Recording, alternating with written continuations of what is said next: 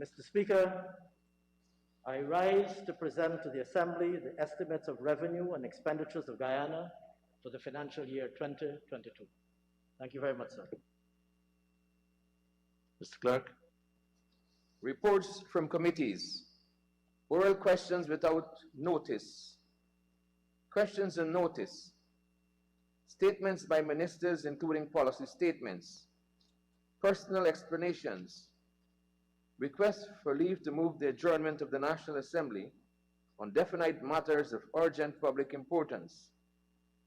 Motions relating to the business or sittings of the National Assembly and moved by a minister.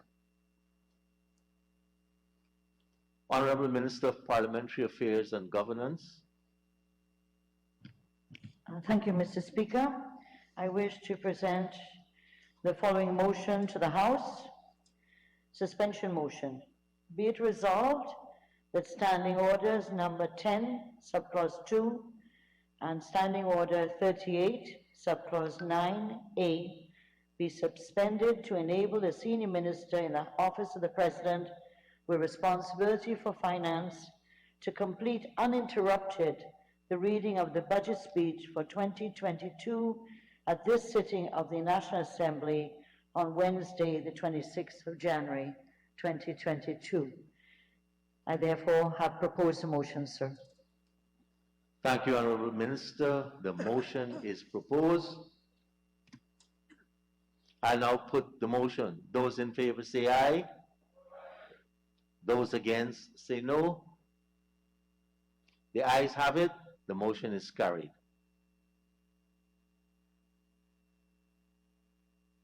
Honorable members, we now come to the item budget.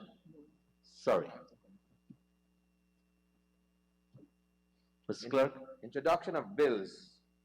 Public business. Government's business. Honorable members, we have now come to the item budget for 2022. Honorable Senior Minister in the Office of the President with responsibility for finance will move the motion for the approval of the estimates of revenues and expenditure for the financial year 2022. Honorable Senior Minister in the Office of the President with responsibility for finance, you may proceed, Honorable Minister.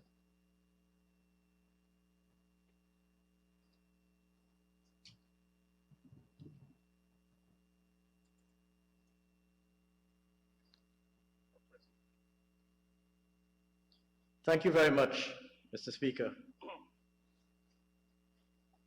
Mr. Speaker, sir, I rise to move the motion for the approval of the estimates of the public sector and the budget for the financial year 2022. And in doing so, I wish to indicate that Cabinet has recommended that the National Assembly proceed upon this motion pursuant to Article 171, Paragraph 2 of the Constitution. Mr. Speaker, Budget 2022 is the third budget that this People's Progressive Party civic government is submitting to this Honourable House in our current term of office. It comes to this House a mere 18 months since the culmination of that epic struggle to defend a democracy that was waged for 5 months following the unforgettable March 2020 elections.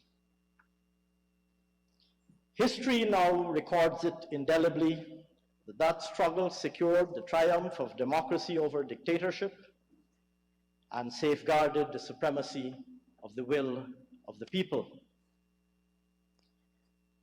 Over the 18 months that have elapsed since democracy prevailed, pessimism has been replaced with optimism. Lethargy has made way for energy. Superficiality has made way for substance. And pomp and pageantry have made way for humility and hard work. Yes.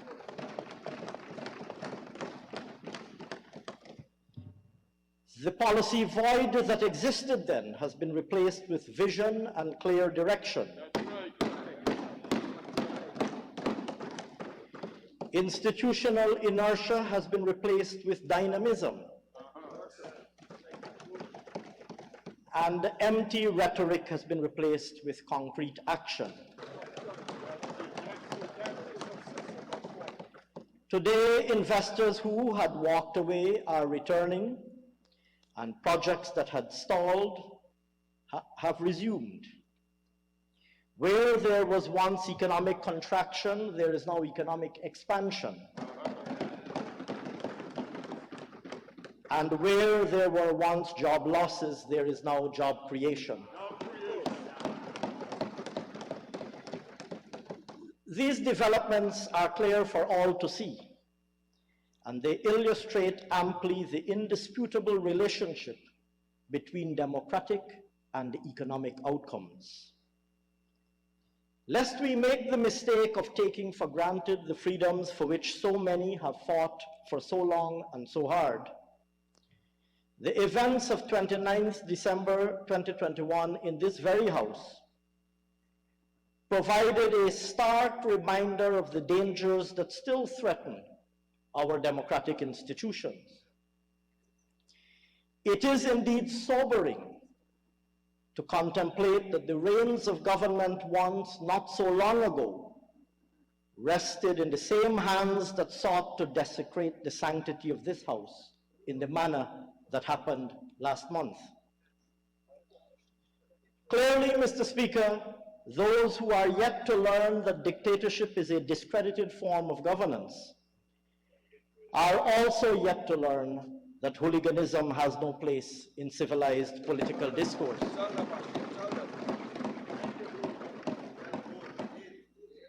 The events of that memorable day serve the important purpose of showcasing for the world the political landscape within which we operate here in Guyana. Mr. Speaker, with this very political landscape in mind, we in this People's Progressive Party civic government are determined to continue to distinguish ourselves from the alternative. We are battened down in our resolution to serve the cause of unifying the people of Guyana, and at the same time to ensure that the lives of all Guyanese are meaningfully, demonstrably, and lastingly improved. Forever faithful to the timeless refrain of our national motto, one people, one nation, one destiny, we are relentless in our commitment to a path of national unity and national prosperity. Nowhere is this better articulated than in the vision of One Guyana that was outlined by His Excellency the President right here in this hallowed house almost exactly 1 year ago. It is that vision of One Guyana that guides us in all we do. And most immediately, it is that vision of One Guyana that guides us now as we present Budget 2022. As we do so, we are not unmindful, sir, of the severe challenges that continue to beset both the global and domestic environment in which we operate. To begin with, COVID-19 continues its relentless course through variant after variant, each one wreaking a new installment of public health havoc across the globe. Since I presented Budget 2021 last year, 245 million more cases and 3.2 million more deaths have been confirmed, bringing the cumulative number of cases and deaths worldwide to 353 million and 5.6 million, respectively. The highly contagious Omicron variant has brought a record spike in infections, with global cases reaching a high of 4 million on the 20th of January 2022, sparking a new wave of containment measures worldwide. Mr. Speaker, like every other country around the world, Guyana could not escape COVID-19's inexorable grip on daily human existence. The main anchor of our government's response has been the deployment of an aggressive vaccination campaign. Currently, Mr. Speaker, 82.1% of the adult population of Guyana has received at least one dose, while 60.3% of the adult population is fully vaccinated. Undoubtedly, our vaccination successes have helped to contain the most severe consequences of infection and have helped to reduce hospitalization and mortality rates. But despite this, stubborn pockets of vaccine hesitancy continue to threaten our prospects of achieving herd immunity and delay the return to any semblance of normalcy. Beyond its global public health consequences, COVID-19 has also had severe disruptive effects on global production and trade, and particularly on the global supply chain. Since the onset of COVID-19, supply chains around the world have been clogged up with disruptions in critical shipping routes due to port congestion, shortages in labor and key materials, and fluctuating demand. Additionally, a shortage in container availability drove up freight charges significantly. The consequence has been freight rates that have increased by over 400% over the past 2 years, with most of that increase occurring in 2021. As a result, Mr. Speaker, inflationary pressures were amplified the world over, and global inflation is at its highest in at least a decade, and in some places inflation is at its highest in over 4 decades. The disruptions created by the pandemic are not expected to dissipate in the near term. Mr. Speaker, our government has moved to contain the pass-through to the domestic economy. Specific interventions implemented to date include restricting the freight cost to pre-COVID-19 levels for the purposes of determining the taxable value of imports. This measure is estimated to have saved Guyanese businesses and consumers nearly $4 billion since its implementation in August 2021.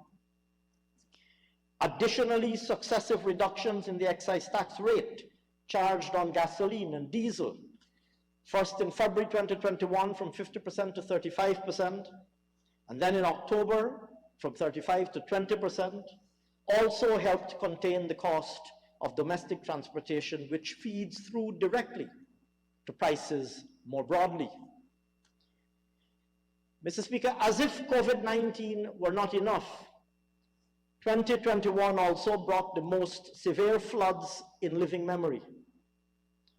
The 2021 floods were even more devastating than the 2005 floods and resulted in a national disaster being declared. During the first half of last year, we experienced the second highest level of rainfall since 1981, with the month of May alone recording 607.7 millimeters, compared with 474.5 millimeters in May 2020. The floods that followed left none of our regions unharmed. In the productive sector, over 130,000 acres of farmland were affected, and approximately 1.3 million animals were lost. Here again, sir, our government moved swiftly to deploy mobile pumps to remove the water from the land and heavy equipment to clear previously blocked channels and shore up structures that came under threat. We distributed 3,761 medical kits to reduce the risk of waterborne disease and 74,162 food hampers to provide relief to households in distress. In addition, Mr. Speaker, we distributed over $7 billion in relief cash grants to households and to the agriculture sector, in addition to thousands of bags of seed paddy to help rice farmers recover from the flood.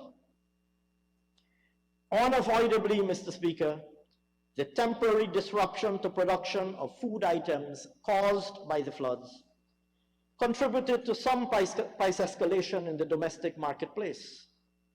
But these started to revert somewhat as the year progressed and as production resumed.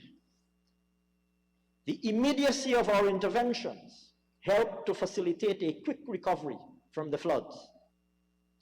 Nevertheless, the reality of our acute vulnerability to climate change and to extreme weather events is ever present and will only be mitigated with very significant investments aimed at achieving greater climate resilience. Mr. Speaker, even as we confront head-on the formidable challenges before us, our government continues to work in earnest to advance the aggressive agenda for transformation that we had previously outlined. At this moment of unprecedented opportunity for our country, we seek now to convert the bright prospects before us into realized national and individual well-being for all Guyanese. In this regard, Mr. Speaker, Budget 2022 has historic significance. Building on the foundation laid by the previous two budgets, Budget 2022 launches what will be the most rapid period of transformation and modernization ever witnessed in Guyana's entire history. As I will shortly elaborate, sir, Budget 2022 provides for massive investment in infrastructure that will change the face of our country forever. Opening vast new tracts of land for productive purposes, establishing entire new communities while connecting others, and making thousands of Guyanese homeowners for the very first time. This budget lays the basis for thousands of rewarding jobs to be created for Guyanese nationals, including by leveraging the local content opportunities that are now being created. And it provides for relevant training to ensure that the Guyanese workforce is suitably equipped. This budget lays the cornerstone, sir, for a visible leap in the coverage and quality of social services enjoyed by our Guyanese brothers and sisters, including and especially the most vulnerable. It is also important to note, sir, that Budget 2022 is the first budget that will benefit from financing from the proceeds of Guyana's new and emerging oil sector. In this regard, this budget, supported by the robust institutional architecture that this government has established, ensures that two complementary and critically important objectives are met.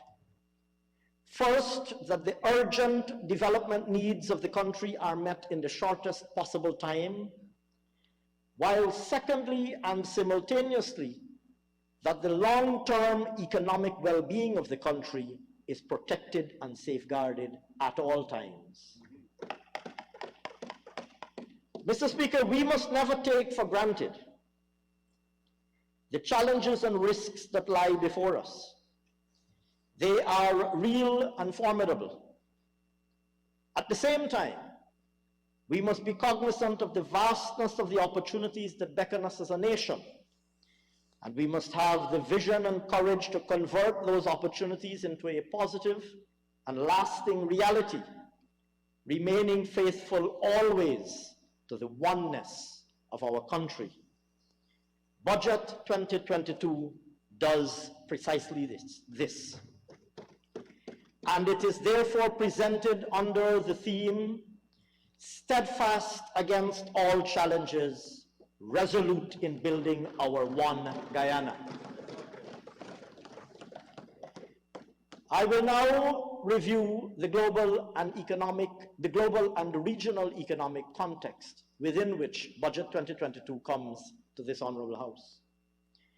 Mr. Speaker, as indicated earlier, Global economic performance continues to be dominated by COVID-19. Undoubtedly, the 9.9 vaccine doses administered worldwide to date would have helped to limit the severity of the pandemic's impact. However, the spikes caused by successive variants has resulted in some rolling back of previously relaxed containment measures. These factors, combined with the impact of the significant government support measures implemented in both advanced and emerging market and developing economies, led to the global economy recording a significant rebound from the 2020 contraction. Global growth is now estimated at 5.9% in 2021. Underlying this was estimated growth of 5% in advanced economies led by the United Kingdom, the United States, and the Euro area, which grew by 7.2%, 5.6%, and 5.2% respectively. Emerging market and developing economies grew by 6.5%, with particularly strong performances from China and India at 8.1% and 9% respectively. Latin America and the Caribbean recorded growth of 6.8%. And within the Caribbean, the latest estimate of overall growth in our sub-region is 3% in 2021. But excluding Guyana, that estimate is revised downwards to 1.2%, reflecting continued subdued conditions in the tourism sector. Looking ahead to 2022, global growth prospects are subject to a high level of uncertainty. Renewed outbreaks, continued trade disruptions, and rising commodity prices are just a few of the downside risks to this year's outlook. Against this backdrop, global growth for 2022 is projected to be lower at 4.4%. Output in advanced economies and emerging market and developing economies is expected to grow by 3.9% and 4.8% respectively, while growth in Latin America and the Caribbean is expected to moderate to 2.4%.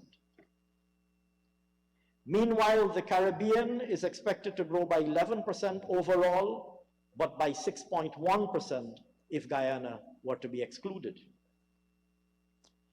As mentioned earlier, COVID-19 had adverse impacts on the global supply chain, thereby fueling global inflationary pressure. Rising commodity prices coupled with the supply-demand mismatches resulted in inflation rates increasing rapidly, both in advanced economies and in some emerging market and developing countries.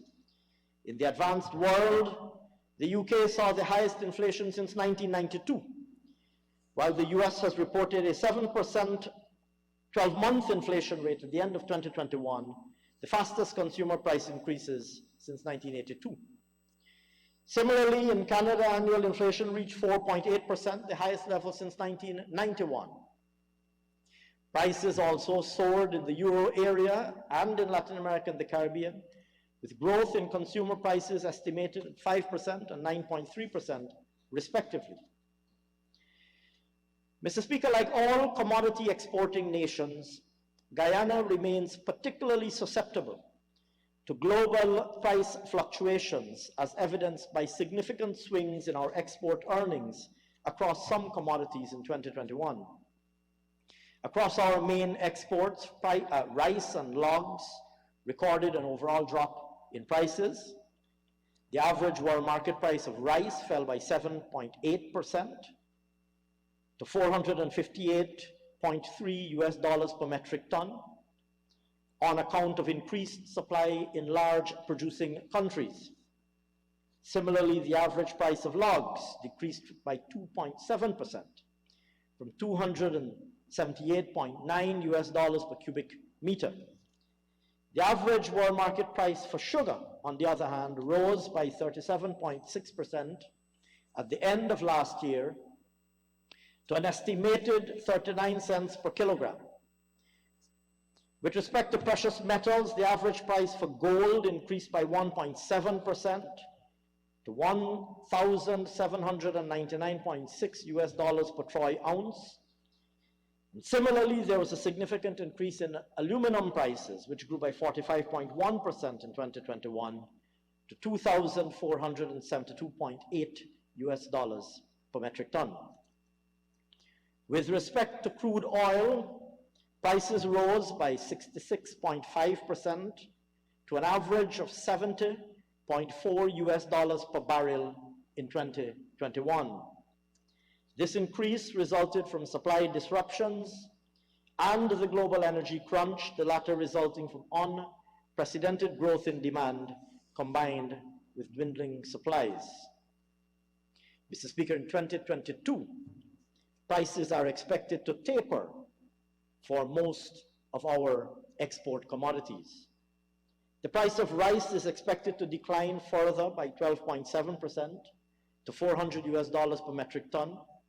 Similarly, world market price for sugar is expected to contract by 5% to 37 US cents per kilogram. Further, while the price of gold is also projected to fall in 2022 by 2.8% to $1,750 US per troy ounce, the prices of aluminum and logs are expected to rise. Like aluminum, the average price of crude oil is also expected to increase this year, growing by 5%, owing to continued high demand to an average of $74 US per barrel in 2022.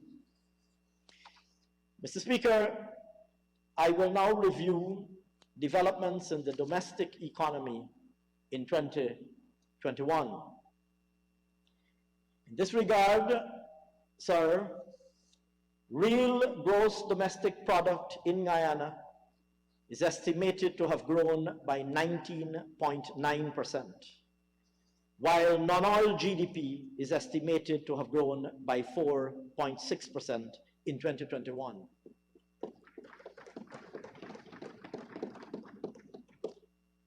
This, I hasten to add, sir, was achieved despite the persistence of COVID-19, as well as the devastating impact of the 2021 floods. With this overall rate of growth, that is to say the 19.9% overall, Guyana is likely to be amongst the 3 fastest growing economies worldwide in 2021. The very creditable performance of the non-oil productive sector reflects the delicate and dynamic policy balance struck between aggressive containment of COVID-19 on the one hand and phased reopening of the economy on the other hand. It also reflects the prompt and proactive flood mitigation measures which helped limit the fallout in the agriculture sector and supported the sector in resuming activity in the shortest possible time. Additionally, sir, I might add that the services sector recorded extraordinarily strong performances in response to a policy framework that has stimulated historic levels of demand for services and that has facilitated a commensurate response on the supply side. Sectoral performance: agriculture, forestry, and fishing. Mr. Speaker, the agriculture, forestry, and fishing sectors bore the brunt of the impact of the floods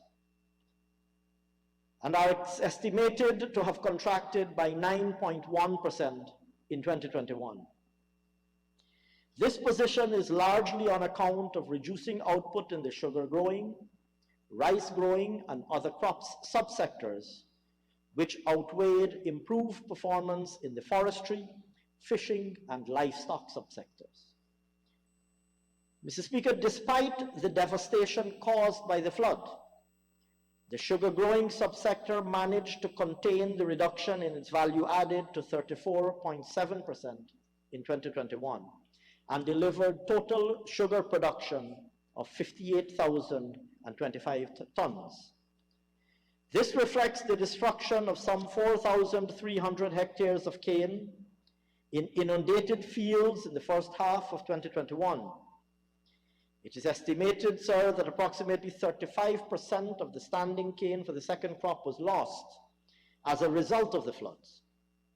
At Albion Estate alone, it is estimated that the mortality rate for the standing canes planned to be harvested for the first crop was 80%.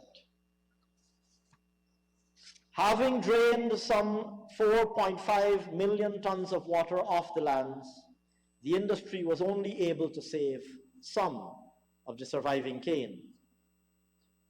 Similarly, sir, the record high rainfall observed in the first half of last year also had a severe impact on the rice growing sector. But the sector managed to confine the reduction in its value added to 20.5%, with total paddy production in 2021 amounting to 859,993 tons, which resulted in 558,995 tons of rice being produced despite the floods. Mr. Speaker, the other crops subsector is estimated to have contracted by 9.8% in 2021. When compared with the output from this industry in 2020, significant declines are observed for many fruits, vegetables, spices, etc. Here again, the impact of the flood was sharp and severe. The reduced output of many items under this category was observed in the marketplace and fed through to prices of these and related commodities. On the upside, growth in the livestock subsector is estimated at 9.2% in 2021, despite the heavy loss of livestock in the floods.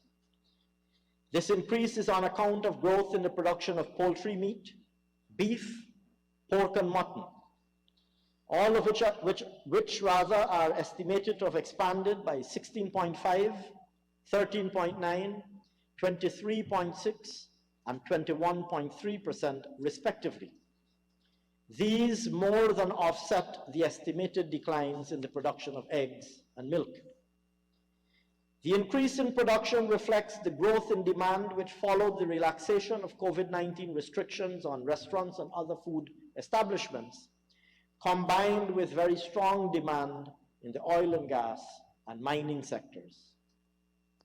Similarly, Mr. Speaker, the forestry subsector is estimated to have expanded in 2021 by 11.3%. Some level of recovery was noted in the latter months of the year after the initial impact of the floods affected accessibility and declarations. According to the latest declarations, timber output grew from 344,179 cubic meters in 2020 to 383,189 cubic meters in 2021. Mr. Speaker, despite the well-known challenges currently being faced by the subsector, fishing is estimated to have grown by 11%.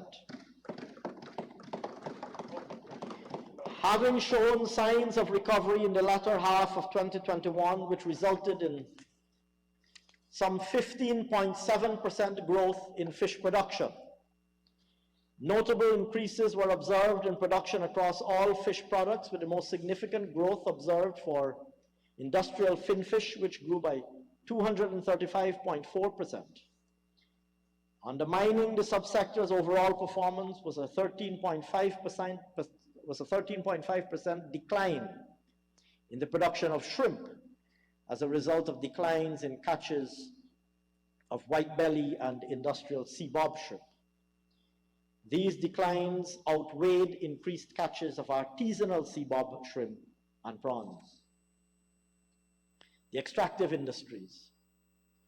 Mr. Speaker, the mining and quarrying sector is estimated to have expanded by 36.5% in 2021.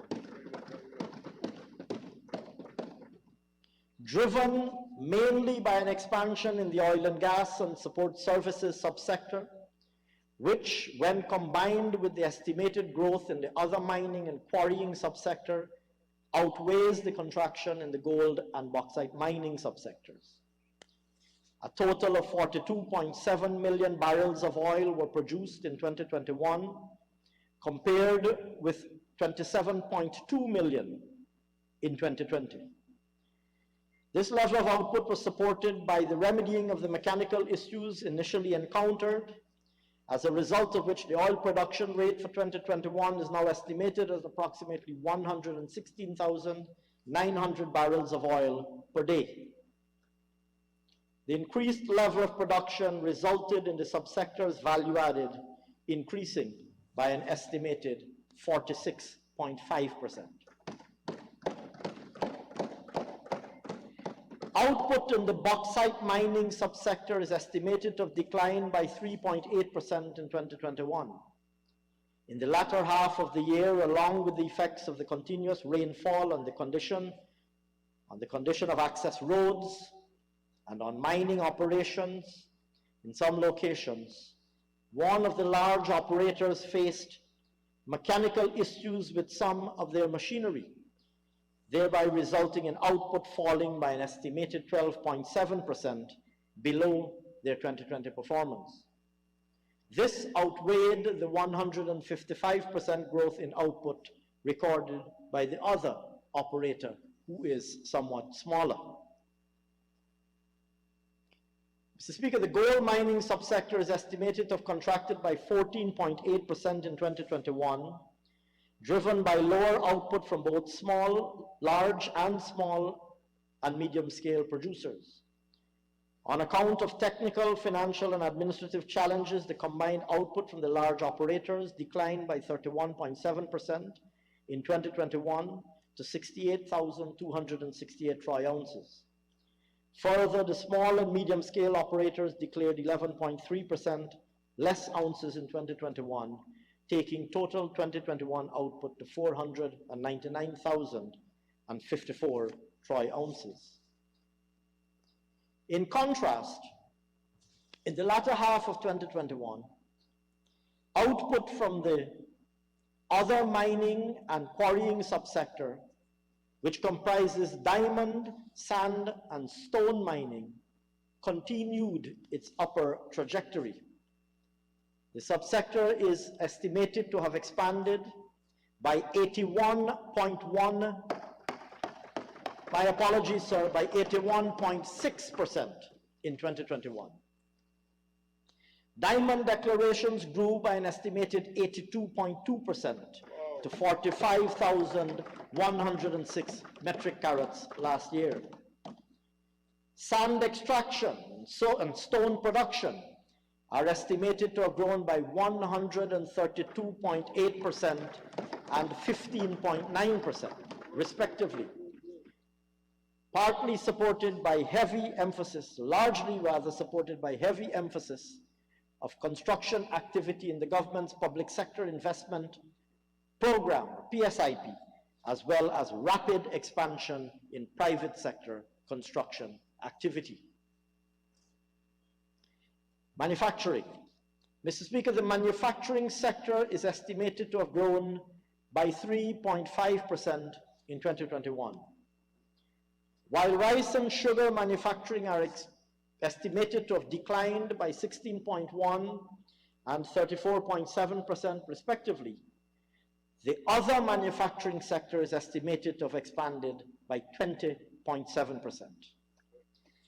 The expansion in other manufacturing is attributed to increased output of products like cement blocks,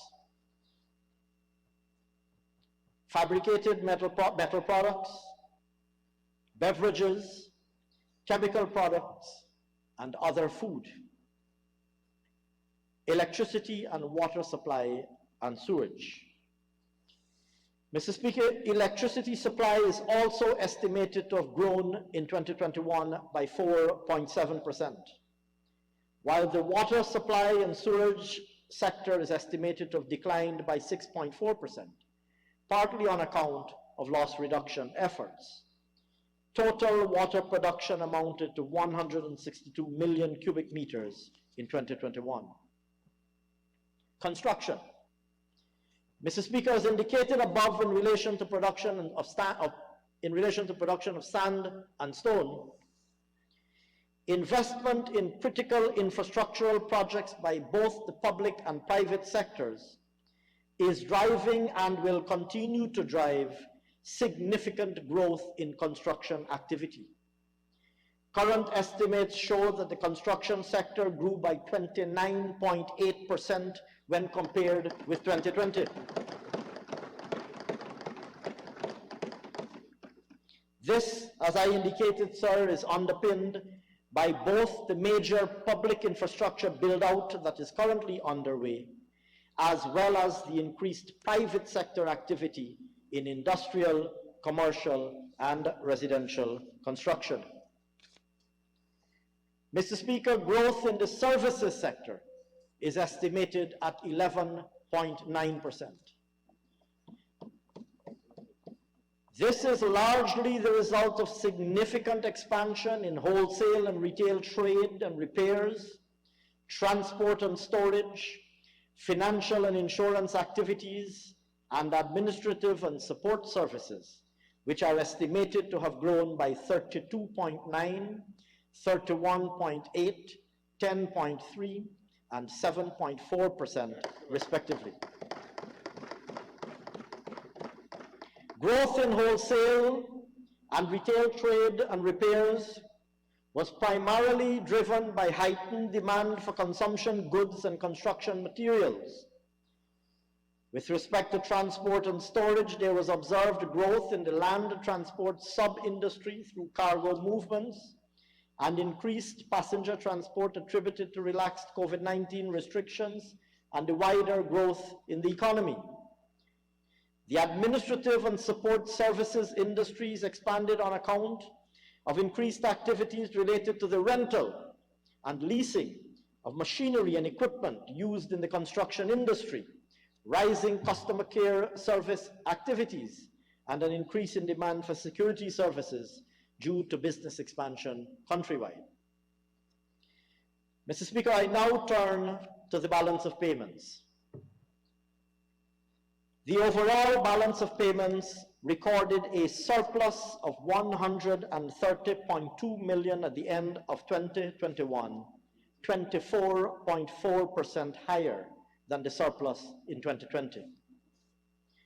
This was the result of a higher capital account surplus, which more than offset the larger deficit on the current account. Mr. Speaker, over the year, the deficit on the current account increased from 822.9 million to $1,533.1 million US, primarily on account of the importation of Guyana's second floating production, storage and offloading vessel, FPSO as it is known, as well as a significant increase in net service payments. At the end of 2021, total export earnings amounted to $4,352 million US, 68% higher than in 2020. This was mainly driven by oil exports growing by 179.6% to $2,975.5 million US. Non-oil export earnings amounted to $1,376.5 million US. Mr. Speaker, matching the intensity of the rise in exports, total import payments grew by 90.8% to $4,293.1 million US. This, as I indicated earlier, was primarily attributed to the arrival of Guyana's second FPSO. This accounted for $1,658.6 million US, or 38.6% of total imports for 2021. Further, net service payments stood at $2,557.1 million US, throughout, indeed, Mr. Speaker, throughout the external sector section, the section on the balance of payments, the dollars to which I refer would be US dollars. And I believe, particularly given events at the last sitting, this is an important clarification. If I might be permitted, sir, a slightly lighter moment.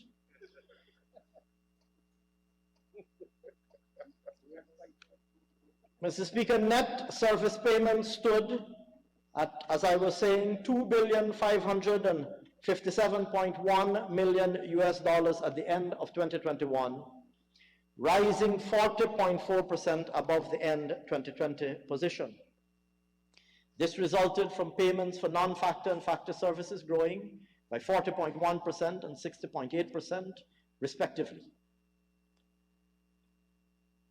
Mr. Speaker, the capital account recorded a surplus of $1,678.5 million in 2021, $758.8 million US dollars above the surplus in 2020. This was primarily attributed to a 110.5% increase in net foreign direct investment to $4,336.2 million US dollars. The overall favorable performance on the capital account was also supported by the net position for the non-financial public sector, recording a 77.9% lower deficit of $42.1 million US dollars. This was largely due to disbursements increasing by 163.2% to $125.2 million US dollars.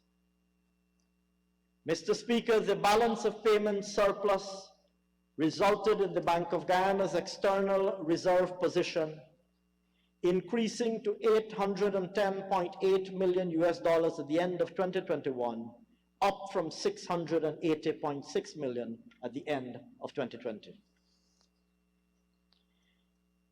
Monetary developments. Mr. Speaker, the stock of broad money at the end of 2021 was $588.3 billion, 12.9% above the 2020 level. Growth was supported by narrow and quasi-money expanding by 14.5% and 10.8% to $342.5 billion and $245.8 billion, respectively. The expansion in the former resulted primarily from demand deposits and currency in circulation increasing by 16.6% and 12.6%, respectively. The increase in demand deposits was driven by business enterprises and individual customers' deposits growing by 24.2% and 6.8%, respectively. Mr. Speaker, at the end of 2021, net domestic credit stood at $225.1 billion, below the 2020 level of $337.3 billion. Whilst credit to the public sector declined, private sector credit increased by 10.4% to $286.9 billion, consistent with the strong growth in the economy and improved sentiments in the financial sector. Private sector credit growth was supported by increased lending of 16.4%, 27%, and 19.4% to businesses in the services, manufacturing, and agriculture sectors, respectively. The growth in lending to the services sector resulted mainly from increased credit for other services, distribution, and telecommunications, respectively. The increased lending to the manufacturing sector was primarily attributed to credit for other construction and engineering, and other manufacturing expanding also. Growth in credit to agriculture was primarily driven by increased lending for paddy production and shrimp and other fishing. Mr. Speaker, while credit to businesses in the mining and quarrying sector reduced, lending to households and for real estate mortgages increased by 7.4% and 5.5%, respectively. The expansion in the former was supported by growth of 2.7 billion and 2.1 billion in lending for other purposes and motor cars respectively. The increase in real estate mortgage loans was due to mortgages granted for private dwellings, rising by 6.6% to 88.2 billion, reflecting our government's strong drive to promote homeownership. Mr. Speaker, as it relates to the public sector, in contrast to a net credit position of 127.2 billion at the end of 2020, the position reflected net deposits of 2.9 billion at the end of 2021. This improvement resulted from credit to central government declining from 188.2 billion to 73 billion as a result of the previously reported securitization of the government's overdraft with debentures. The overall favorable position was also supported by public enterprises and other public sector, net deposits increasing from 40.9 billion and 20.1 billion to 51.7 billion and 24.3 billion, respectively. Mr. Speaker, consistent with the increased lending by the commercial banks and the growth in the money supply, is total reserves deposited with the central bank declining by 6.5% to 117.4 billion over the year. Additionally, total liquid assets of commercial banks increased from 211.5 billion to 257.6 billion over the review period. Prices and income. Mr. Speaker, as discussed earlier, inflationary pressures are elevated worldwide. Guyana was not exempt from these pressures. Indeed, as also discussed previously, imported price pressures were mitigated by measures implemented by government, but were compounded by the domestic shock to productive output, especially as a result of the floods. The immediate aftermath of the flood resulted in a sharp spike in prices, but as production returned to some normalcy as the year progressed, some amount of reversion was visibly observed in the latter months of last year. This led, Mr. Speaker, to a 12-month inflation rate of 5.7% in December 2021. This reflected higher food prices, which rose by 11.6% and contributed 5 percentage points to the inflation rate. With respect to interest rates, there were no substantial trade changes in Treasury bill yields over the review period. The 91-day Treasury bill and 182-day Treasury bill remained unchanged at 1.54 and 1.0 respectively, while the 364-day Treasury bill declined marginally from 1% to 0.99%. And on the commercial bank rates, the small savings rate decreased from 0.91% to 0.83%, while the weighted average lending rate also fell from 8.95 to 8.85%. Incomes. Mr. Speaker, our government remains firmly committed to improving the lives and livelihoods of all Guyanese. In 2021, a 7% across-the-board increase was paid to over 50,000 public servants, teachers, members of the disciplined services, and government pensioners. We also committed at the end of 2021 to seek to resolve the disparities that exist across positions in the public service salary scales, to ensure parity and consistency with which persons with similar qualifications are paid. Yes, you gotta correct it. The required work to support this process will be undertaken this year.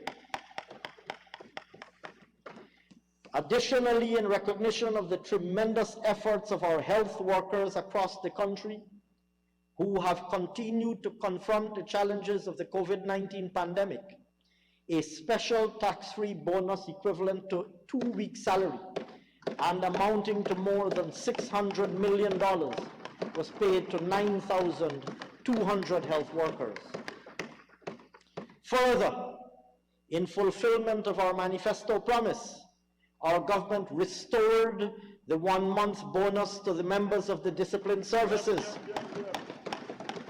which was so unconscionably removed, and which, on its restoration, resulted in a $1.2 billion payout to our hard-working men and women in uniform.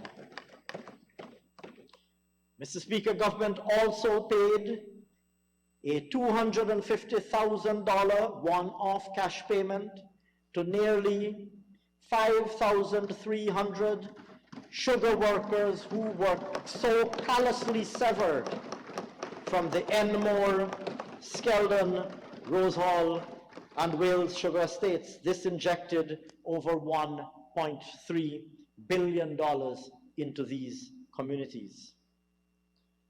Mr. Speaker, I now turn to the fiscal position, non-financial public sector. The non-financial public sector deficit after grants was $121.8 billion, equivalent to 10.7% of GDP at the end of 2021. This reflected the expanded public sector investment program, growth in public expenditure to finance social programs and to respond to the shocks encountered during the year, as well as the impact of the revenue measures implemented to provide relief to businesses and households, including to reverse the punitive taxes that had been imposed during the 2015 to 2020 period. On the central government side, the operations of the central government recorded a deficit of $115.7 billion, 10.2% of GDP at the end of 2021. This is largely attributed to a $61.8 billion increase in total expenditure, which outweighed the $38.5 billion growth in revenue. Mr. Speaker, the strong performance of the economy and expanded activity across multiple sectors resulted in revenue gains that more than offset the annualized loss from the revenue measures implemented in the 2020 and 2021 budgets. As a result, total current revenue net of inflows of the Guyana Red Plus Investment Fund, GRIF as it is known, was $265.8 billion, 16.7% above 2020. Tax revenue collections, which accounted for 96% of total revenue collections, net of GRIF again, amounted to $255.1 billion, a growth of 16.8% over 2020.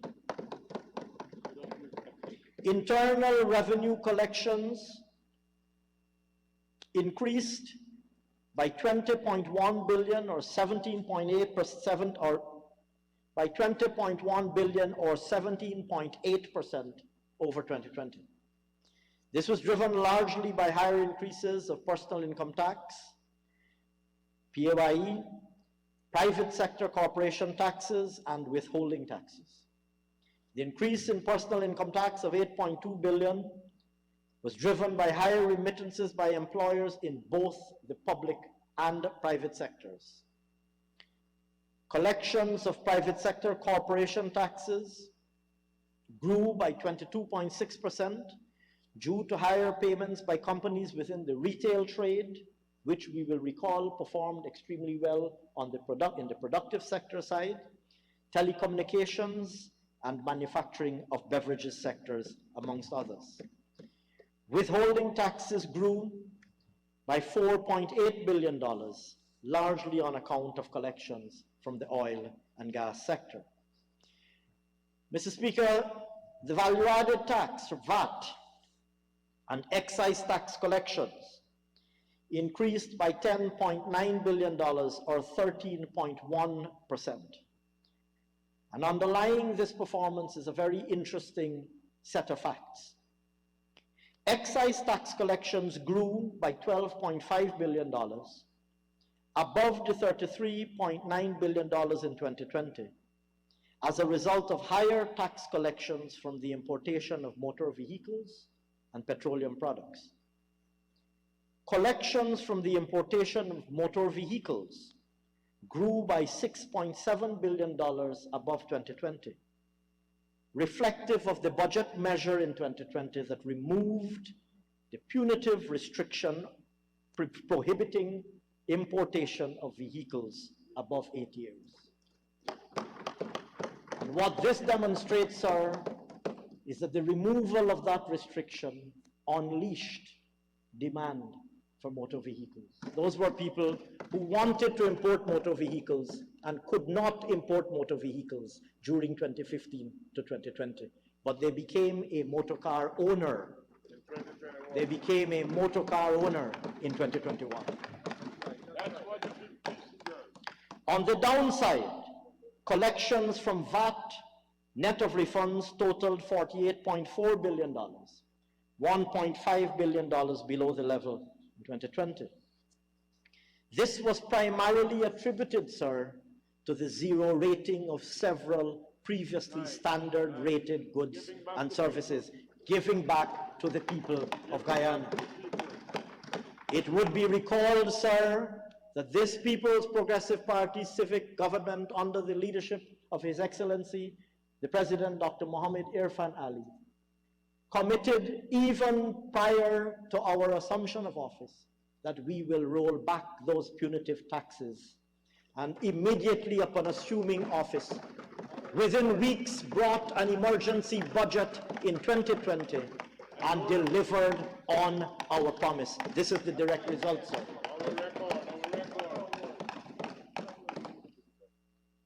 Mr. Speaker, customs and trade tax collections were $27 billion, a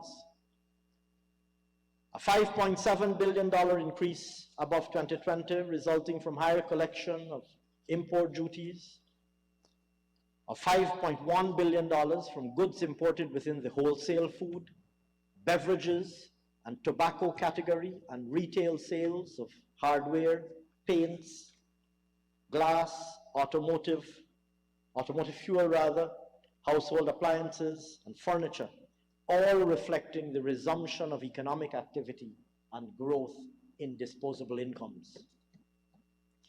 Non-tax revenues totaled $10.7 billion, $1.3 billion above 2020. Mr. Speaker, central government expenditure totaled $387.3 billion, $61.8 billion above the amount expended in 2020. Within this, non-interest current expenditure for 2021 was $275 billion, growing by 13.8%.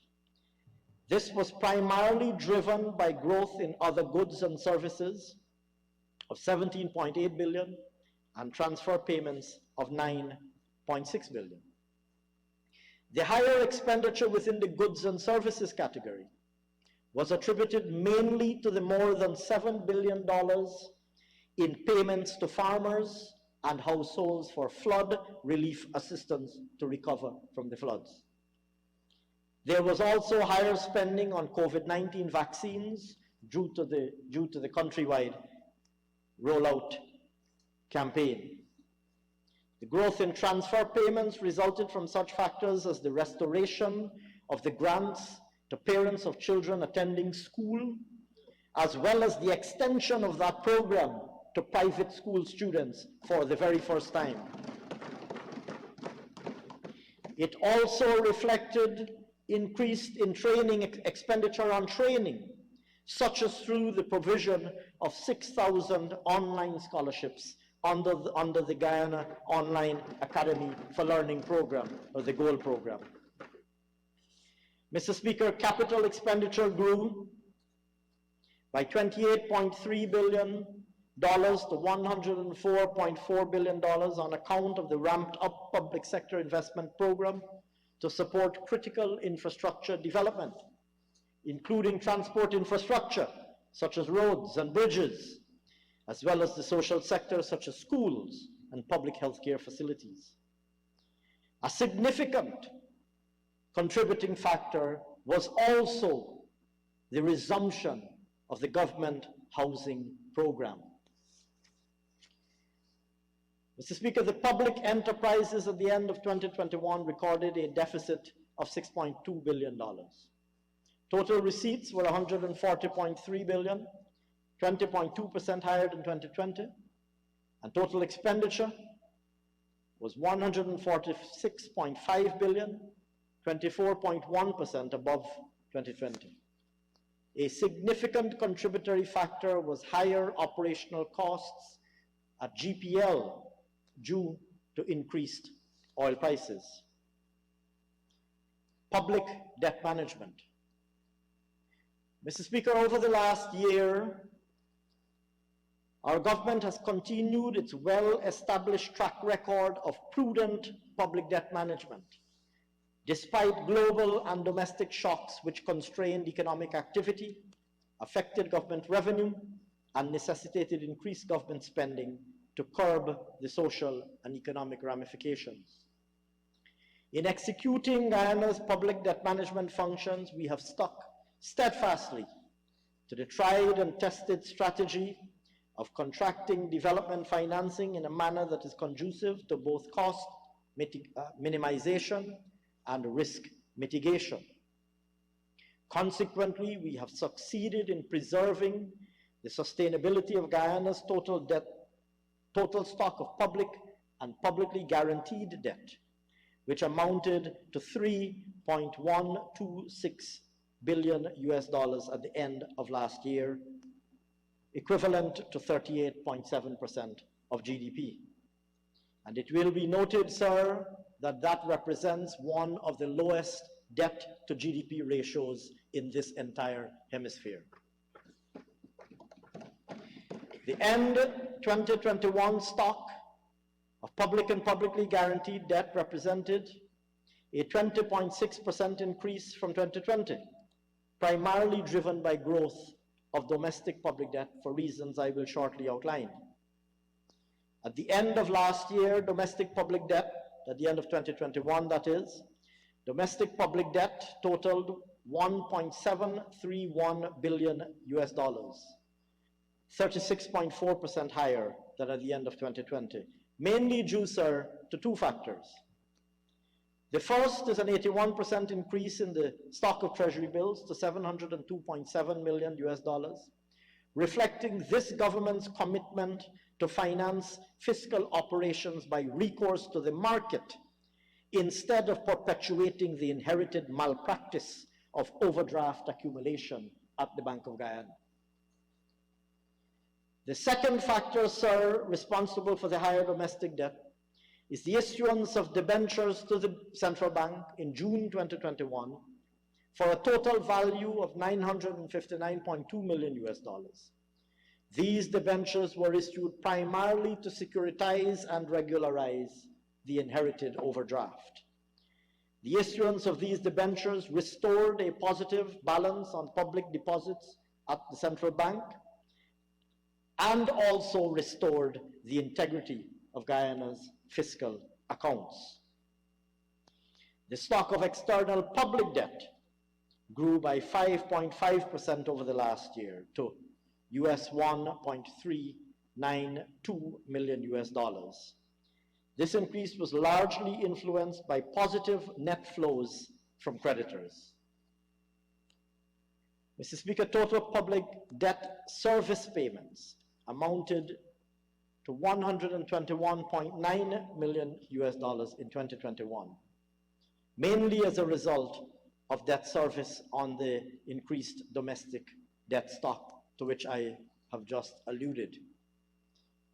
The growth in domestic debt service payments was caused by three factors. Firstly, an increase in debt service payments on debentures held by the National Insurance Scheme due to an early repayment which yielded interest rate cost savings to the central government and improved liquidity at the NIS. Secondly, 2021 marked the first year that the central government fully covered the payments under a bond issued by the National Industrial and Commercial Investments Limited in 2018, a bond with which I believe members of this honorable house are very familiar, and a bond that was issued with an unconditional government guarantee. Thirdly, domestic debt service costs were also driven up by the payment of interest on the debenture to which I just referred. On the external side, debt service payments increased by 6% in 2021 due to the commencement of principal repayments on several loans to our external creditors. The Natural Resource Fund. Mr. Speaker, it would be recalled that the previous government had established the Natural Resource Fund by enacting an NRF Act in 2019, and that our government enacted a revised NRF Act last month to address the most egregious deficiencies of the 2019 enactment. I will return shortly, sir, to the significance of the changes we made to the institutional architecture of the NRF, which flow from the 2021 enactments. Permit me, however, sir, meanwhile to report that from the commencement of oil production in December 2019 to the end of 2021, there were 69 lifts of oil exported from Guyana, of which 9 were for government. In March 2020, the $54.9 million the US $54.9 million proceeds from our nation's first lift of crude oil were deposited into the fund. This was followed in April 2020 by the first royalty payment of $4.9 million US. Mr. Speaker, the fund received $185.4 million US from 4 lifts of profit oil and $12.9 million US from royalties for the period from March 2020 to December 2020. And in 2021, the fund received $357.2 million US from government's share of profit oil and $52 million US from royalties.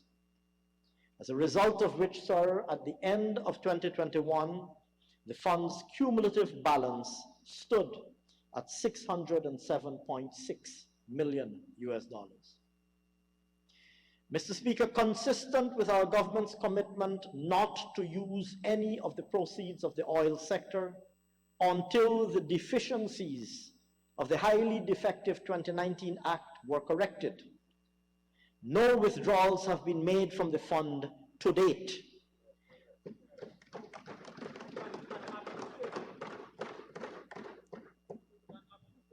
As I will subsequently discuss, Budget 2022 proposes the first withdrawals to be made in keeping with the strengthened legislative framework that now governs the NRF.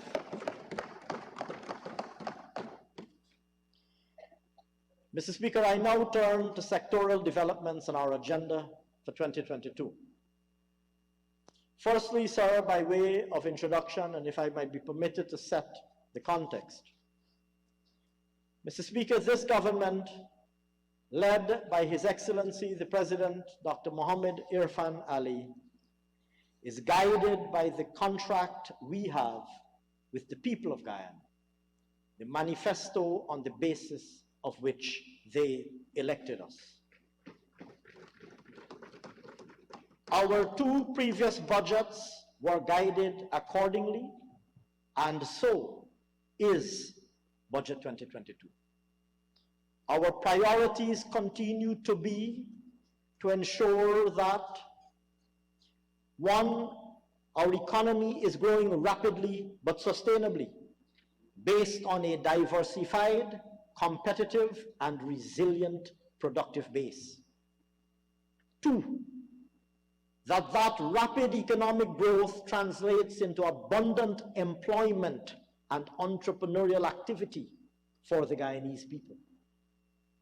3, that our people are equipped with the skills that they will need to participate meaningfully in and contribute fully to the economic transformation that is underway.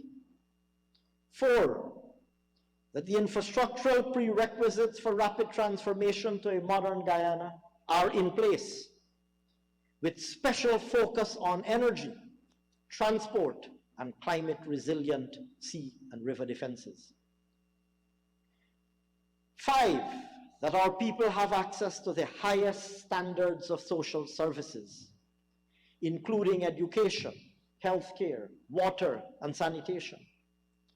6, that basic protections and support are offered to the most vulnerable in our society, particularly the elderly and the young.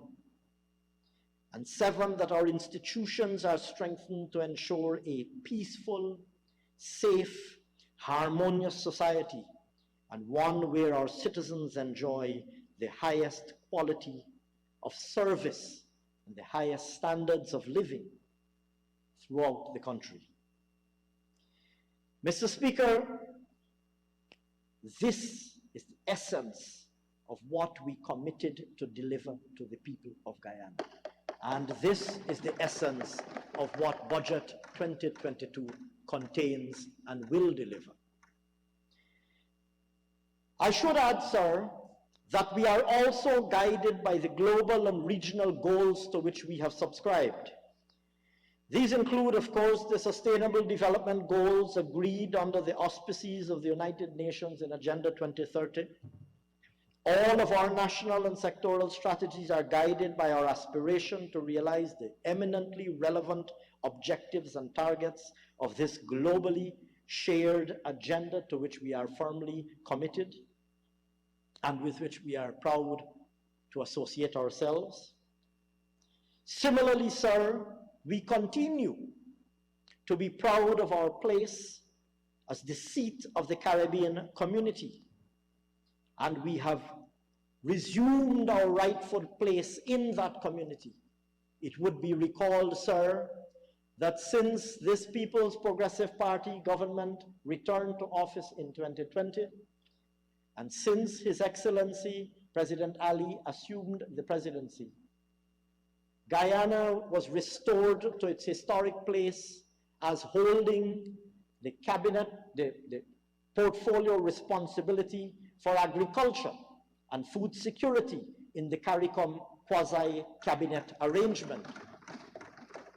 A responsibility, sir, with which we have been vested for as long as I can remember myself, but which, sir, was either removed from us or which we surrendered mysterious for reasons that are still unclear during the course of the 2015 and 2020 period. Guyana now once again holds portfolio responsibility for agriculture and food security in the person of His Excellency the President, and ably assisted by my distinguished colleague, the Minister of Agriculture.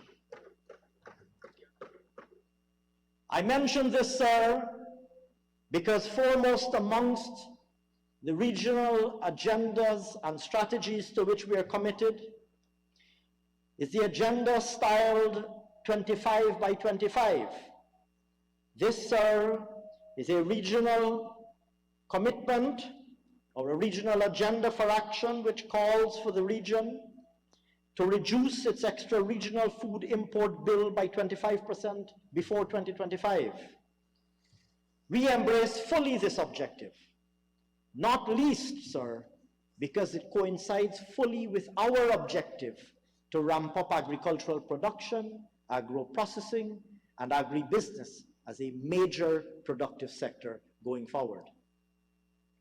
Mr. Speaker, Budget 2022 marks a visible stepping up of the pace towards achieving all these objectives and towards achieving them in an observable, measurable, quantifiable, and lasting manner. With this in mind, this budget proposes dramatically scaled up investments in almost all sectors. But it is important, sir, also to emphasize that Budget 2022 is cast within a framework that strikes a balance between meeting the immediate needs of the country and, on the other hand, investing for the future. Hence, Mr. Speaker, our heavy investment in infrastructure that would be so critical for the long-term growth and well-being of our country. And to this matter, I will return shortly. Looking ahead, the future will be a period of strong economic growth, which will moderate into the medium term. We will continue to be vigilant in our efforts to address supply-side constraints in the near term, given the reality of pre-existing imported inflationary pressures. At the same time, we will remain focused on preserving and reinforcing fiscal and external sustainability for the long term, including, I emphasize, by prudent management of the resources earned from our oil and gas sector.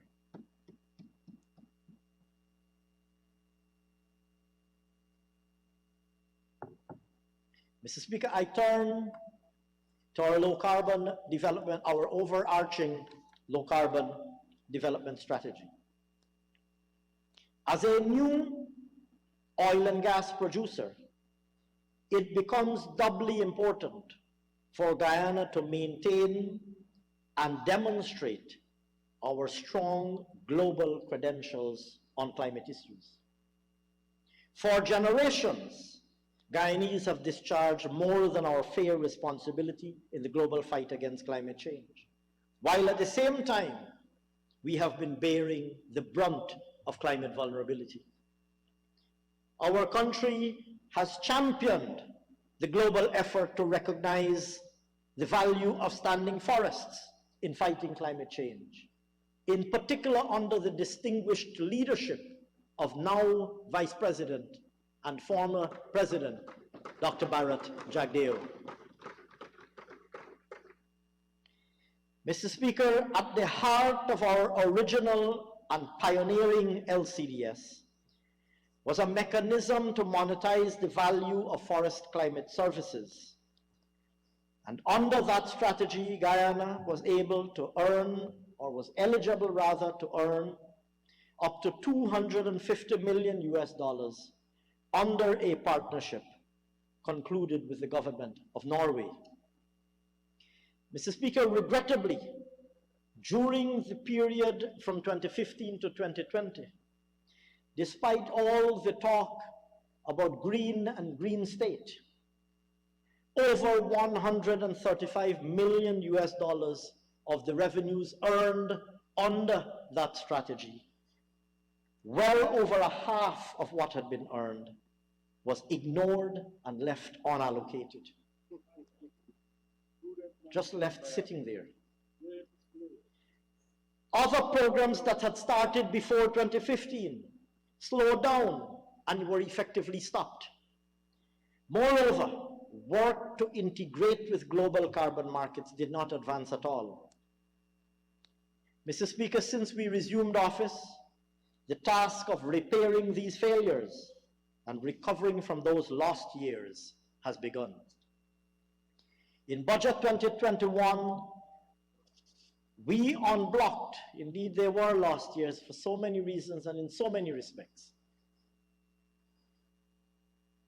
Mr. Speaker, in Budget 2021, we unblocked over $85 million of the $137 million that had been left unallocated. Work has now been resumed on solar energy, Amerindian land titling, ICT access for the hinterland, and sustainable land management practices, all funded through the Guyana Red Plus Investment Fund.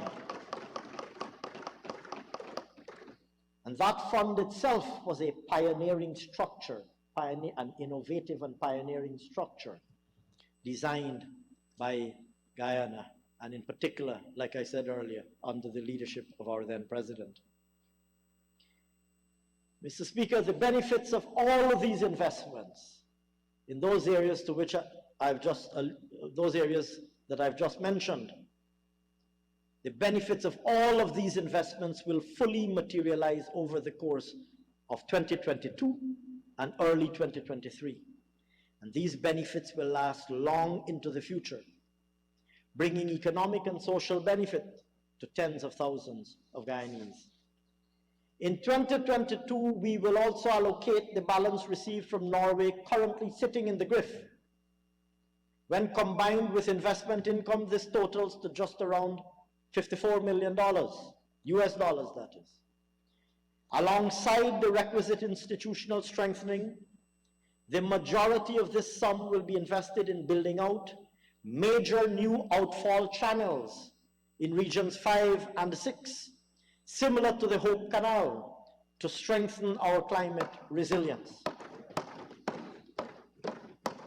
And I hasten to add that these represent 2 of 3 new major outfall channels that His Excellency the President, Dr. Mohammed Irfan Ali, has instructed be built in order to ensure that the same resilience that is enjoyed by Georgetown and the East Coast as a result of Hope Canal now be extended to regions 3, 5, and 6.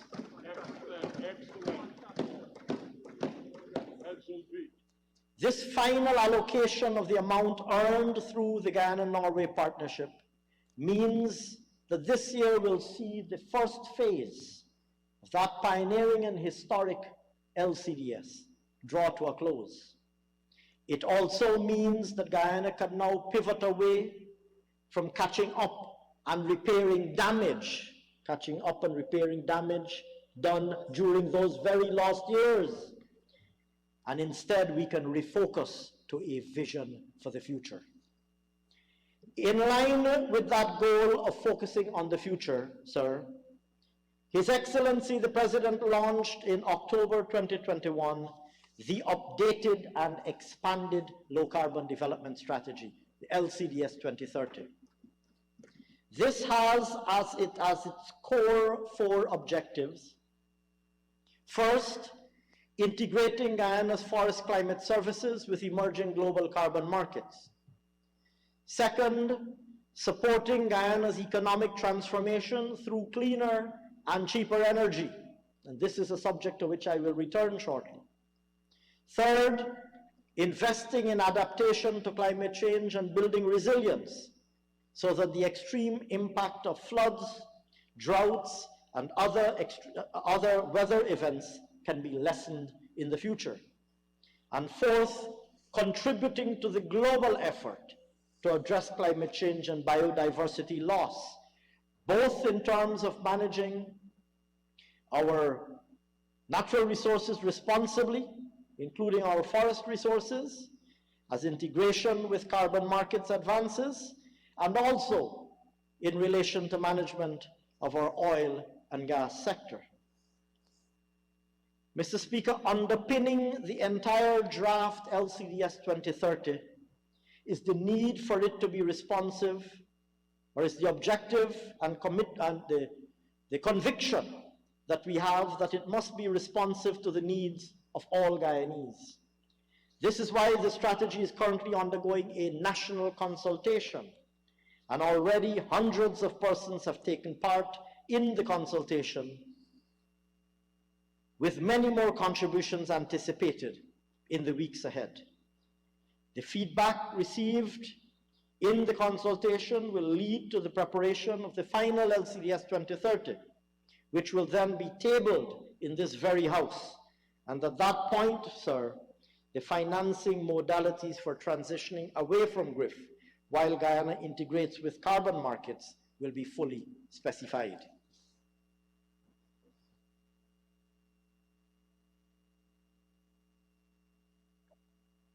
Mr. Speaker, I now turn to the first amongst our major strategic objective, or one of our major strategic objectives, a diversified, resilient, and competitive productive sector, the oil and gas sector. Mr. Speaker, as a new oil and gas producer, and as the country with the 17th largest oil reserves in the world to date, The oil and gas sector promises to be the driver of historically high levels of growth in the Guyanese economy, with strong positive spillovers in the non-oil economy.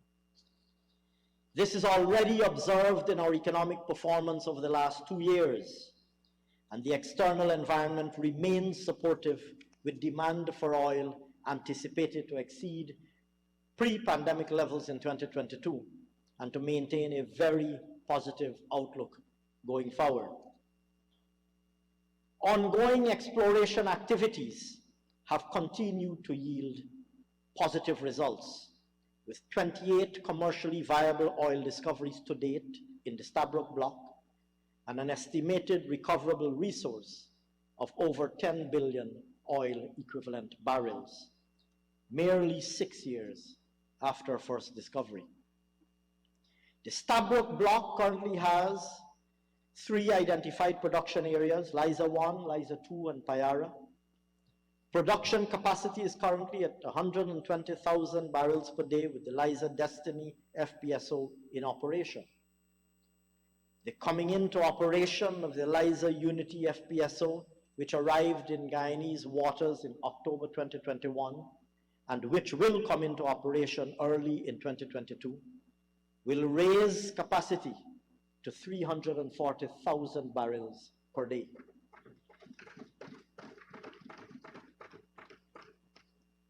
And the deployment of the Liza Prosperity FPSO, which is currently under construction and which is expected to commence operation and production in 2024, will further raise capacity to 560,000 barrels per day.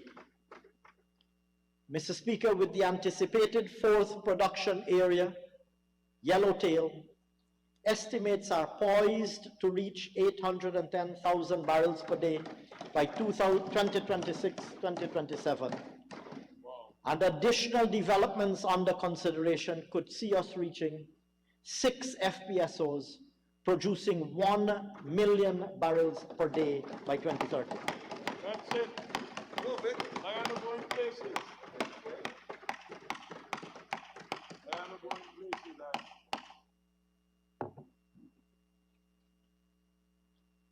Mr. Speaker, additionally, the current estimate of the gas reserve is 16 trillion cubic feet, with projections from Liza 1 and Liza 2 likely at 50 million standard cubic feet per day. Payara will bring additional reserves. Mr. Speaker, this augurs extremely well for the gas to energy project that I will shortly discuss. Mr. Speaker, in the third, meanwhile, I should add, as development works continue on Payara and Yellowtail and the exploration program, the operators in the Kaitshore and Kanji blocks also advanced their exploration programs in 2021, with additional wells likely to come online in the last quarter of 2022.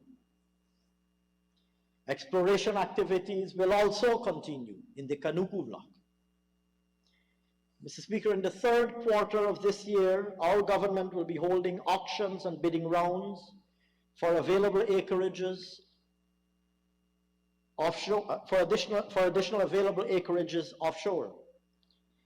This will be done in an open and competitive manner, as we have often said, which will allow for a more marketable approach to Guyana's resource development and, at the same time, bring financial gains to our country. Meanwhile, sir, the legal and institutional framework to govern the sector has also undergone significant strengthening since we assumed office.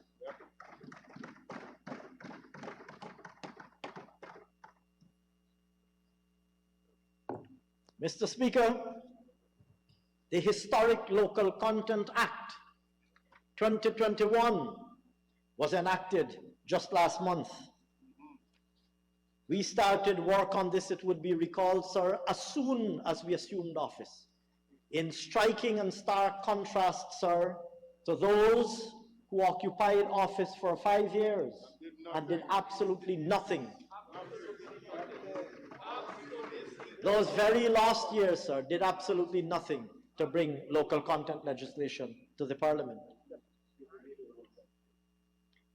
Mr. Speaker, the new local content law earmarks 40 sectors or services, groups of or categories of services, and stipulates a minimum percentage of the total value of expenditure on those services that oil companies and their contractors must procure from Guyanese suppliers.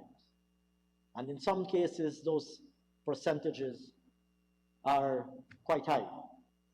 What this means, sir, is that it creates an abundance of business opportunities for Guyanese companies and Guyanese nationals.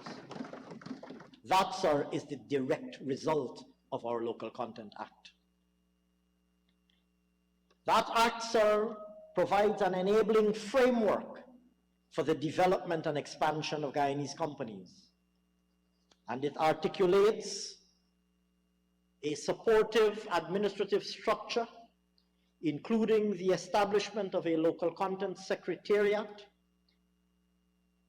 And indeed, sir, I'm pleased to report on behalf of my distinguished colleague, the Minister of Natural Resources, that work is already significantly advanced on the establishment of that secretariat. That's quick, that's quick. The local content secretariat on its establishment will introduce local content registers on which Guyanese companies and Guyanese nationals can register. And flowing from that will be business and employment opportunities. Importantly, the Local Content Act includes requirements in relation to capacity development, recognizing the importance of building local capacity to participate in these opportunities.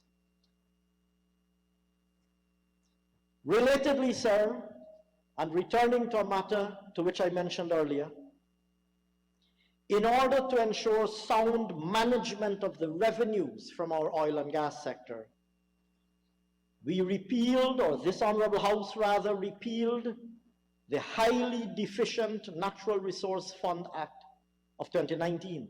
Had to do it. It would be recalled, sir, that that act was forced through this National Assembly after the APNU AFC government had lost a no confidence motion.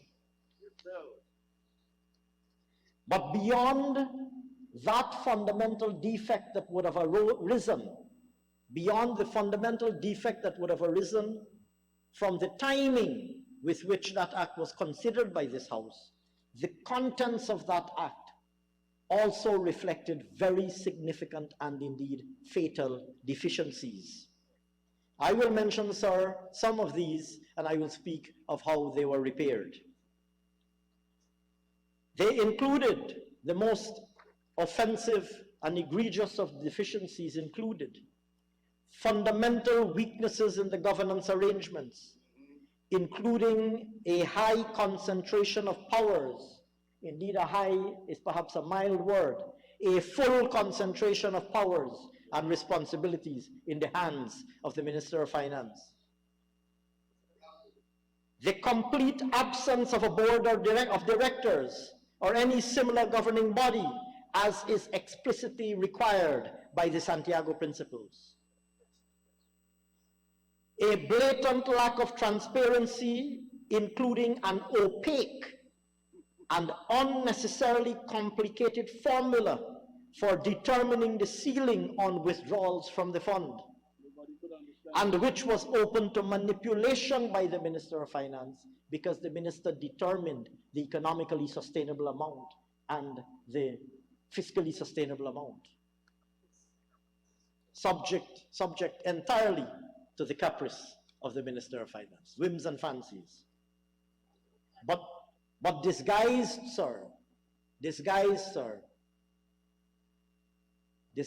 behind the cloak of elaborate structures, multiple committees, and a formula that is yet to be deciphered by any of the commentators on this matter. hiding behind a veneer of sophistication, concealing the mischief behind a veneer of sophistication.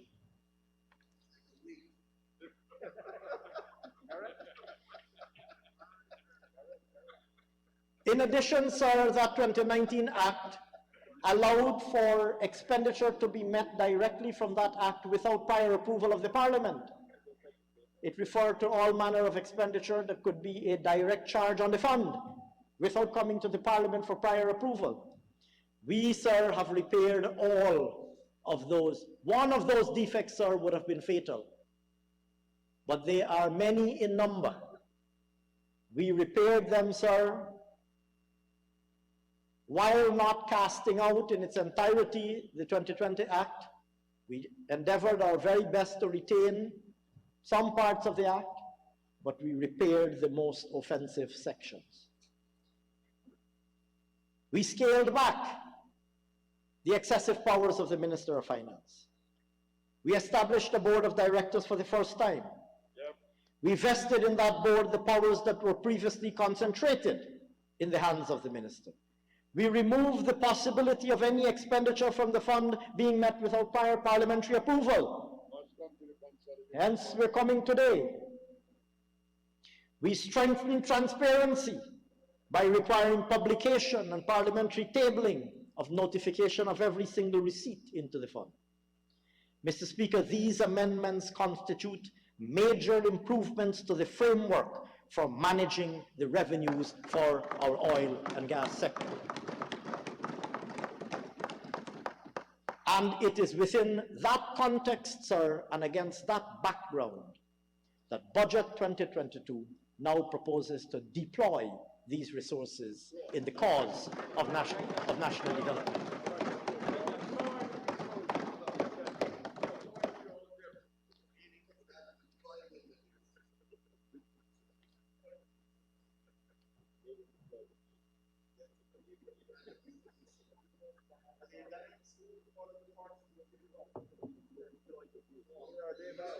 Mr. Speaker, beyond oil and gas, other extractives, gold, bauxite, sand, stone, and other minerals will be major contributors to Guyana's economy going forward. Our government recognizes the critical role of the mining sector in the economy, and we will continue to invest in and promote the expansion of the sector. We remain mindful of the challenges and vulnerabilities that the sector faced during the 2021 floods, and we remain firmly committed to working with the sector to overcome those challenges. Gold. Mr. Speaker, in 2021, the gold mining subsector represented 8.8% of our GDP, the third largest non-oil sector in our economy. And importantly, sir,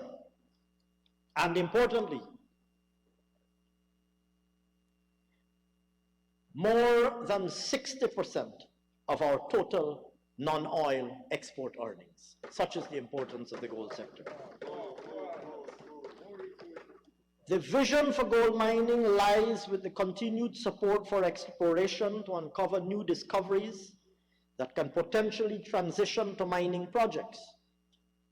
At a strategic level, more focus is being placed on deriving efficiency from the mineral recovery phase of the small and medium-scale miners in order to help to promote sustainability. Mr. Speaker, significant growth can be expected from this subsector going forward, not just from the small and medium-scale operators, but also, sir, from the prospect of large-scale operators commencing their operations. There are, sir, and we have at least 2, probably 3, large-scale operators who will be coming fully on stream in the medium term and who will indeed be constructing in due course underground mines for the first time in Guyana's history. Macaroni, for example, while production will be paused this year, the investor will be forging ahead with exploration and development of the underground prospect. Beyond this year, investment in the Toroparo area will finally result in long-anticipated development of a full-fledged gold mine, since an international mid-tier gold company has confirmed their interest in this project. If I turn to bauxite, sir, having lost one major producer in 2020 as a result of the hostile investment in, and here I refer, of course, to the pre-August 2020 period, having lost one major producer in bauxite as a result of the hostile investment environment at the time, Rusal in the Berbice River, bauxite mining continued with only two major operators. The larger of the two, operating in Linden, has in place plans to expand investment in 2022 with an estimated outlay of $16 million in capital investments. And we will continue to work closely with this operator and the other to encourage their investment, to ensure that it occurs in a timely manner, and to ensure that bauxite resumes its rightful place in the Guyanese economic landscape. Sand and stone. Mr. Speaker, with the construction boom that is underway, particularly pertaining to the rapid expansion in housing and road projects, the development and expansion of the other mining and quarrying subsector is crucial. This expansion has the potential of increasing production volumes and lowering construction costs, since the abundance of local, readily available resources could ease the impact of imported price pressure on the cost of key construction materials. We have the sand and we have the stone available in Guyana for mining. Yep. Mr. Speaker, in 2021, there were 5 new permits granted for sand and loam that covered some 525 acres. The acreage of the plots ranged between 25 and 283 acres, and production is expected to expand significantly in 2022 and beyond. Critically, 2022 will see attention focused on ensuring beneficial occupation of the sand-bearing properties along the Linden-Soesdijk, the Soesdijk to Linden highway. And I suspect this is a matter that my distinguished colleague, the Minister of Natural Resources, will elaborate on when he speaks. On quarry production, private investment in the sector will bring significant growth in output in 2022. Currently, there are 7 active stone quarries, 3 in Mazaruni, 2 in Essequibo, and 1 each in the Quarantine River and the Northwest District. In 2021, 11 quarry licenses were issued to new applicants, covering 30,737 acres, with each having a productive capacity of between 150,000 and 200,000 metric tons per year. Most of those new quarries are expected to come on stream by the end of 2022.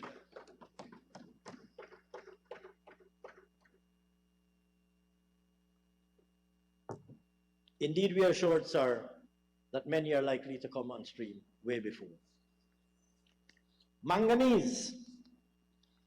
Mr. Speaker, the manganese operation in Matthews Ridge was granted its environmental permit and mining license, along with the approval of the mine plan. The project investment is pegged at $75 million, and the annual production and shipment of manganese ore concentrates is targeted at 500,000 metric tons annually. The first shipment of manganese is slated for March this year from Port Kaituma. Good going, good going.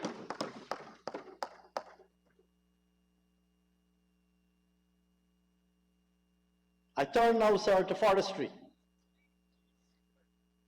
Mr. Speaker, our government is committed, as I indicated earlier, to ensuring the sustainability of the forestry sector, consistent with our new low-carbon development strategy. As already discussed also, the sector's performance was affected by recent floods. Beyond the recovery from those floods, sir, the adjusted national log export policy has allowed for the rebound of timber exports, including in medium-range species. Phase 2 of the National Forest Inventory, for which we voted resources last year to conduct that inventory, was successfully completed for regions 2, 3, 6, and 10 at a cost of $250 million approved by this very House in last year's budget. This will allow improved cost effectiveness in the resource extraction and more efficient management of the concessions. Mr. Speaker, in support of continued growth in the sector, we anticipate this year the conversion of 3 large concessions, equivalent to 1.5 million acres, which will result in an additional 30,000 cubic meters of logs in 2022, and approximately 50,000 cubic meters of logs annually for the next 4 years. In addition, 50 new small concessions of a combined 150,000 acres will be allocated, resulting in a further 20,000 cubic meters of logs. In 2023, we project to allocate another 500,000 acres with an estimated production output of 30 to 40,000 cubic meters of logs annually. Mr. Speaker, in the area of expanding the local value chain for wood products, we have been exploring market opportunities for export of sawn lumber to Barbados and other markets such as Ghana. And we have identified, in fact, a market for prefab products in Ghana. In fact, in relation to the latter initiative, 120 prefab houses will be manufactured using local wood and exported to Ghana later this year. We seek, sir, to secure long-term relationships with all of these new and potential markets. And we will continue to work very closely with the sector with a view to identifying more markets and promoting more value-added production and export. Turning now, sir, to agriculture and food security. As has been said on multiple occasions, agriculture will be a major anchor of Guyana's non-oil economy. I alluded earlier to our CARICOM responsibilities in relation to agriculture. And I mentioned the 25 by 25 agenda. The region's commitment to this agenda, sir, presents a golden opportunity for Guyana to realize finally its potential as the long-heralded breadbasket of the Caribbean. Our focus is on ramping up domestic production, promoting agro-processing and developing agro-processing capabilities, working with the region to remove all historic barriers and impediments to intra-regional trade, including some of the transport and logistics constraints, and promoting more widely agribusiness and complete transformation of regional food systems. On the domestic front, focus will be placed on both traditional crops as well as new and emerging ones. Speaking of traditional crops, sir, this People's Progressive Party government's commitment to the sugar industry remains unwavering. Unwavering. That's the word, unwavering. Despite inheriting a devastating situation that was dominated by the callous shutdown of 3 sugar estates. Since resuming office, our government has been proactive in focusing on reopening and recapitalizing the closed estates, rationalizing cost structures, diversifying the sugar sales mix to maximize earnings, re-engaging previously displaced workers, and repositioning the industry on a sustainable path to profitability.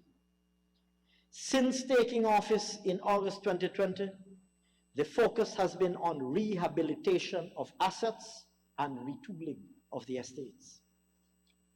Looking ahead at 2022, strategic investments will be made at Albion, Blairmont, and Iflot to upgrade and mechanize where appropriate, and to expand packaging capabilities to produce more value-added products for our domestic and international markets. These investments will be undertaken with the ultimate objective of ensuring that each estate is able to break even in the not too distant future. Mr. Speaker, in anticipation of improved production levels, Gaisuco will be concentrating its marketing efforts on shifting from the low-value bulk sugar markets to more bagged and packaged sugar products. To this end, these products will increase from 34% in 2020 to 64% of total production in 2022. I am pleased also, sir, to inform this Honorable House that over 1,300 persons have been re-employed with Gaisuco.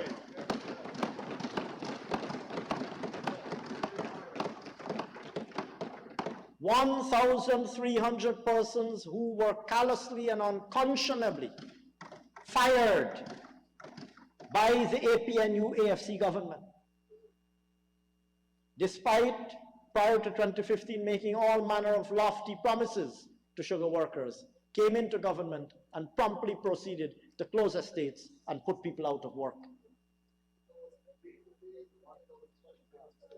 Sir, 1,300 of those persons have already, and in addition, I believe Minister Mustafa is reminding me and prompting me correctly so to point out that more than 5,000 persons also received from this government a grant of $250,000 so that they can start up a small business and earn a livelihood once again.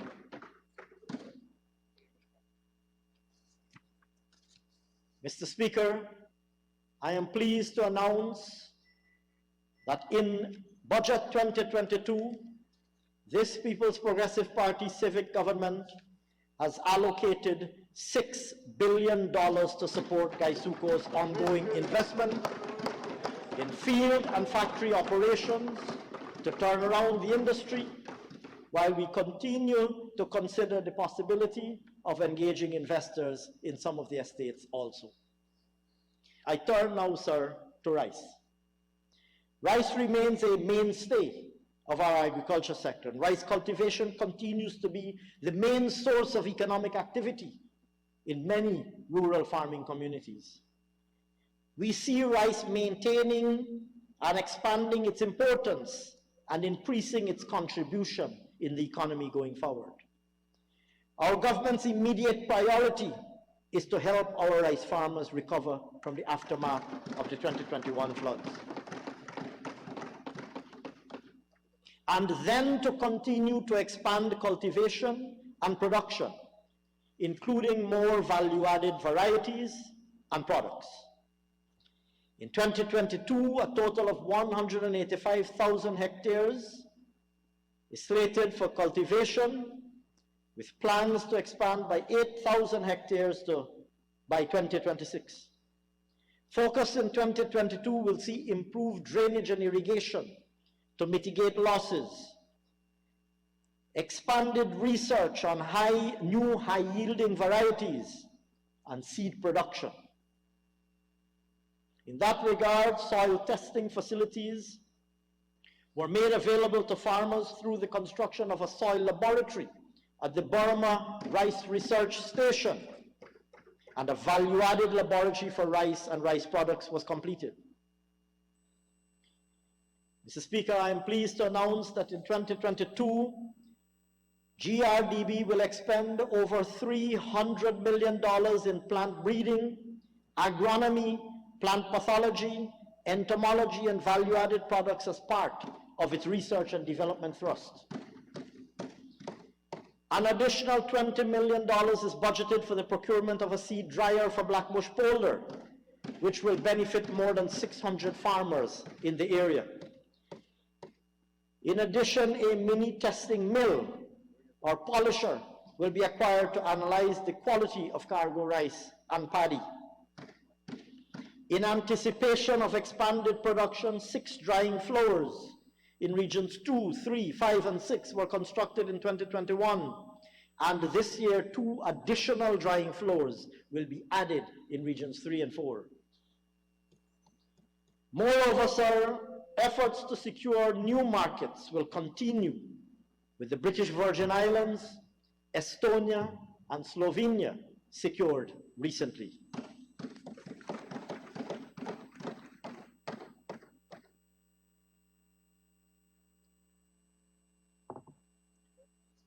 Mr. Speaker, I turn now to a new and emerging crop whose introduction was piloted by and advocated most strenuously by no less a person than His Excellency the President.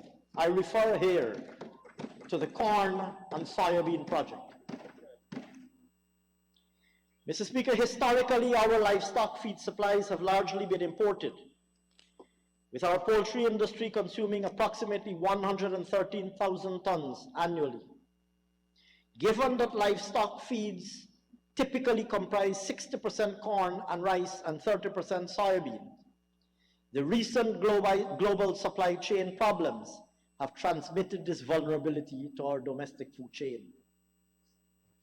Anticipated increase in demands for poultry, and we heard of how rapidly poultry meat production has already been growing. Anticipated increases in demand for poultry and other livestock as our economy grows and as the demand for food supplies expand led to a strategic decision by our government in 2021 to support the local private sector in a trial cultivation of approximately 200 acres of corn and soybean. Our government took the initiative to rehabilitate 47 kilometers of a vital farm-to-market road, the Aichuni to Takama Road, which will open up approximately 61,000 hectares of prime farmland in the Takama, Wiruni, and Ibini savannas on the eastern side of the Berbice River. Mr. Speaker, I am pleased to report that the success of this trial has led to a decision by the private consortium to increase to 2,700 acres for commercial trials in 2022. This will result in 1,500 tons of soybean and 3,000 tons of corn being harvested in the second half of this year. Right here in Guyana. With the anticipated success of the commercial trial, cultivation is expected to ramp up to 12,500 acres in 2023, 25,000 acres in 2025, and 56,000 acres in 2028. And Minister Mustafa perhaps has more up-to-date information and will tell us when he speaks that the acreage will be even greater. To this end, sir, $102 million was expended in 2021 and a further $426 million budgeted in 2022 to complete that road. Further, required storage for anticipated harvests saw approximately $236 million committed to procure a drying and storage facility, with an additional $225 million budgeted in 2022 for the additional works and installation. Mr. Speaker, this initiative sets the stage for large-scale cultivation of corn and soybean and related agro-business development in the Takama area. I turn, sir, to another new and exciting, well, perhaps not so new, but exciting on a commercial scale, a product that is not new,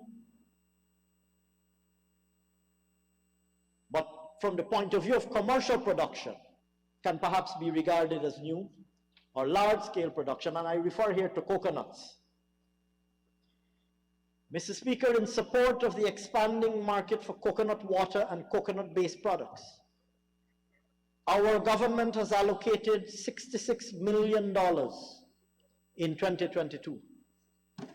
This allocation will support the expansion of coconut cultivation and production with decentralized and strengthened services to farmers, the establishment of 3 additional nurseries at Hosororo, Fort Wellington, and Lethem, bringing a total of decentralized nurseries to 9 across Guyana. And importantly, sir, the expansion of seedling production to 36,000 in 2022. The production of value-added products such as coconut fiber from coconut waste will also commence in the Pomeroon and will be used for soil, for purposes of soil enhancement. Mr. Speaker, having recognized the growing markets for high-value produce, coupled with the need to provide employment opportunities, particularly for young people, and especially for young people trained in agricultural science and related areas, a sum of $100 million is allocated to a newly launched Agriculture and Innovation Entrepreneurship Program. Excellent. And Mr. Speaker, many of us had the privilege of participating in an event right here in this room when His Excellency the President launched that initiative in the presence and in the company of those young people. Work indeed has already started, and I have had the privilege of seeing the evidence of some of that work led by Minister Mustafa's ministry. The first phase will see the construction of 25 shade houses for high-value crops such as broccoli, cauliflower, carrots, with over 300 shade houses slated for the medium term.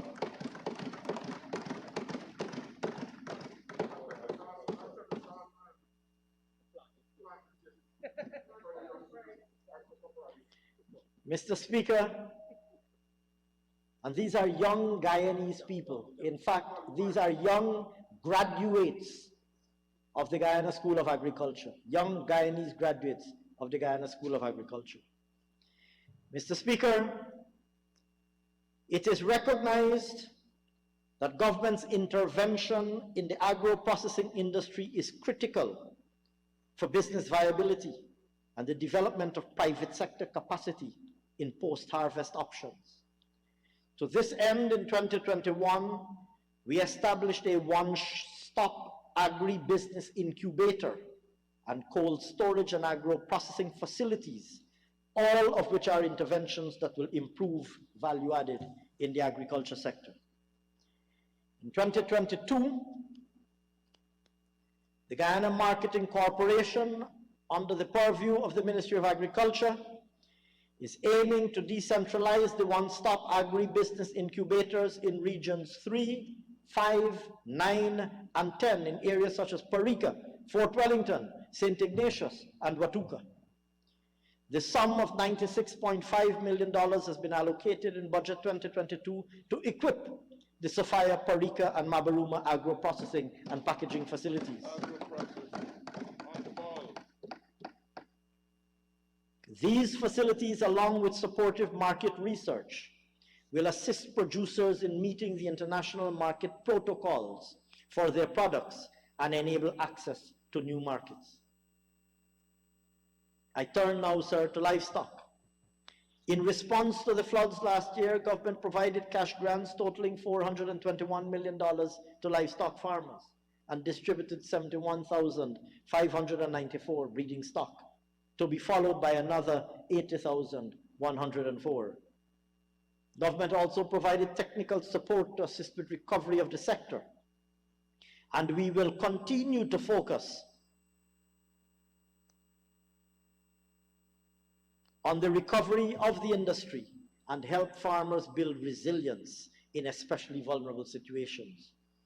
This includes initiatives such as prioritizing the relocation of vulnerable farms and providing support as appropriate, constructing refuge mounds for animal shelter in the pastures, improving feed conservation, establishing alternative holding areas for disasters as part of an approved emergency plan, storing adequate veterinary supplies, and formalizing the disaster risk management unit with dedicated staff and resources to work on mitigation, adaptation, and response to different types of hazards. The floods of 2021 illustrated to us very clearly the value of interventions such as these. In 2022, we will partner with the private sector to develop a modular swine abattoir at Garden of Eden to expand the production of pork and pork products. This facility will encompass better standardized production systems and biosecurity and will benefit over 600 farmers. In addition, sir, we will facilitate the establishment of a modern abattoir at Onvawat for beef and beef products, which is expected to be completed in 2023. Mr. Speaker, to achieve all these objectives and more, Budget 2022 provides $977.3 million for livestock development in 2022. Fisheries and aquaculture. The fishing industry has been going through challenging times, despite its creditable performance in 2021. Our government has been working closely with the sector to help the sector to overcome those challenges. In this regard, we facilitated the creation of an aquaculture committee, and we rolled out a program to promote improvement of brackish water shrimp production on the Quarantine Coast. That program is already underway. Currently, in its first phase, this project provided for the rehabilitation of 23 shrimp farms in Region 6, resulting in higher shrimp production in this category in 2021 compared with 2020. Mr. Speaker, our government will continue to support the livelihood of fishermen. In 2022, $230 million is budgeted for the second phase of the brackish water shrimp production initiative. And those two phases are expected to raise aquaculture production by over 300%, moving brackish water shrimp production to 500 kilograms per annum.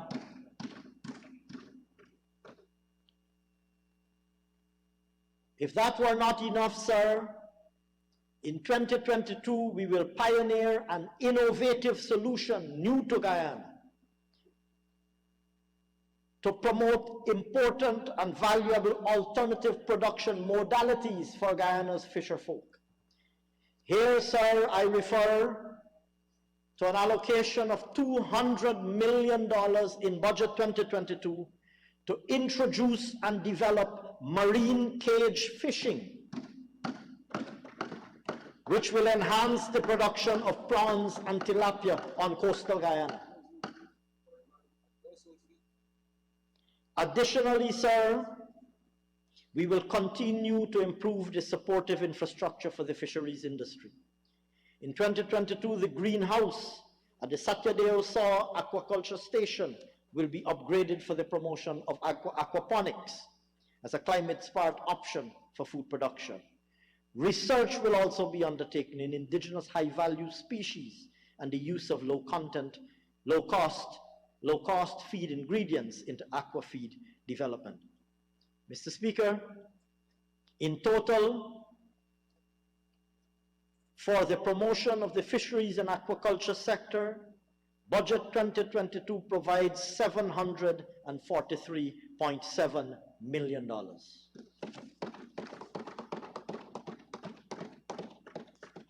Drainage and irrigation. The importance of our drainage and irrigation infrastructure not only to productive activity, but also to for the well-being of residents, is well known. We will continue to strengthen the D&I network across all regions. In 2022, over $1 billion is budgeted to procure 37 new mobile pumps to be installed across the coast in regions 2, 3, 4, 5, and 6, in areas identified to be especially vulnerable to flooding. We will also purchase 100 tractor-driven pumps to be utilized in all coastal regions. These will be complemented by the construction and rehabilitation of pump stations at Canal Number 1, A-Line Sluice, West Bank Demerara, Charity, and Kosher, which will benefit over 9,500 acres of coastal farmlands. These interventions, along with the development of drainage improvement in the Mahika-Maikoni area, will benefit over 36,300 acres of farmlands. Mr. Speaker, in 2022, we have budgeted $13 billion to upgrade D&I systems. I turn now to sustainable tourism. Mr. Speaker, like so many other sectors of activity, the trajectory of the tourism sector worldwide remains heavily dependent on the evolution of the pandemic. According to the World Tourism Organization, a return to 2019 levels of international arrivals could take anywhere from 2.5, 2.5, or 4 to 4 years. In striking contrast with this global trend, this global circumstance, Guyana's tourism industry is facing its brightest prospects ever. Visitor arrivals increased by 52% in 2021 to 131,381.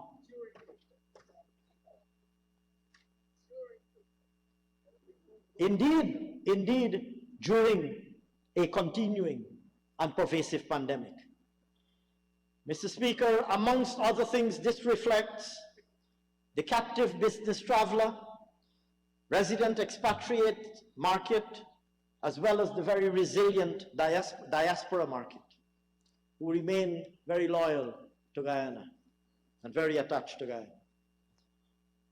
Mr. Speaker, to prepare for the heightened interest in Guyana and a gradual but hopefully early return to pre-pandemic levels of visitors, large investments in accommodation are already underway. This year, an additional 200 rooms will become available with the anticipated completion of the Pegasus Suites and Corporate Center. An additional 3 internationally branded hotels are already under construction with an additional 485 rooms. Furthermore, approximately 8 additional hotels are expected to commence construction later this year. They will increase the room stock by a further 995 rooms once completed. And I might add, sir, that amongst these are several global brands, such as the Marriott and the Hyatt Place, all signaling their confidence and optimism in the new Guyana. When completed, this pipeline of privately invested projects would add a further 2,180 hotel rooms to the stock by 2025, if not more. Additionally, in support of the enhancement and expansion of the ecotourism product, our government recently invited expressions of interest for the establishment of even more eco-lodges and resorts. That, we expect, sir, will lead to tremendous future private investment in that subsector. At the same time, our efforts to facilitate increased airlift capacity continue apace. Inter-Caribbean Airways began operations to Barbados last December, and it is expected in the medium term to add about 30,000 seats annually. This will allow for convenient connections to the Caribbean and Europe. In January 2022, Aruba Airlines and Trans-Guyana Airways resumed their services to Cuba via Aruba and to Boa Vista. Additionally, Fly Always is expected to commence flights between Guyana and Cuba, with an additional 2,016 seats weekly being added to the market, all contributing to increased connectivity between Guyana and the rest of the world and increased airlift into Guyana. Apart from this, discussions are ongoing with a number of other major international and regional airlines on the possibility of introducing service to either of Guyana's 2 international airports. Meanwhile, sir, Destination Guyana continues to attract mainstream attention and coverage, and we continue to seize every available opportunity to market and showcase our product. We leveraged key international venues to showcase Guyana, including our participation at the Dubai Expo 2020. Additionally, in 2021, Guyana was showcased in several major industry publications, including Wanderlust magazine, Condé Nast Traveler, and Forbes' top 50 best places to visit post-pandemic, filling all of us as Guyanese with a burst of pride.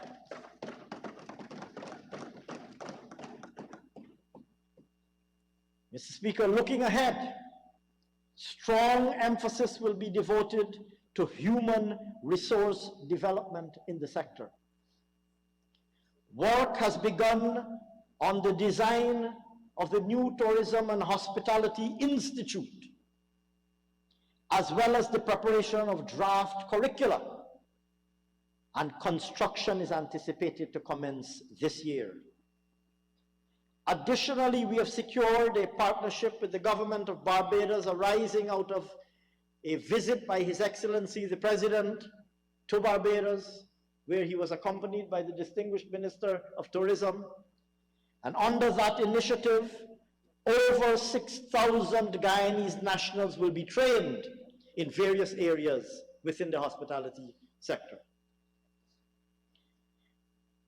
At the same time, sir, we continue to explore technical exchanges and cooperation with our counterparts internationally, all with the aim of promoting Guyana as a destination for tourism. I turn now, sir, to information and communications technology. It would be recalled that one of the first actions taken by His Excellency the President upon assuming office on the 2nd of August 2020 was to bring into operation the new Telecommunications Act. That had the immediate consequence of liberalizing the telecommunications sector. And Mr. Speaker, recognizing as we did then the vast transformative potential of the telecommunications sector, returns have already started to manifest themselves. We already see fiber optic cables, sir, laid to Essequibo, across the Essequibo River, all the way to Charity for the very first time.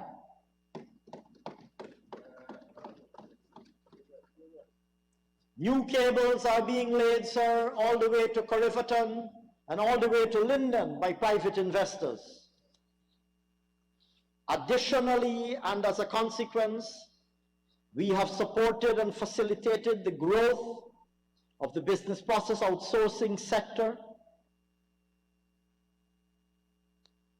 the BPO, as I would abbreviate it, the BPO industry, And I hasten, sir, to inform this House that this BPO sector, which prior to 2015 our government had invested significant effort in nurturing this sector, first and foremost in attracting international operators to Guyana, in promoting Guyana as a destination for BPO investment, and in supporting the sector in growing its operations, cast into the wilderness over the last 5 years, sir, we returned to office to find a sector completely in the doldrums. Disengaged, unengaged, and abandoned.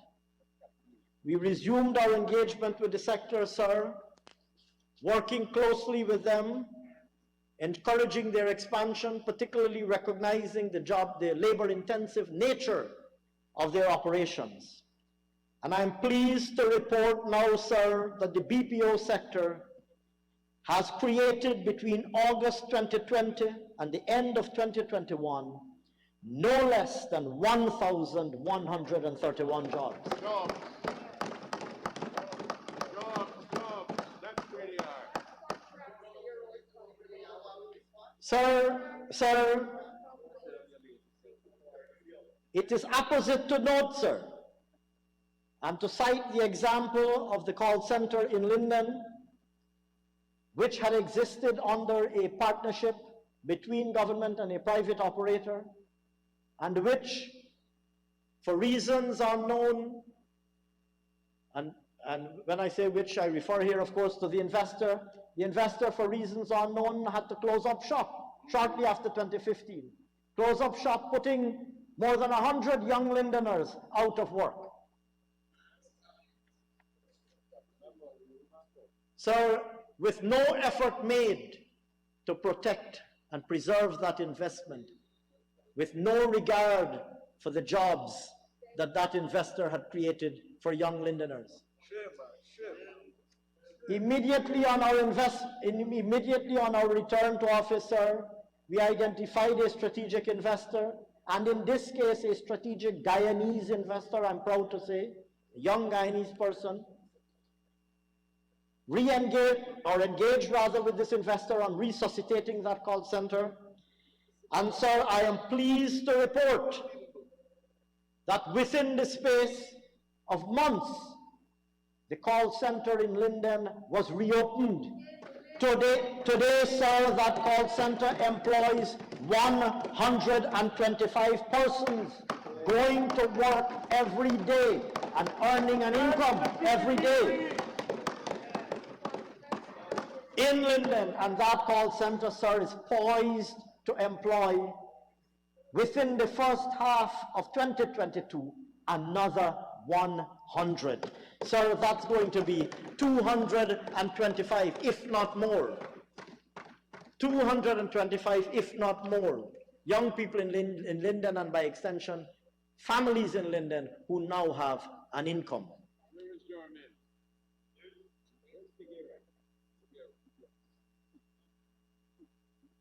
So in addition, we will continue to emphasize improving ICT literacy so that the employability and productivity of our population are improved. In 2021 alone, over 1,300 young people benefited from training in areas ranging from word processing to robotics to networking and programming. This year, sir, we are targeting to train more than 3,000 persons, no less than 3,000 persons on various sub-disciplines within the information and communications technology space.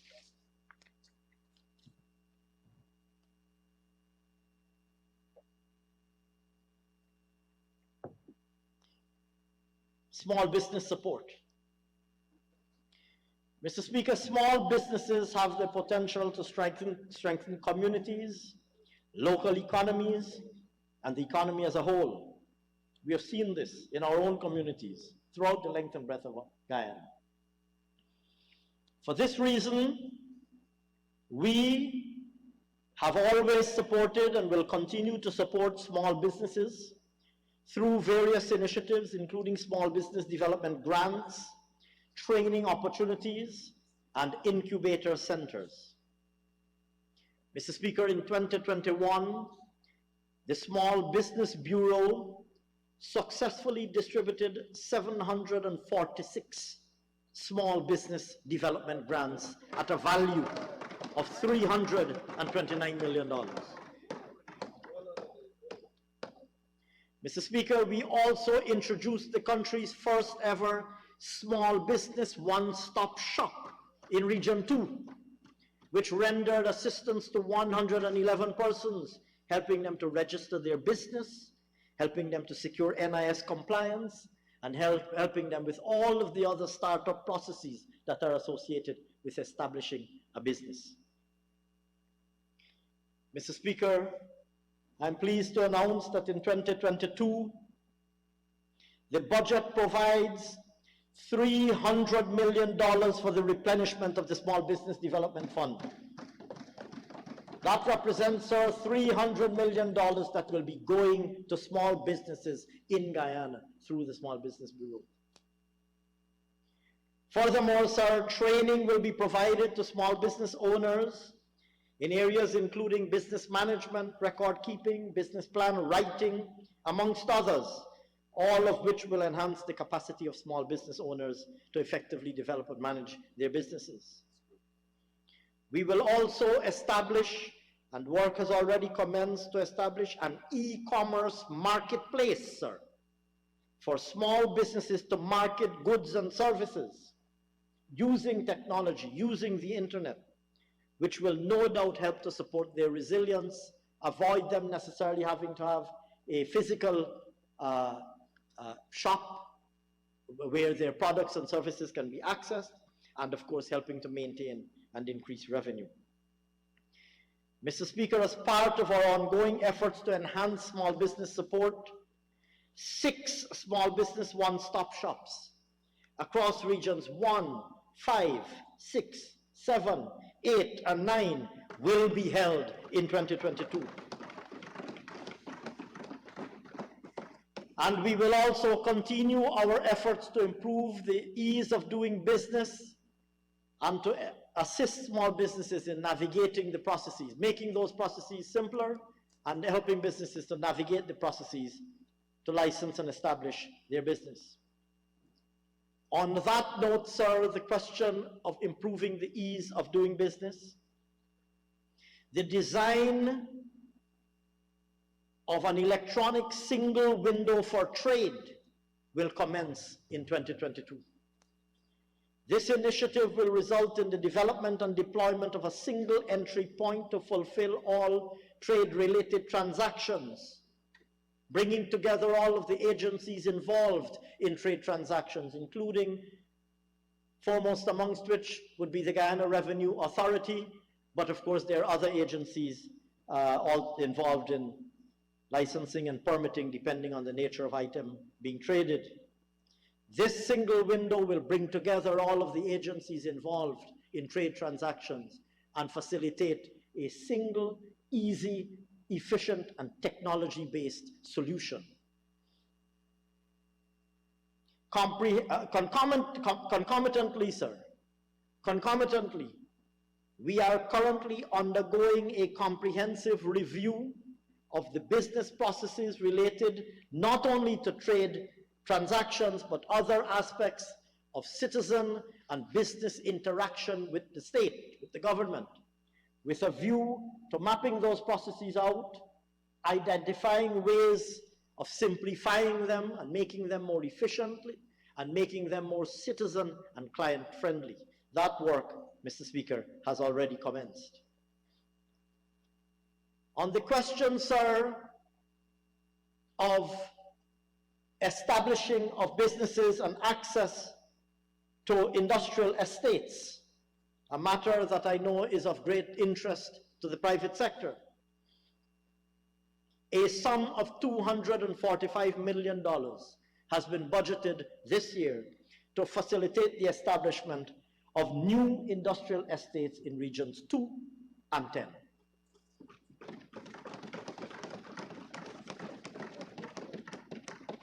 Business incubator centers will be operationalized this year at Letham and Belvedere, where we have two estates.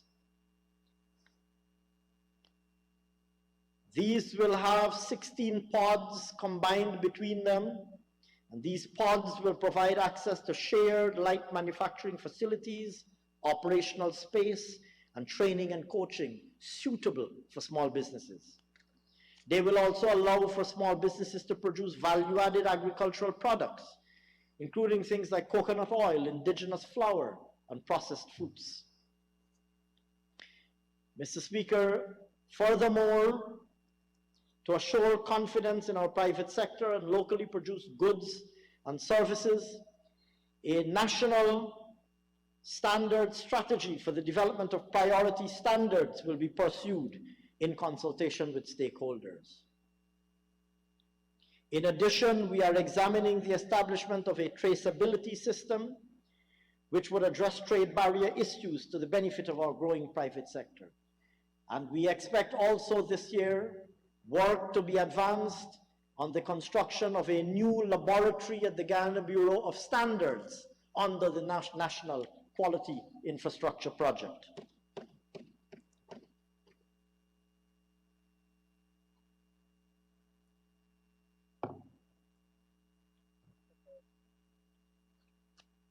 Mr. Speaker, I turn now to that other major priority of our government, the build out, and I see Minister Edgell has returned right on cue,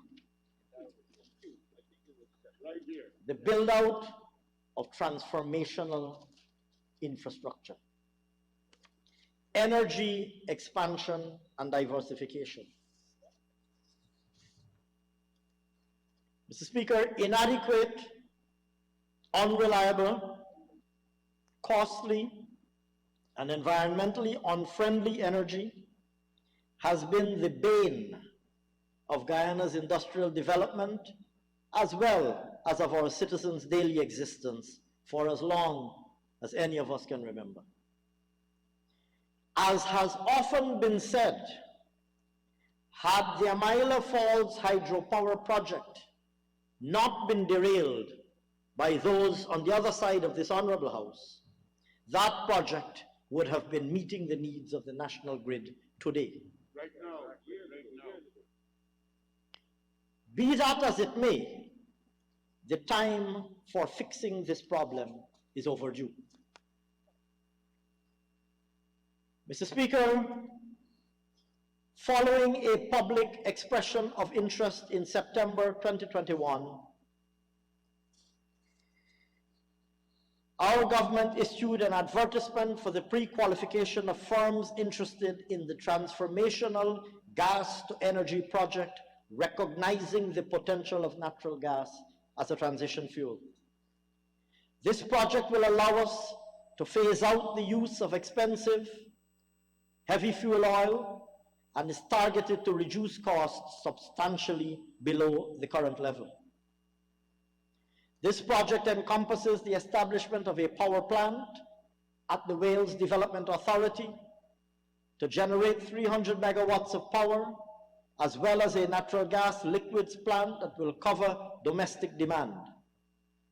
This project also entails the construction of a 225-kilometer 12-inch pipeline to transport the gas from offshore Guyana to Wales. Ongoing geotechnical and geophysical works for both offshore and onshore operations are advancing, with some portions already completed. An environmental and social impact assessment is expected to be completed by early second quarter 2022. Utilizing a transparent procurement process, it is expected that the firm selected would be able to engineer, procure, and construct the power plant and the natural gas liquids plant, along with related facilities. Mr. Speaker, construction is expected to commence in the third quarter of 2022 and will be completed by the fourth quarter of 2024. Mr. Speaker, regarding renewable and low carbon energy, our most promising venture continues to be the Amila Falls hydropower project, which incidentally was confirmed by a report produced by the international consulting firm Norconsult, who were recruited by the APNU AFC shortly after they assumed office in 2015. Notwithstanding Norconsult's report endorsing the Amila Falls project, that report was put aside and the project was killed. Mr. Speaker, we have requested, received, and evaluated proposals for this project. Negotiations are already underway with the highest ranked company, which is an experienced international company. The project will be developed under a build, own, operate, transfer arrangement, within which the Guyana Power and Light Inc., GPL, will purchase power from the operator under a power purchase agreement. Mr. Speaker, in relation to this project, we anticipate construction will also begin in 2022. Once operationalized, this facility and the power plant at Wales will dramatically reduce the cost of energy for both businesses and households. At the same time, sir, we have already advanced the process for construction of a 1.5 megawatt hydropower plant at Kumu, for rehabilitation of the Makamaka hydro plant in Region 9. Indeed, sir, for that purpose, for the purposes of those two plants, over $600 million is budgeted in 2022. Additionally, sir, we've budgeted more than $170 million for the completion of the hydropower scheme at Cato and for the 30,000 PV home systems for hinterland and riverine areas. These solar mini-grid and off-grid solutions remain our most viable options to ensure unserved and underserved hinterland regions are energized. Mr. Speaker, $1.1 billion is budgeted for solar farm interventions in 2022. These include completion of the farm at Bartica, 1.5 megawatts, 3/4 megawatt at Wakenham, and 1 megawatt at Letem, my apologies. We will also tender for a 0.6 megawatt farm at Leg 1 and a 0.65 megawatt farm at Madhya later this year. Over $450 million has been budgeted to expand and upgrade the hinterland electrification and power generation capacity. Mr. Speaker, regarding GPL, we have successfully supported the rehabilitation of over 600 kilometers of medium and low voltage distribution, medium/low voltage distribution network. We've also implemented a transformer module in GPL's customer information system. Both interventions will help to better manage electricity loss in the grid.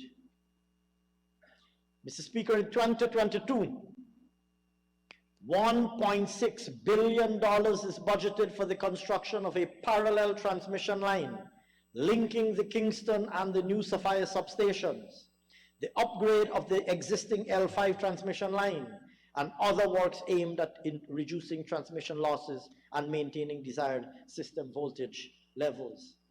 Meanwhile, sir, the necessary studies that are required to prepare GPL's transmission and distribution network to offtake the power that will be supplied by Wales and by Amila, that necessary technical work has already been initiated.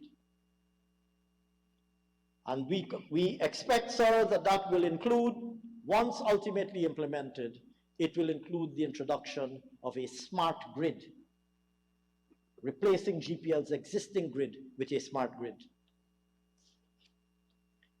Mr. Speaker, with the aim of advancing the transition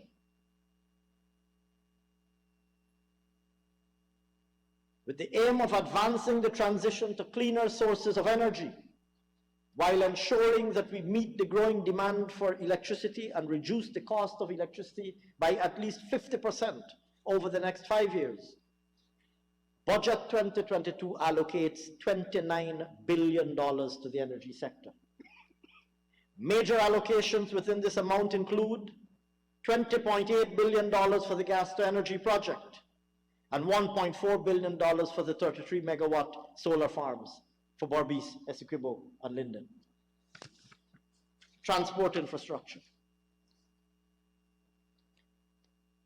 Mr. Speaker, our government is committed to implementing an integrated national infrastructure development program, improving international connectivity, hemispheric connectivity, regional connectivity, creating and strengthening communication linkages between and amongst our major urban, rural, hinterland, inland centers, and prioritizing farm-to-market access to promote increased production and reduce the cost of production, as well as improving trade and competitiveness. Mr. Speaker, Budget 2022 allocates a sum of $76.7 billion for roads and bridges.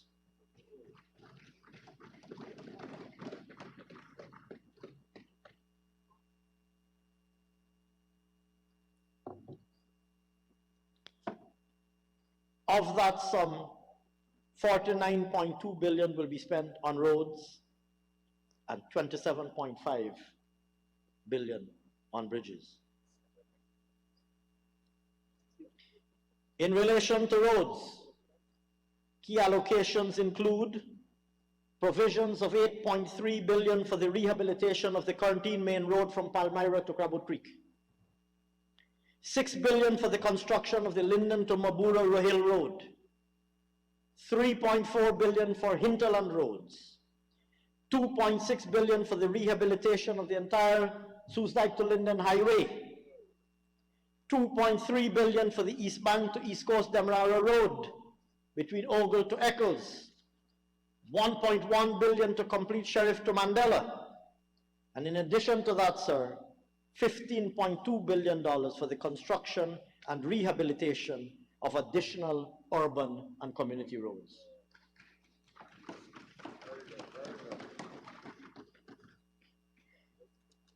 Mr. Speaker, we recognize that one of the most severe irritants regarding the roads network right now is the congestion on the East Bank Demerara corridor.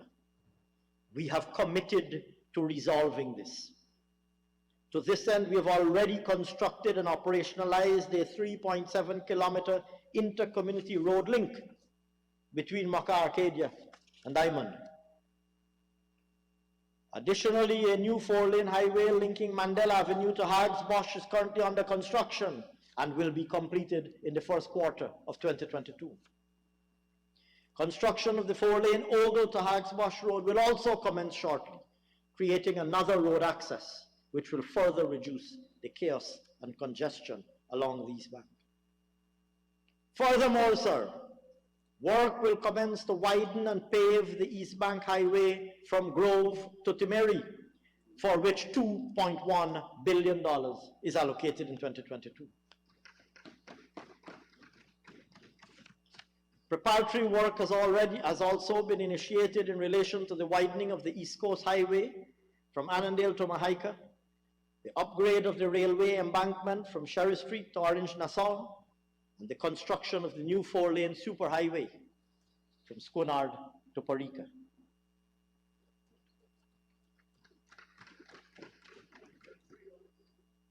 Mr. Speaker, with respect to bridges, $21.1 billion is allocated to advance construction of the new fixed 4-lane high-span Demerara River Bridge. Another $946 million has been budgeted to rehabilitate and maintain the existing floating bridge. Additionally, $4.1 billion, a sum of $4.1 billion is allocated for the reconstruction and upgrade of several bridges along the Kurpukari to Letem corridor. That will support the phased construction of the Linden to Letem highway.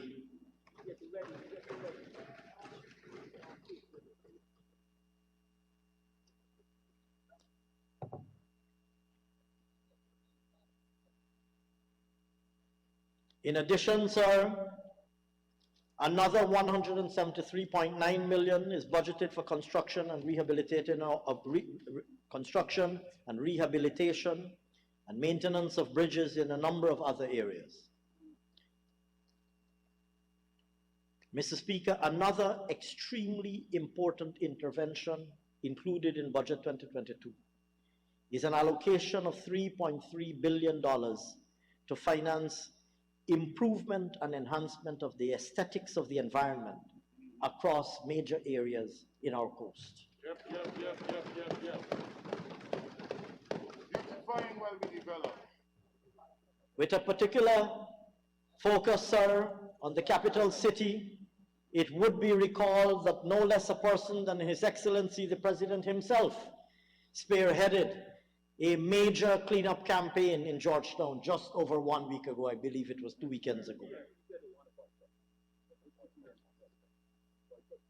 Turning to air transport, in addition to ongoing works at the Cherry Jagan International Airport, an amount of $600 million has been allocated for the rehabilitation and maintenance of hinterland airstrips. That's right. Bring it on. At Eteringbang, Karisparo, Parima, Ekiriku Bottom. Mr. Speaker, these interventions are intended to make them compliant with minimum engineering standards to address issues related to safety of travelers, aircraft, and personnel using those airstrips. Mr. Speaker, the air transport sector has been allocated in total $2 billion. River transport. With the emerging oil and gas sector, the country's riverine transport activities have increased tremendously. This is particularly so in the Demerara River, which is now host to several emerging shore-based facilities and other ports catering to the oil and gas sector. In augmenting and supporting this new fast-growing sector, we have increased navigational safety through the acquisition and installation of navigational aids and guide vessels using our main waterways in Demerara, Berbice, and Essequibo. A new pilot launch was acquired. Steps have been taken to acquire a new pilot launch last year. I believe that is expected to be delivered during the course of this year. The Stephen was rehabilitated. And in addition to that, the stelling at Wakenham and sections of the Parika and Supernam stellings were rehabilitated also. The rehabilitation of our ferry vessels, which facilitate the traveling public, is also of critical importance. To this end, we have allocated in 2022 the sums of $2.1 billion for the construction of a new ocean-going passenger and cargo vessel, which will ply the Northwest District route, and another $562 million for the docking of the Macauria, Sabanto, and Canoan. In addition, $456 million has been budgeted for the continued rehabilitation of Leg 1, Fort Island, and Bartica stellings.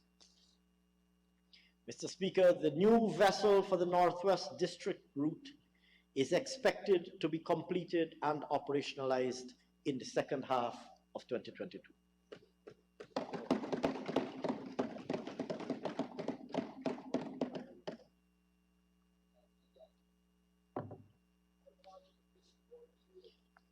Additionally, private investments are being encouraged to develop port facilities at the mouths of our main rivers. To this end, 2 new oil and gas shore-based type facilities are expected to be constructed by private investors on the western side of the Demerara River. Additionally, at the mouth of the Berbice River, work is already commenced by private investors to construct a port facility there, also to service our oil and gas sector. Sea and river defense. Mr. Speaker, much has already been said about our vulnerability to climate change. In 2021, we expended $4.7 billion on the construction, rehabilitation, and maintenance of riprap sea defenses in various areas. In 2022, I'm pleased to inform this Honorable House that the budget for this year allocates a further $5 billion to strengthen Guyana's flood protection infrastructure system through sea and river defense works, again, in several areas. I turn now, sir, to health. Mr. Speaker, ensuring a modern, world-class healthcare system is a paramount objective for our government.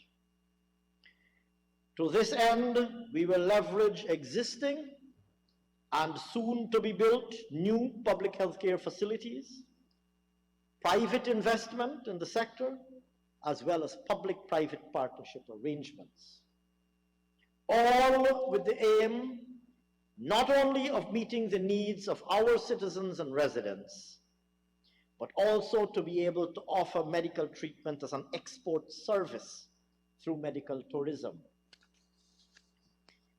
Indeed, sir, it was right here in the hallowed halls of this Honorable House that approval was granted for the Human Organ and Tissue Transplant Act, which establishes a modern framework for the donation and removal of organs and tissues for their use in regenerative medicine and other therapeutic purposes, including, I believe, subject to correction by my distinguished colleague, the Minister of Health, including, I believe, gene and stem cell therapy.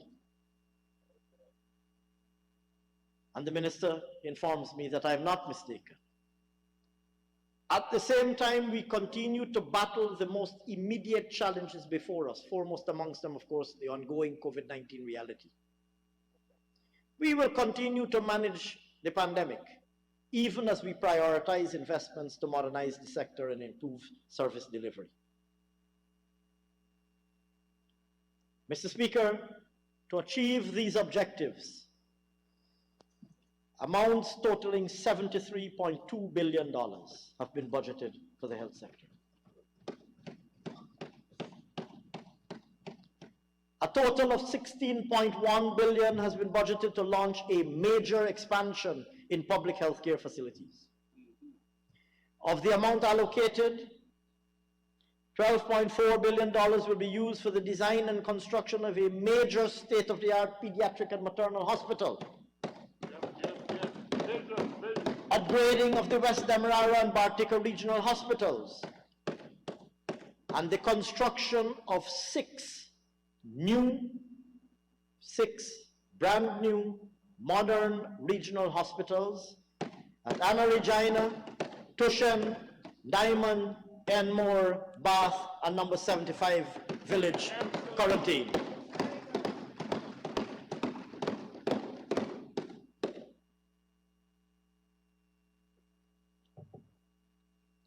These regional hospitals are expected to catapult healthcare delivery beyond the current levels provided by existing regional facilities, as well as reduce dramatically the undue burden currently of referrals to the Georgetown Public Hospital. We've also budgeted $220 million to retrofit and equip the Festival City Polyclinic to provide services that will include X-ray, dental, laboratory, and rehab services. Mr. Speaker, we have allocated a sum of $1 billion to upgrade health centers across the region, aimed particularly at addressing those critical interventions that are needed to improve the patient and visitor experience. Mr. Speaker, also in Budget 2022, amounts totaling $2 billion have been budgeted for medical and non-medical equipment. Of this amount, $359.3 million is earmarked for the GPHC, which will allow for increased use of laparoscopic surgical techniques, serving to improve surgical outcomes and reduce recovery time, and of course for the introduction of vascular surgery for the very first time. Mr. Speaker, as it relates to human resource capacity, having placed 20 graduates in the health sector in 2021, we anticipate placing, here I speak of specialists in areas including emergency medicine, pediatrics, dentistry, and others. We anticipate placing a further 70 in 2022. Furthermore, and for the first time, we will be training 40 biomedical technicians to support more effective maintenance of medical equipment across the country. Excellent. Employment for another 40 young Guyanese. On chronic diseases, sir,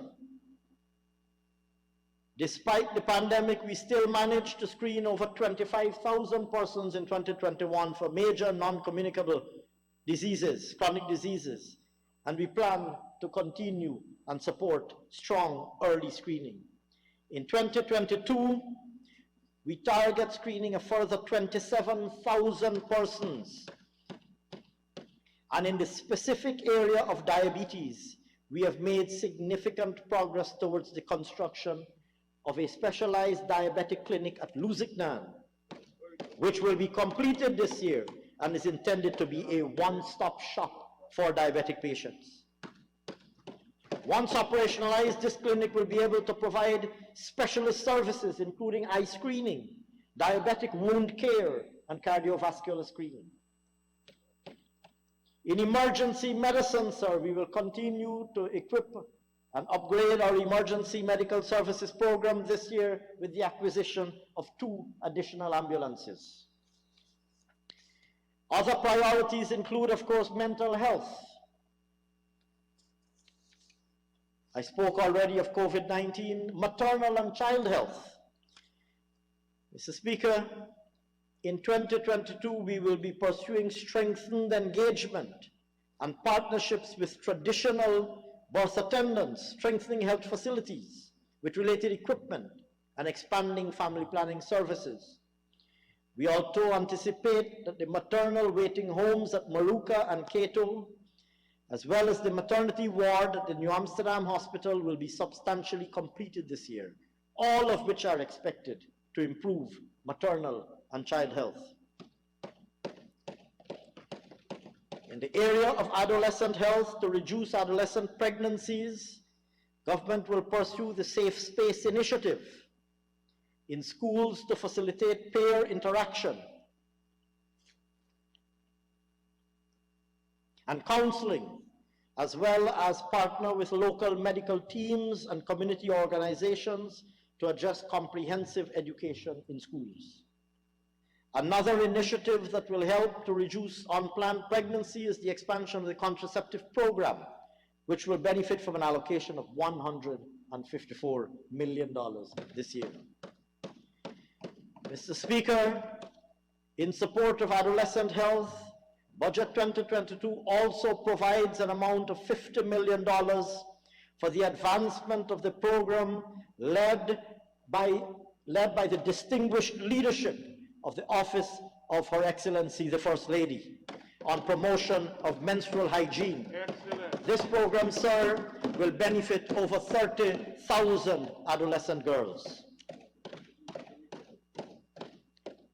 Drugs and medical supplies.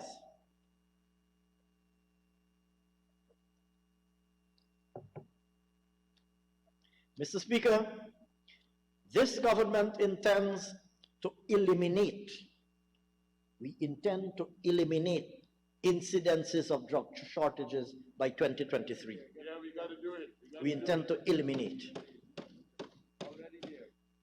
To that end, Budget 2022 provides a total of $17.9 billion to procure drugs and medical supplies for the sector. Importantly, though, our government has mandated urgent reforms in the supply chain management system across the sector, including data-driven and technology-based solutions for quantification and monitoring of both inventory and need and use, and implementation of strengthened technology-based procurement systems.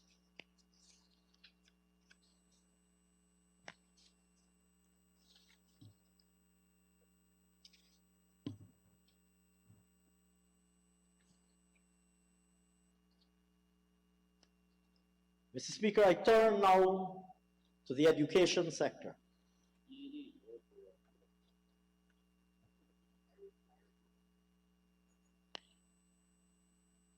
A sector, sir, considering where Guyana is in its development trajectory, ensuring that we have an education system that delivers a modern, model, and adaptive learning experience to all Guyanese in the first instance of school-going age.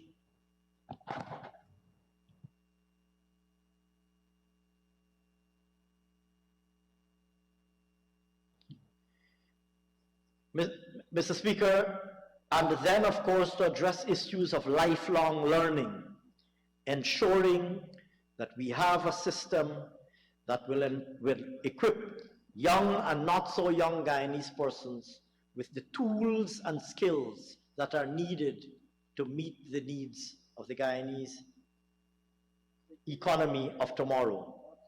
Improved access, quality, relevance are essential to raising Guyana's human capital to the levels needed to advance and sustain the imminent transformative economic and social development. Mr. Speaker, in 2021, we launched the new Education Strategic Plan for the period to 2025, presenting a vision for the sector aimed at providing opportunities for equitable access to quality education and lifelong learning for all, articulating plans regarding curriculum reform, expansion of teacher training, constructing new schools, and establishing robust systems to take advantage of the finite window to educate each generation. Consistent with this vision, an amounts totaling $74.4 billion have been budgeted for the education sector.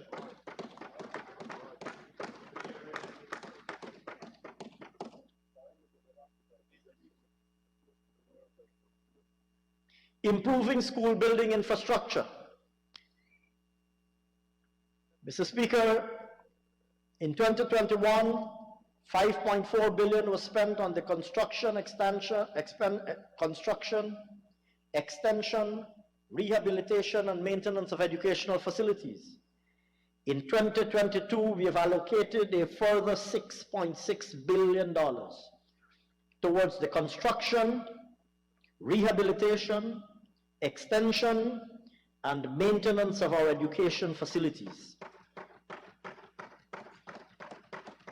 This includes the commencement of construction of Prospect Secondary, reconstruction of North Rheinveld and Northwest Secondary schools, both destroyed by fire. Additionally, nursery schools at Hydroni, Haslington, and a number of other locations are slated for construction. Mr. Speaker, in addition to that, the Cato and the Linden Technical Institute dormitory The Cato Dormitory and the Linden Technical Institute Dormitory will both be completed.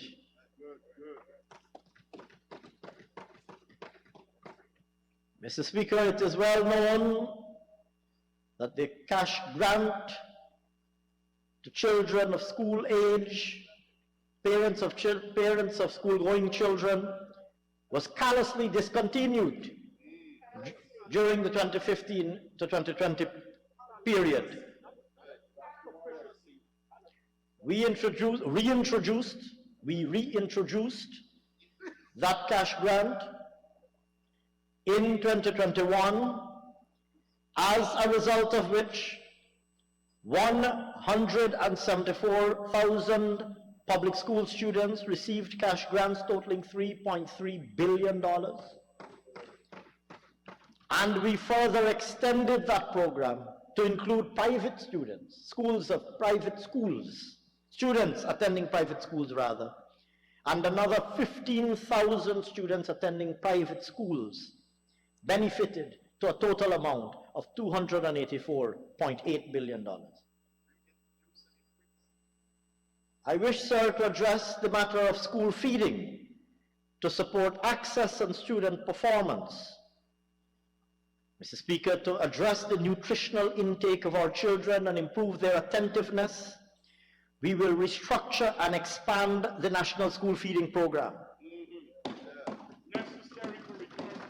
This will result in the breakfast, juice and biscuit and hot meals programs being implemented in 902 coastal, hinterland and riverine nursery and primary schools.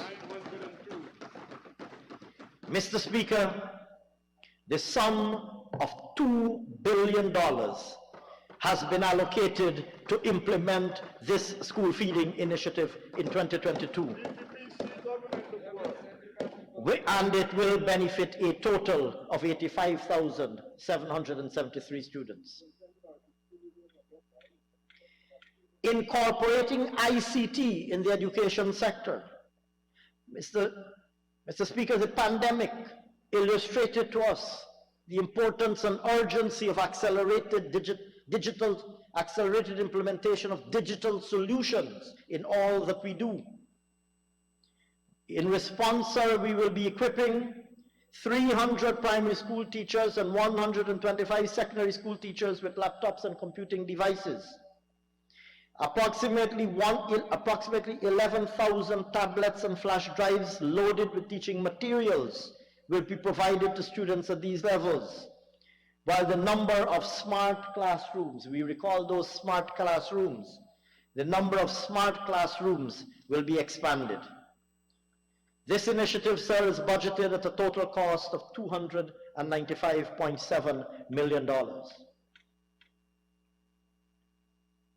In addition, sir, for the purposes of strengthening school management and monitoring, for the first time, over 260 schools will be monitored using the Education Management Information System, which will allow enhanced monitoring and management and supervision of performance.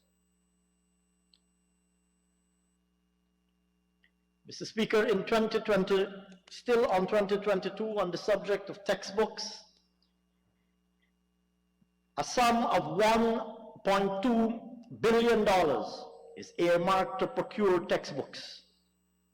In addition, over $20 million is budgeted to purchase 2,000 microscience kits for an additional 100 primary schools, which will allow 100 primary school coverage.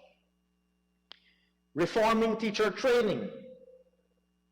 Mr. Speaker, in 2021, the Cyril Potter College of Education recorded its largest enrollment of over 3,000 students. This was facilitated through a new blended approach of online and in-person delivery of teacher training at a cost of $556 million. The initiative served to advance government's objective of improving the quantity and quality of trained teachers in our schools.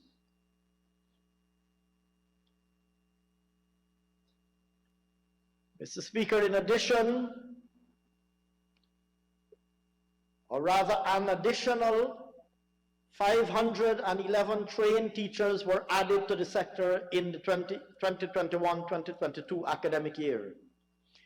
Of particular note, the January 2022 graduating class of 843 trained teachers was the largest in the history of the Cyril Potter College of Education. And it stands testimony to this government's commitment to reforming and expanding teacher training. And that represents, sir, another 843 young Guyanese persons who are now today trained teachers. Student to teacher ratios will be brought down to no more than 15:1 at the nursery level and 20:1 at the primary and secondary levels, to allow each child adequate and individual teacher interaction. Turning to tertiary education, Mr. Speaker, the University of Guyana will be allocated $3.5 billion towards the operation of its campuses and expansion of its course offerings for online and in-person classes to 11,000 students. Additionally, to ensure even wider access to tertiary education, the GOAL program, as I mentioned earlier, offered, as we all know by now, 6,000 online students, in line with and in keeping with His Excellency's mandate to rapidly accelerate the development of our human capital. This exceeded our initial target of 4,500 as a result of the overwhelming response by the public to this initiative.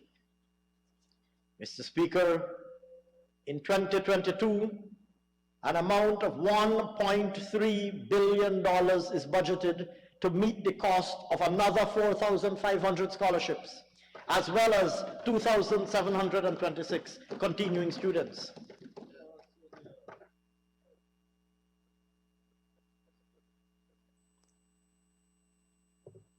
Turning, sir, to the extremely important topic of technical and vocational training, technical training in particular.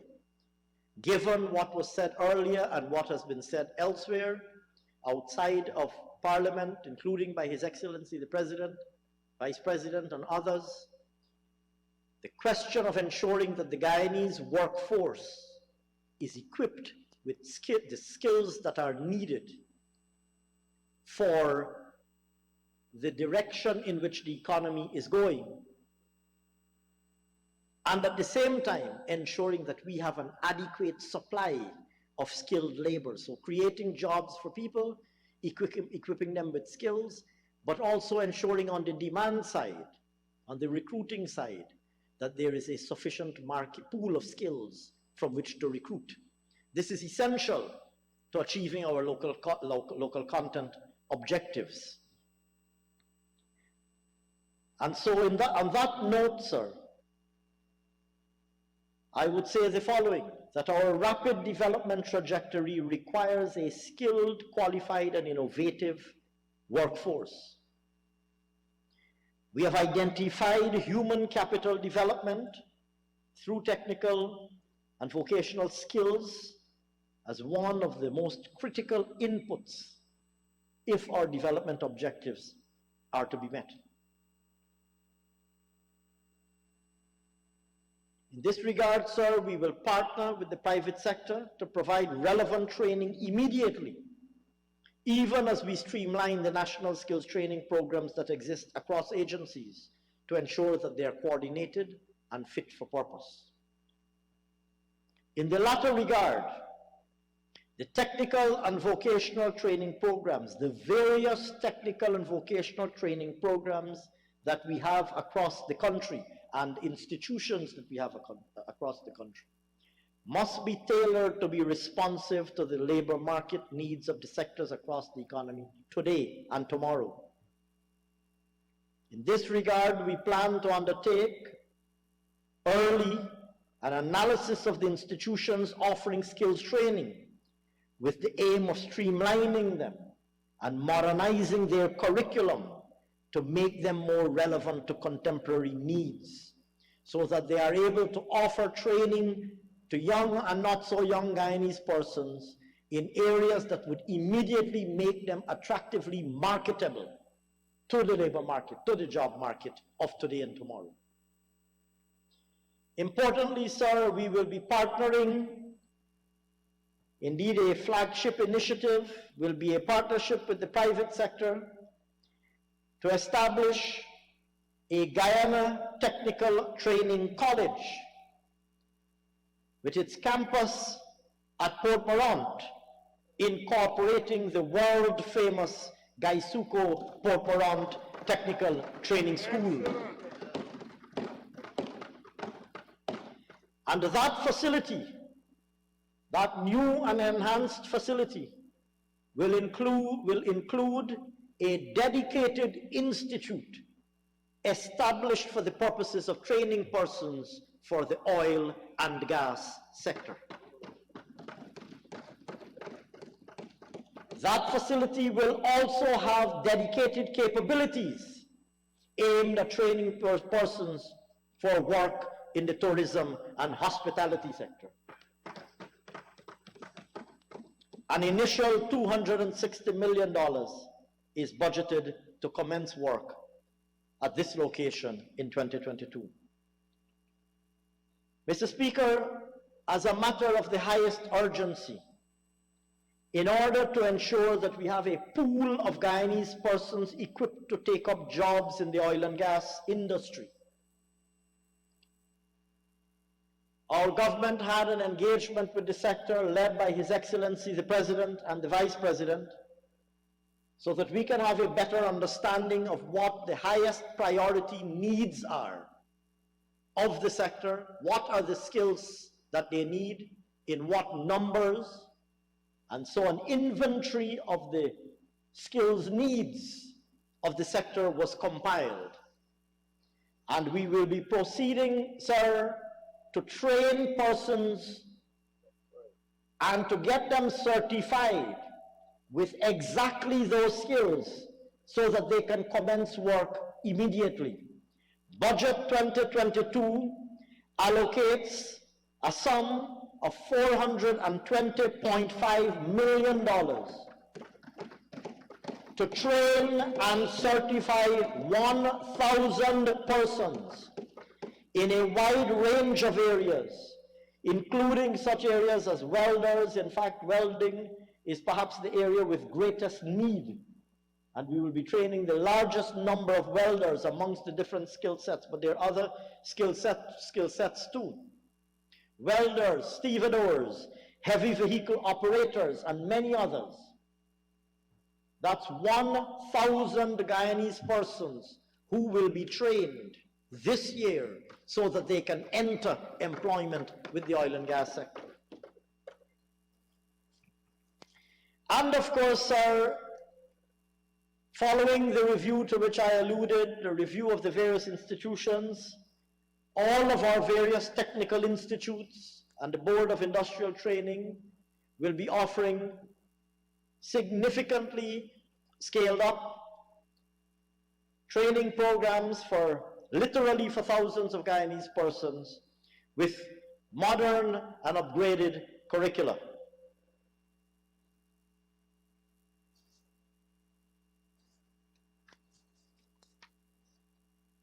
We anticipate, sir, that in 2022 alone, across the entire spectrum of technical training facilities and training programs, we anticipate almost 10,000 persons being trained in one area or another. Mr. Speaker, I turn now to housing. This People's Progressive Party government,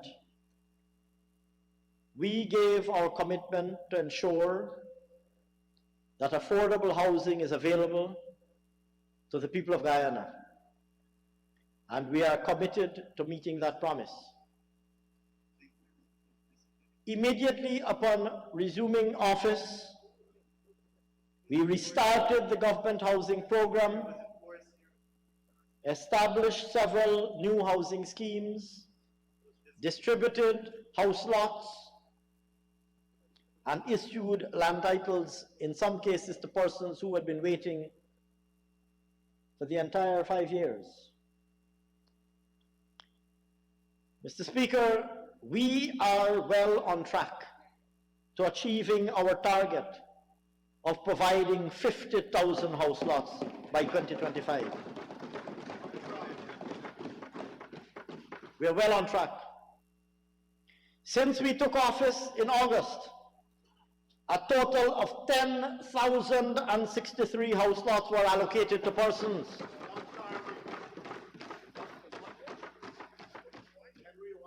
But our commitment is not only to distribute house lots, but also to ensure that those persons become homeowners by constructing their homes.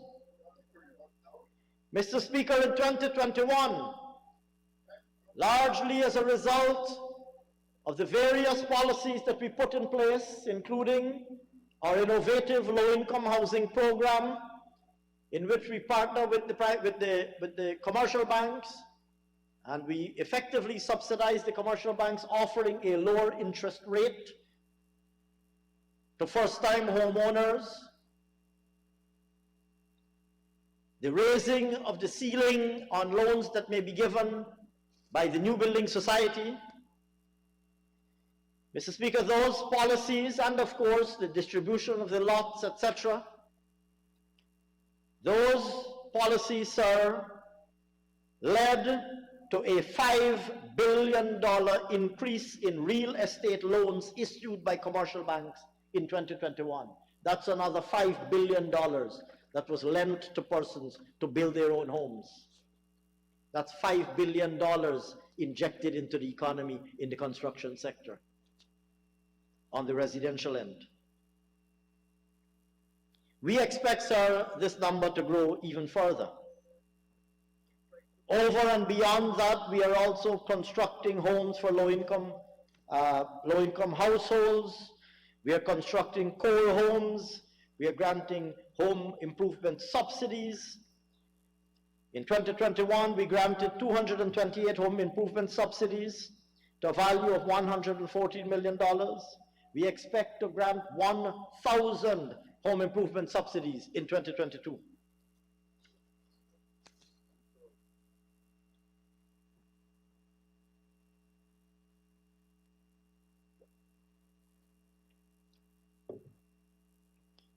Mr. Speaker, in 2021, an amount of $18.7 billion was expended to continue the consolidation works in 11 housing areas, including Great Diamond, Prospect, Cummings Lodge. These have all been substantially progressed. In 2022, we've allocated $12.4 billion for the housing sector to continue infrastructure works in housing areas, which include the upgrading of 45.5 kilometers of roads in 31 existing housing areas across regions 1, 2, 3, 4, 5, 6, 9, and 10, amongst other works. If I might turn now, sir, to water and sanitation. Here again, we are committed to expanding potable water coverage and improving water supply nationwide. To guide these efforts, the Guyana Water, Inc. commenced the implementation of its new strategic plan for the period 2021 to 2025. This plan targets improved access to water, enhancing the quality of service, and reducing non-revenue water. Mr. Speaker, I'm pleased to announce that Budget 2022 provides $4.9 billion to continue to improve the water sector. Access to water. Mr. Speaker, the distribution of clean water to unserved and underserved communities is a priority for this government. In this regard, the newly drilled Luziknan well now provides improved water pressure to over 4,000 residents between Good Hope and Annandale. Approximately 4,752 residents of Wakenham will now have access to improved water pressure. The drilling of new wells located at Chesney and Parika will be completed during 2022.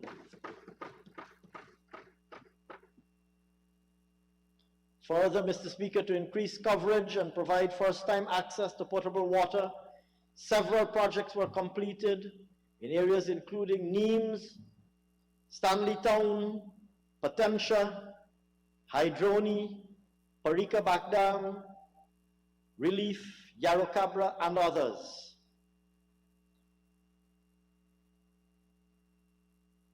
In 2022, Mr. Speaker, amounts totaling $394.5 million are budgeted under the Hinterland Water Supply Program, which will make provision for new water supply systems to be installed in Philippi, Isineru, Wawata, Tasserine, and others. It is estimated, sir, that 70% of the hinterland communities will have access to potable water by the end of 2022, compared to 56% currently. Mr. Speaker, in 2021, on water quality and service, a provision of $47 million was provided for the expansion of water treatment plants at Covent Garden, Grove, Friendship, and Virgin Eugen. The expansion of the Sophia and Eccles water treatment plants is expected to be completed in the first quarter of 2022. Mr. Speaker, given the interventions that are planned for 2022, we expect that potable water coverage for the coastland will increase from 96% to 98%.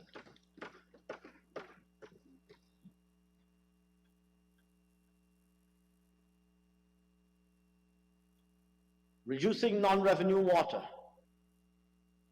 Mr. Speaker, in 2021, 15,340 water meters were established to new and existing service connections, with another 20,000 meters planned for installation in 2022. This, we expect, will reduce water losses from 67% to 64% by the end of this year. In addition, we've upgraded transmission lines between Shelter Belt and Lamaha Street, including the transfer of 284 service connections from the old network to the new network.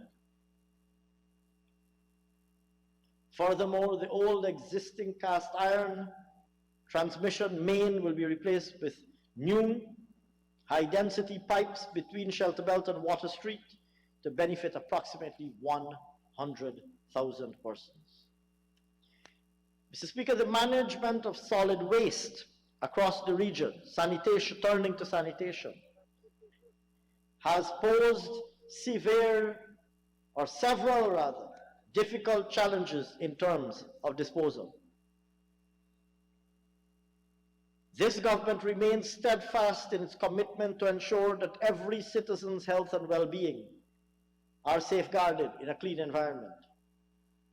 Whereas in 2021, $1.1 billion was expended, an amount of $1.1 billion was expended to improve solid waste management, including work done at Hags Bush and other locations. In 2022, sir, we have allocated $1.4 billion to improve sanitary and environmental conditions through infrastructural development across the country. This includes the design and construction of a gas management system and stormwater ponds at Hags Bush. And other activities include construction and upgrading of access roads for landfill sites at Blairmont, Bellevue, Rose Hall, and Line Park, amongst other places. Additionally, works will be undertaken for the preparation of new dump sites at East Kanji and Blairmont, where the disposal of solid waste is a major issue for residents.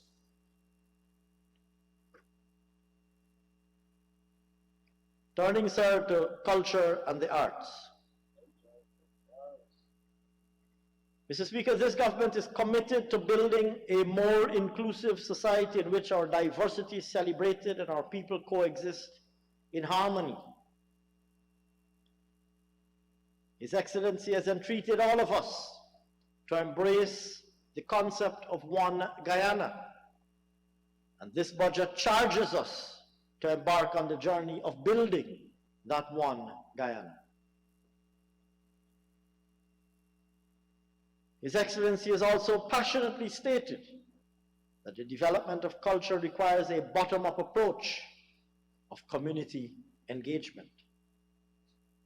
Mr. Speaker, last year over 200 artists, including singers, dancers, poets, and musicians, benefited from 16 virtual events, including the One Guyana concert, the Independence and Christmas concert, as well as the Guyana Talent Search, which were aimed at developing and showcasing Guyanese creative prowess.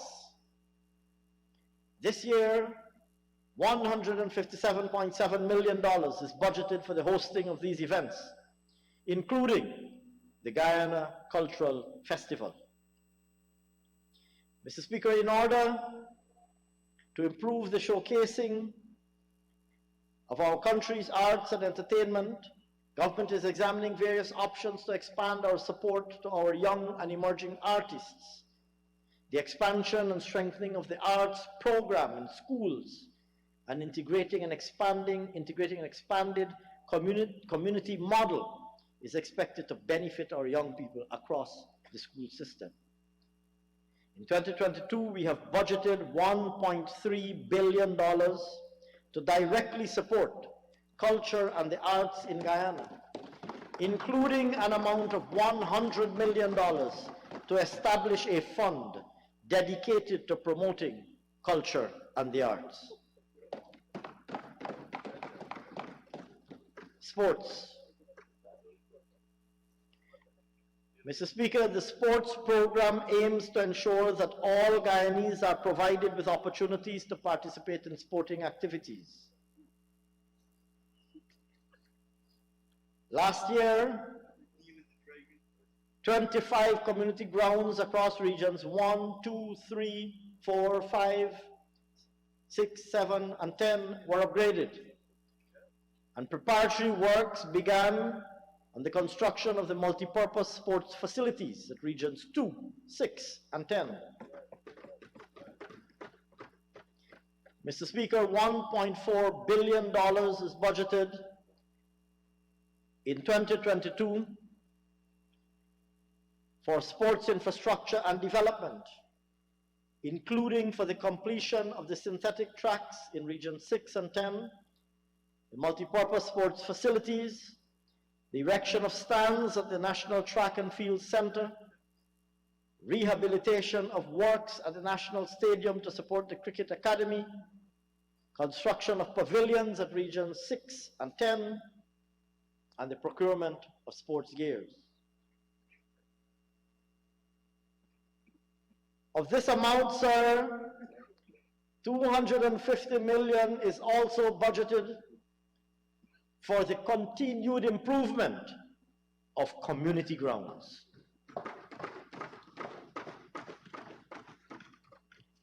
Aside from this, the sum of $45.8 million is allocated for maintenance works to sports facilities such as the Mackenzie Sports Club, Kwakwani Recreation Center, the National Aquatic Center, and Colgrain Pool. Mr. Speaker, overall, Budget 2022 allocates the sum of $2.2 billion for the continued development of sports.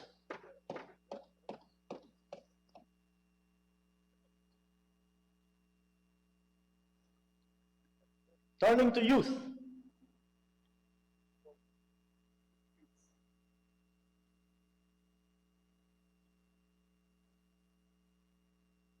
Mr. Speaker, an amounts totaling $841.3 million have been allocated specifically for youth-focused programs.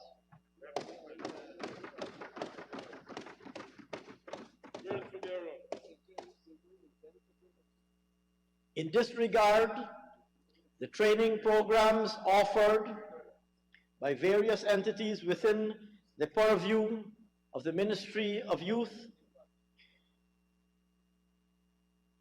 will be reviewed in accordance with all of the other technical and vocational courses that are being offered as part of that whole of the system approach to technical training. That review, as I indicated earlier, will happen very shortly.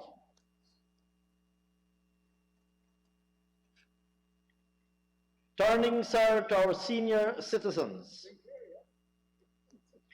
Mr. Speaker, our senior citizens also remain a valuable institution, or are an invaluable and extremely valuable institutional resource to our society, and must be afforded the opportunity for a good quality of life, safe, secure, good quality health care, and opportunities for social engagements. We continue to take active steps to support our senior citizens as the pandemic evolves, and we have prioritized their access to vaccines and booster shots across the system.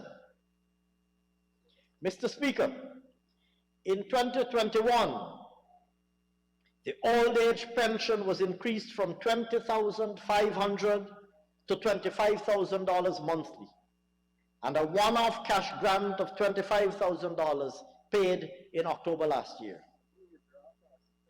Thus, sir, in 2021, government would have expended almost $20 billion in direct cash transfers to our senior citizens. In 2022, our government will keep our promise of further improving disposable incomes of our senior citizens. In addition to the old age pension and the one-off cash grant, a total of 27,000 pensioners received water subsidies, and 49,966 households, including pensioners, benefited from electricity credits. Mr. Speaker, in addition to giving greater support to our care homes, the wellness of senior citizens across our country will benefit from major improvements in the healthcare and related infrastructure, improved transport networks, and expanded food security programs across the country. Together, these will result in safer mobility for our senior citizens and improved access to and affordability of food supplies. These will all redound to improved management of chronic diseases, which continue to be priorities.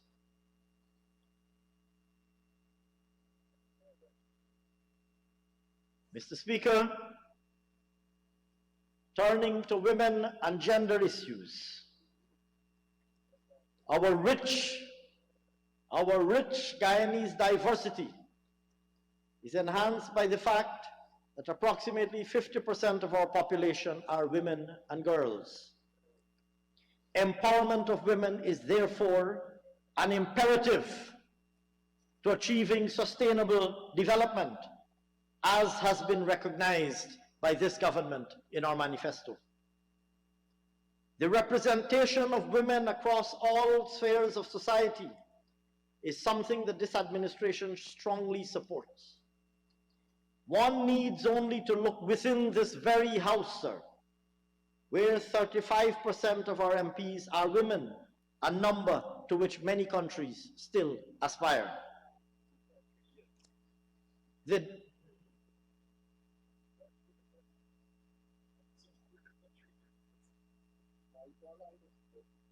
development of women cannot be viewed in isolation, but as part of the substantial investments being undertaken across both social and economic sectors. In addition to the numerous expenditure outlays designed to benefit women, this government is committed to gender equality not just superficially, but meaningfully. As Guyana seeks to realize gender equality, gender mainstreaming and gender disaggregated data are critical to designing targeted programs. To this end, the resuscitation of the Interministerial Gender Focal Point Committee, the establishment of the Regional Gender Affairs Committee, and the strengthening of the National Men's Forum since our government assumed office are all pivotal steps in this regard. One area where our government would like to see improvement is in the level of female labor force participation. To this end, our government continues to provide as well as encourage investments that generate job creation opportunities for women.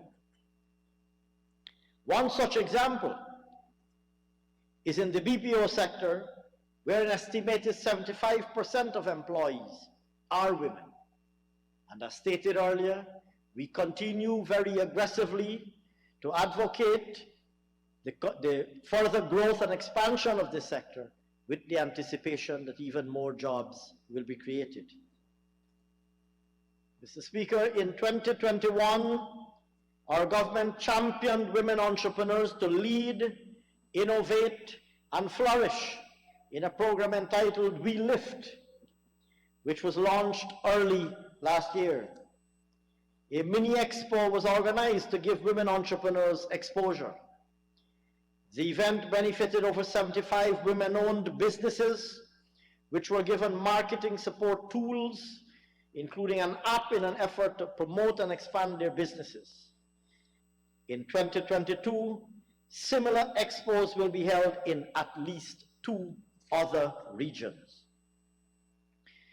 Mr. Speaker, the Women's Innovation and Investment Network, the WIN program, was launched to provide women with training to increase their entrepreneurial skills and sensitization on critical issues, ranging from legislation on women's rights to social issues, including domestic violence and abuse.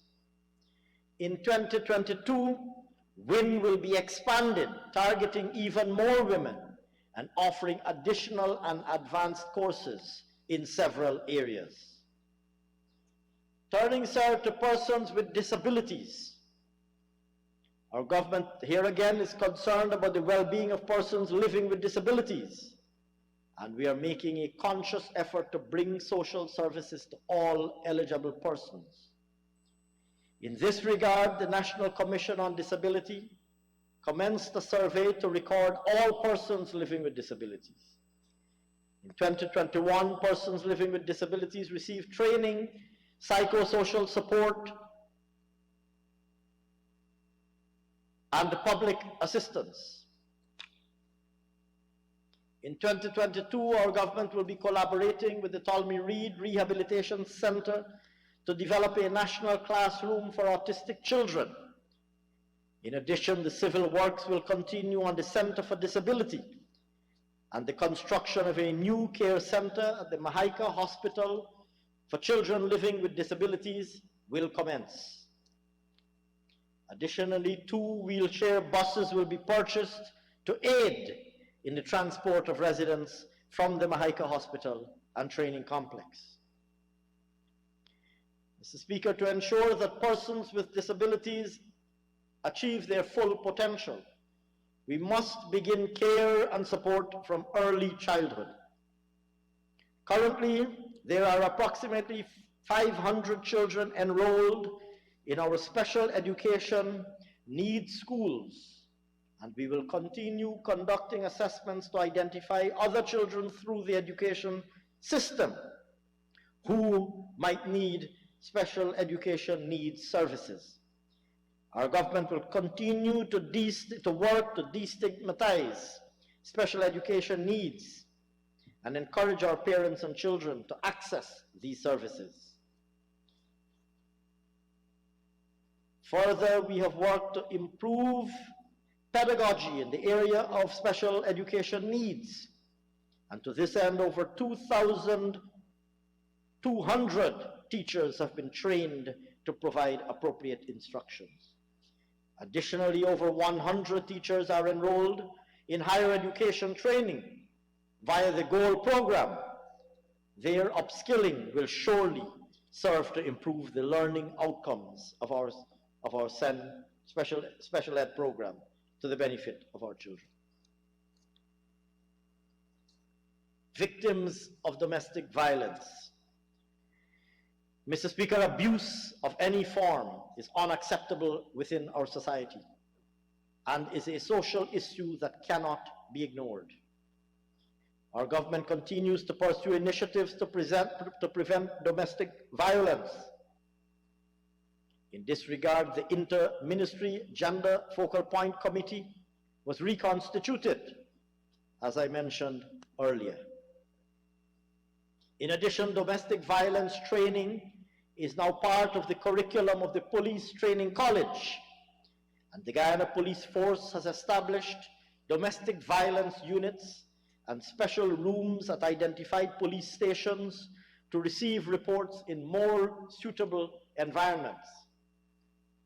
Mr. Speaker, in 2022, an amount of 19.7 million is earmarked for the rehabilitation and extension of domestic violence shelters at Wim and on the Niming, which will continue to provide services for victims of sexual and domestic violence. Support to victims now also includes expanded legal aid services, for which an amount of $114.9 million has been allocated. Mr. Speaker, I now turn to Amerindian and hinterland development. In pursuit of our government's commitment to ensure that all the people of Guyana participate fully in the economic transformation that is currently unfolding in our country, we are mindful of the unique challenges faced by our Amerindian brothers and sisters, particularly those residing in remote communities. We're committed to ensuring that Amerindian and hinterland villages are economically empowered, first and foremost through the land titling program, which languished over the last 5 years, or over the 5 years from 2015 to 2020 rather.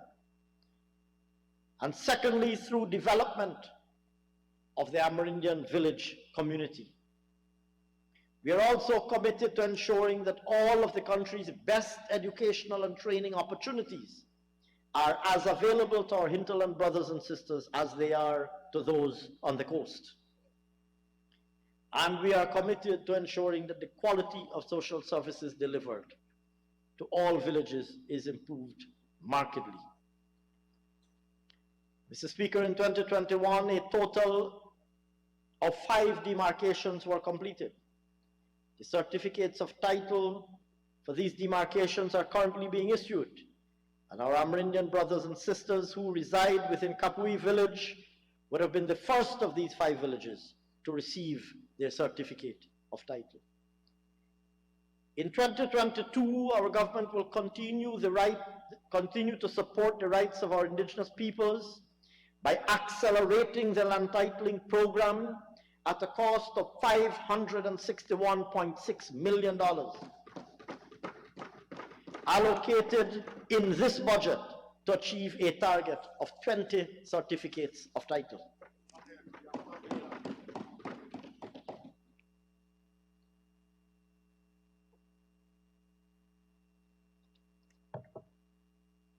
Mr. Speaker, in supporting sustainable livelihoods of hinterland communities, in 2021, this government expended $673 million for tractors, implements, and economic projects aimed at enhancing the development of agriculture, tourism, women, and youth.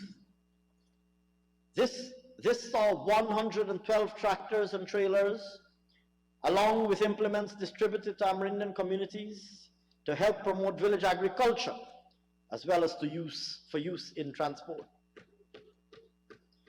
Mr. Speaker, in 2022, a further sum of $411.2 million will result in 71 additional communities benefiting similarly, bringing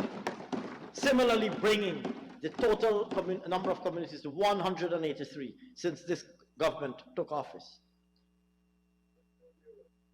Additionally, and importantly, sir, as mentioned earlier, to improve connectivity, a sum of $3.4 billion is budgeted for the Hinterland Roads Program.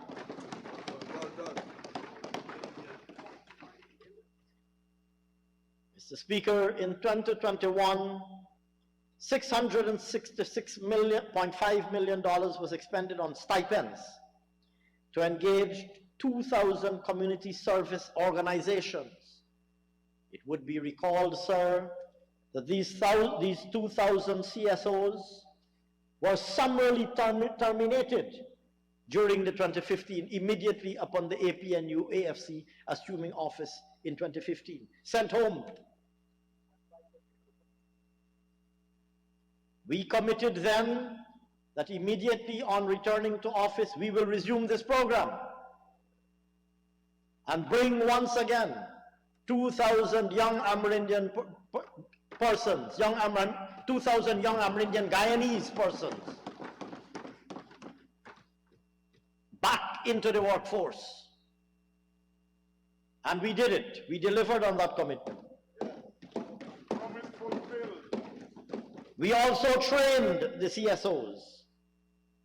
A further sum of $115.6 million was spent towards training of 420 CSOs in areas such as ICT, licensing and tractor driving, licensing, maintenance, solar panel installation and maintenance, equipping them with skills that are relevant and that would be of value both to their own personal upliftment, but also of value within the village economy. Sir, in 2022, I'm pleased to announce that the number of CSOs will be increased to 2,500. Creating an additional 500 jobs for young Amerindian persons. 500 more Amerindians employed. And a sum of $60 million will be spent on training 660 of these CSOs to serve in these 220 communities in a variety of areas: tourism and hospitality, development of business plans, food safety prerequisites, good manufacturing practices, and the list goes on. Mr. Speaker, needless to say, along with other countries countrywide, 31,295 hinterland students are expected to benefit this year from the Because We Care cash grant, which we resumed. Additionally, to improve access to education and skills, a sum of $93.3 million is budgeted towards the Hinterland Scholarship Program, where 805 students are expected to benefit. Mr. Speaker, in total, $3.1 billion is allocated for core Amerindian development programs. This, along with key investments across every sector, will set the stage for rapid improvement in well-being in our Amerindian and hinterland villages. I turn now, sir, to improved governance and institutional reforms. Governance. Mr. Speaker, the governance architecture of this government and the commitment and conviction of this government are based firmly on inclusivity, participation, transparency and accountability, and the rule of law. It is grounded in the concept and policy thrust of One Guyana. The consultations on the new and expanded LCDS 2030 is but an example of the operationalizing of this One Guyana, adopting an inclusive approach to decision making.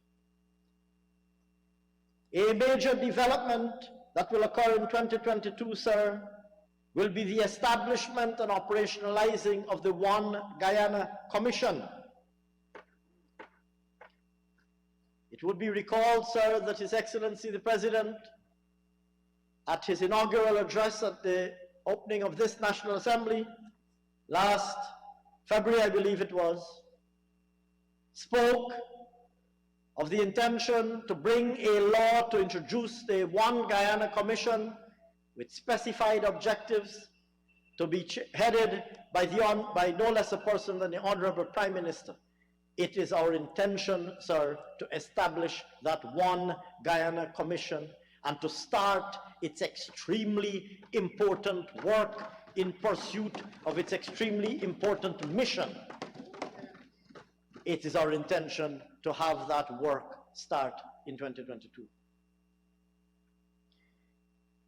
Mr. Speaker, all of these guide our government's approach to everything. The anti-corruption framework of Guyana is based on commitments to our treaty obligations made to the Inter-American Convention Against Corruption and the UN Convention Against Corruption. Our challenges are, of course, like many other small developing countries. They are related to factors of human, financial, and technical resources. For this reason, sir, capacity building will be prioritized to strengthen the implementation of our anti-corruption program and policies. Furthermore, progress has been made in relation to the reconstituting of key governance institutions, the Ethnic Relations Commission, the Police Service Commission, the Public Procurement Commission. Mr. Speaker, we hope that by the end of the budget process, that we will get back to normal parliamentary meetings and sittings, and that these items on the agenda will move through quickly so that these important constitutional bodies can be in place as required by the supreme law of our land.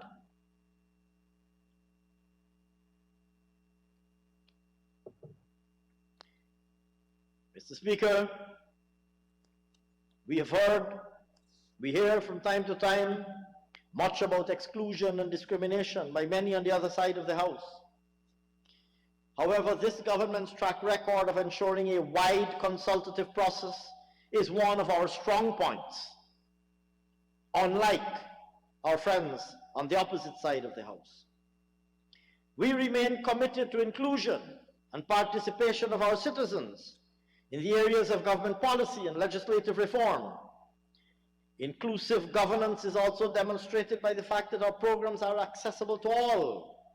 For example, our COVID-19 relief program, our support cash grant program, our gold scholarships, our youth programs, our housing drives, among many others. These demonstrate to the people our commitment to make sure that those who need help are not blocked nor stymied in accessing government programs. We will continue with public education and engagement initiatives to improve stakeholder awareness, inclusion, and participation. The philosophical framework of this government is that good governance is critical to ensuring equity in the development process. And sir, nowhere is this expressed more elegantly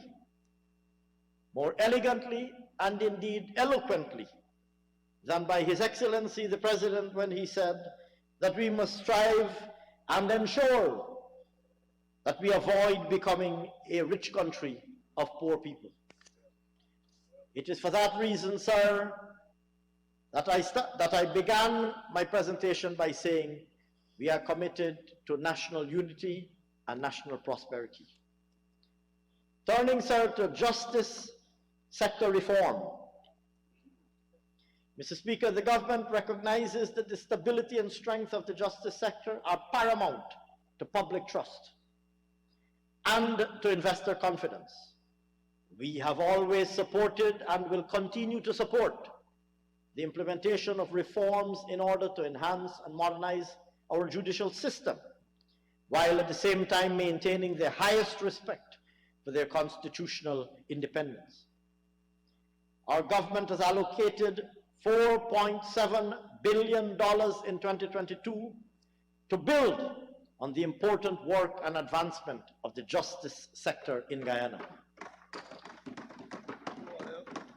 In 2021, We expended $879 million on the completion and construction of courts and living quarters countrywide, which will result in Bartica and Madhya becoming operational this year. In 2022, $1.3 billion will be expended to support the judiciary to improve access to justice, especially in previously underserved areas. To this end, Port Kaituma, Mabaruma, and Vigilance Magistrates Courts will be completed in 2022, while 2 additional Magistrates Courts and living quarters along the east bank of Demerara, in Timeri and Friendship, will be advanced. These investments will increase the number of courts across the country to 46, from 41 in 2019, and will result in more timely delivery and improved access to the justice system, and of course reduced costs to citizens and improved convenience. Mr. Speaker, a further $250 million has been allocated to improve the other aspects of the criminal justice system. To this end, the University of Guyana's prosecutorial program will commence this year, catering for 25 students, initially for a duration of 13 weeks, which will increase our number of trained prosecutors. Further judicial policies aimed at reducing over-reliance on imprisonment are being developed to increase the use of alternative sentencing in the justice system. To complement these initiatives, a management information system for the Ministry of Legal Affairs, Restorative Justice, Ministry of Human Services, the Probation Department, the Guyana Police Force, and the Director of Public Prosecutions will become operational this year, ensuring a coordinated approach to the effective management of cases.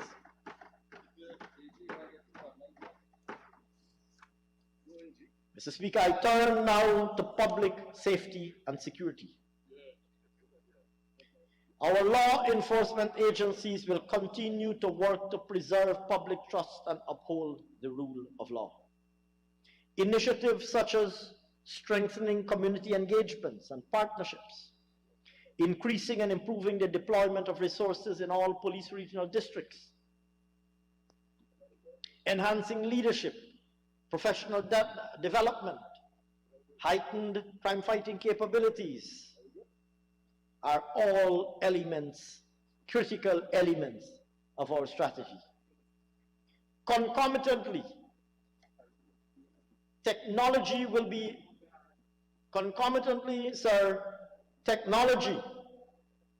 developed and applied to buttress intelligence gathering and information sharing to improve diagnostic competencies by law enforcement agencies. To support these initiatives, a sum of $47.9 billion has been allocated in 2022 towards ensuring the restoration and preservation of law and order at all levels of our society. In 2022, $4.9 billion has been allocated to strengthen the assets of the force. In this regard, work will commence on a multi-story building to consolidate the operations of the Brickdam Police Station, which was gutted by fire in October 2021, and for which over 400, I'm advised arson, and for which $400 million is allocated. Additionally, the role of ICT in our security and crime-fighting capabilities cannot be overemphasized. In this regard, $2.5 billion has been allocated to expand the Safe City program beyond the boundaries of Georgetown. This program will see the entire country being connected to CCTV cameras, monitored centrally, as well as at the regional command centers to be established across the country. Moreover, sir, satellite phones and body cameras will be acquired to boost operational efficiency across all regional divisions.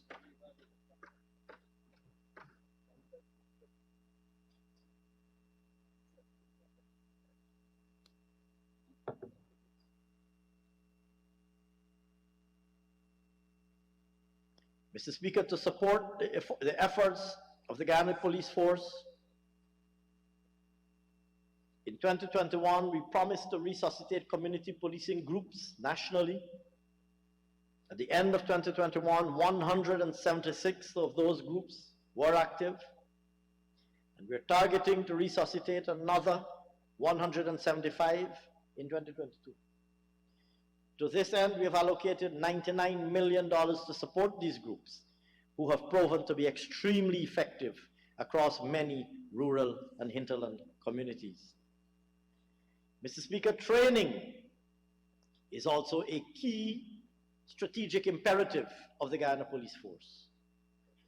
To this end, a sum of $120 million is budgeted in 2022 towards the training of ranks, while other ranks will be added to ensure greater coverage across communities.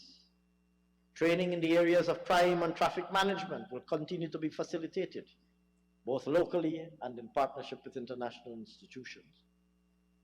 In the prison service, transforming the penal institution into a correctional facility that reforms the mindsets of inmates to benefit all of society post-incarceration is a core objective.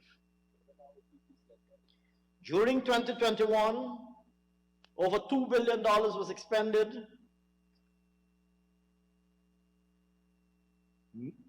mainly to complete the first block of the Mazruni prison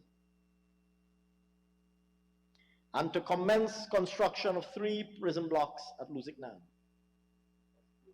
In 2022, a further $2.3 billion is budgeted towards enhancing prison infrastructure. Works will continue on the Lusiknan prison, which will be transformed into a modern facility to house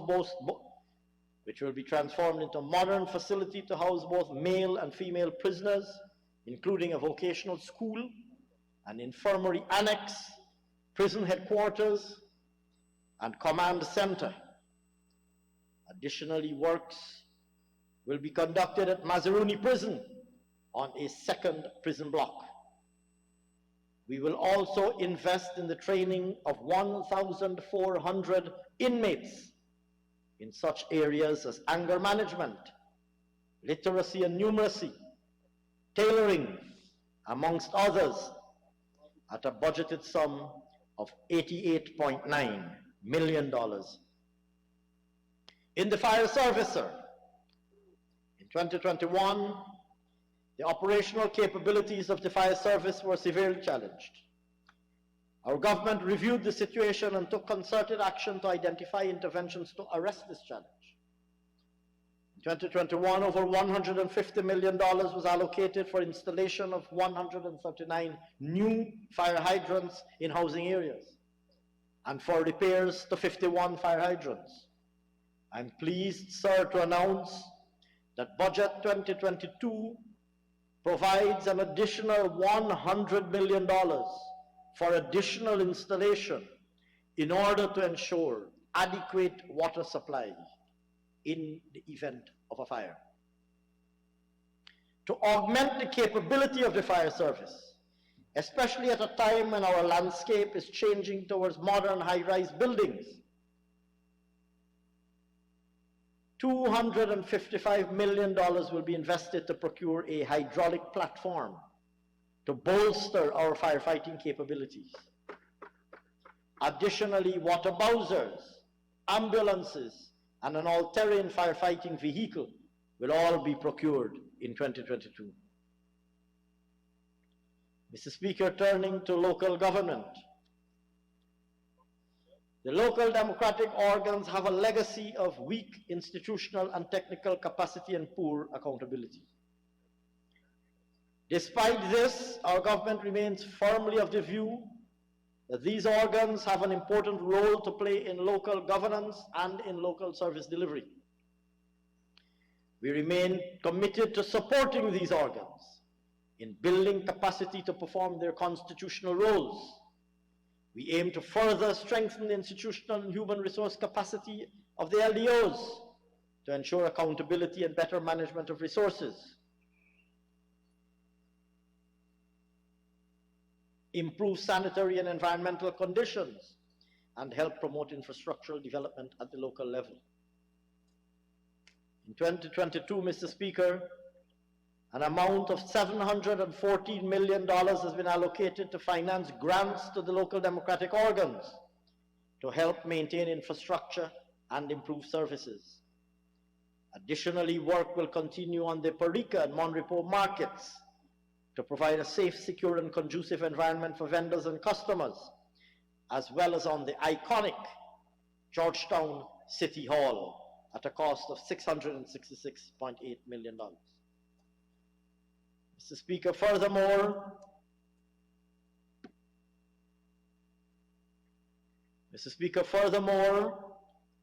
a scaled up community infrastructure. My apologies, sir. Mr. Speaker, furthermore, a scaled up community infrastructure improvement project will be launched in 2022 at a cost of $5 billion to improve the sanitary and environmental conditions, as well as to improve community aesthetics within the jurisdiction, the areas within these LDOs, these local democratic organs, within villages. Mr. Speaker, turning now to public administration and public financial management, matters related to revenue management. Mr. Speaker, to promote voluntary compliance, the Guyana Revenue Authority is currently revolutionizing its business processes, utilizing ICT and public awareness in our goal to create a modern and efficient tax administration agency. Key activities will include implementation of Phase 2 of the revenue management software, Optimal, in 2022, along with other activities to promote voluntary compliance. These will include adoption of the harmonized system, the HS 2022, which will replace HS 2017, to update the customs laws and regulations and to bring us into harmony with regional and international classification systems. Efforts to implement digitized versions of certificates of origin will also be explored.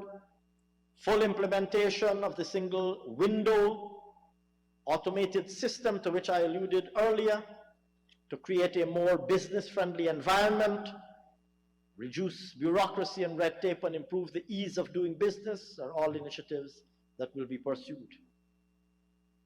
Mr. Speaker, indeed, in addition to these initiatives, strong emphasis will be placed on building institutional capacity, in particular to effectively discharge and execute the authority's new responsibilities in the oil and gas sector, as well as in the new and emerging sectors in the changing structure of the Guyanese economy.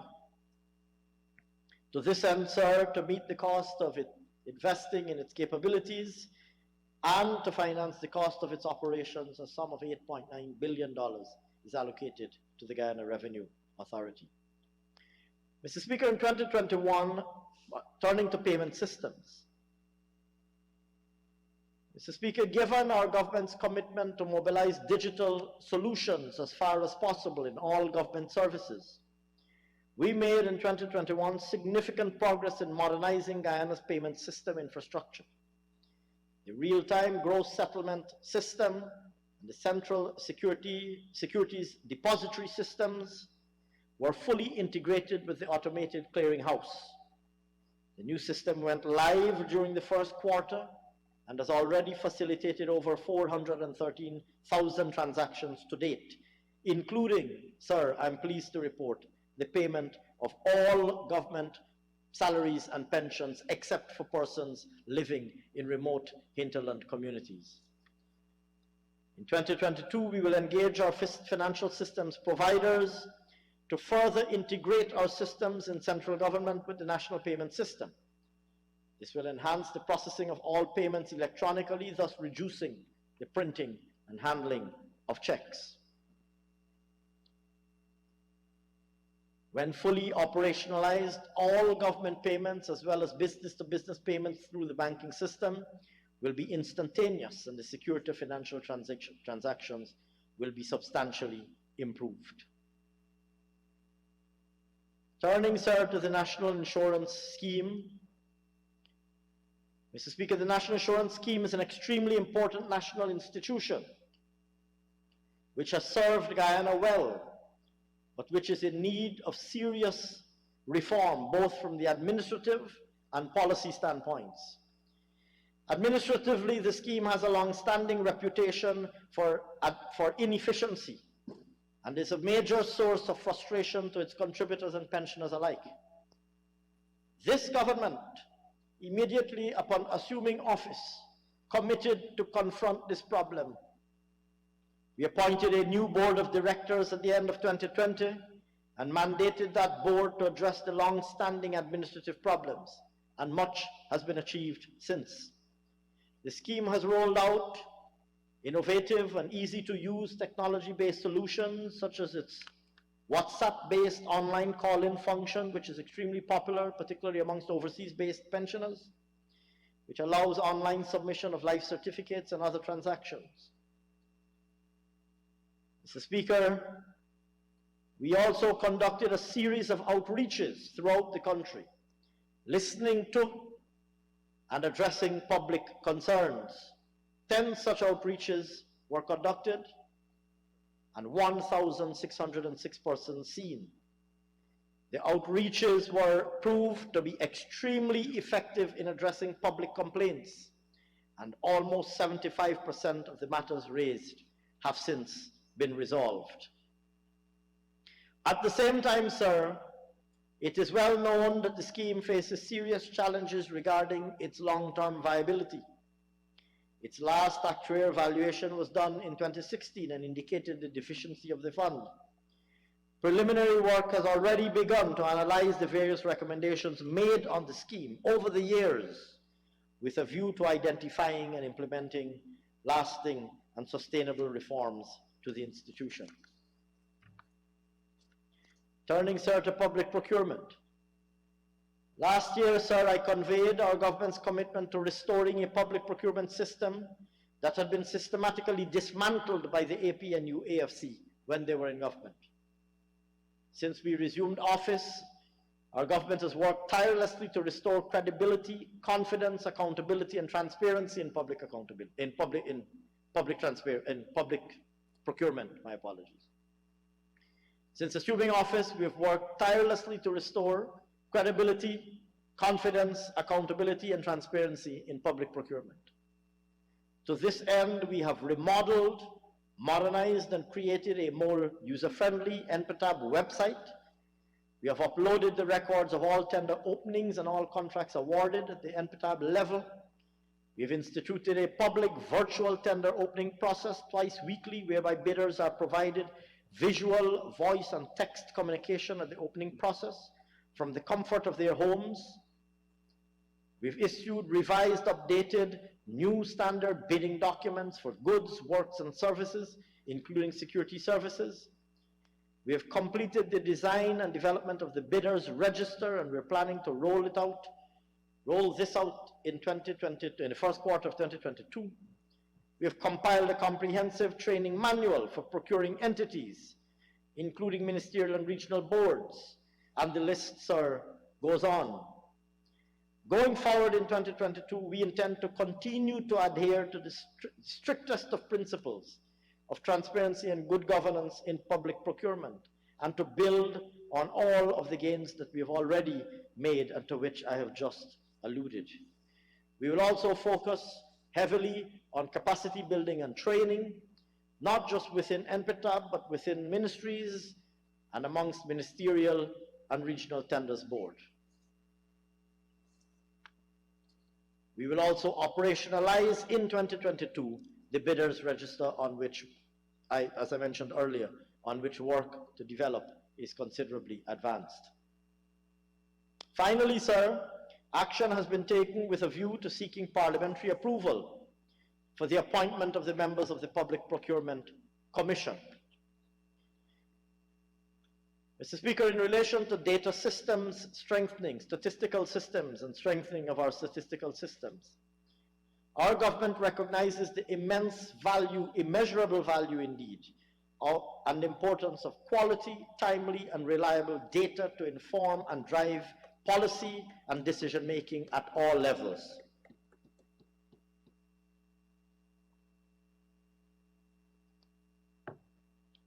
In 2022, we will continue to strengthen the Bureau of Statistics and the National Statistical System to improve cooperation, coordination, and streamlining of data capture, sharing, processing, analysis, and reporting across the various statistical offices of government.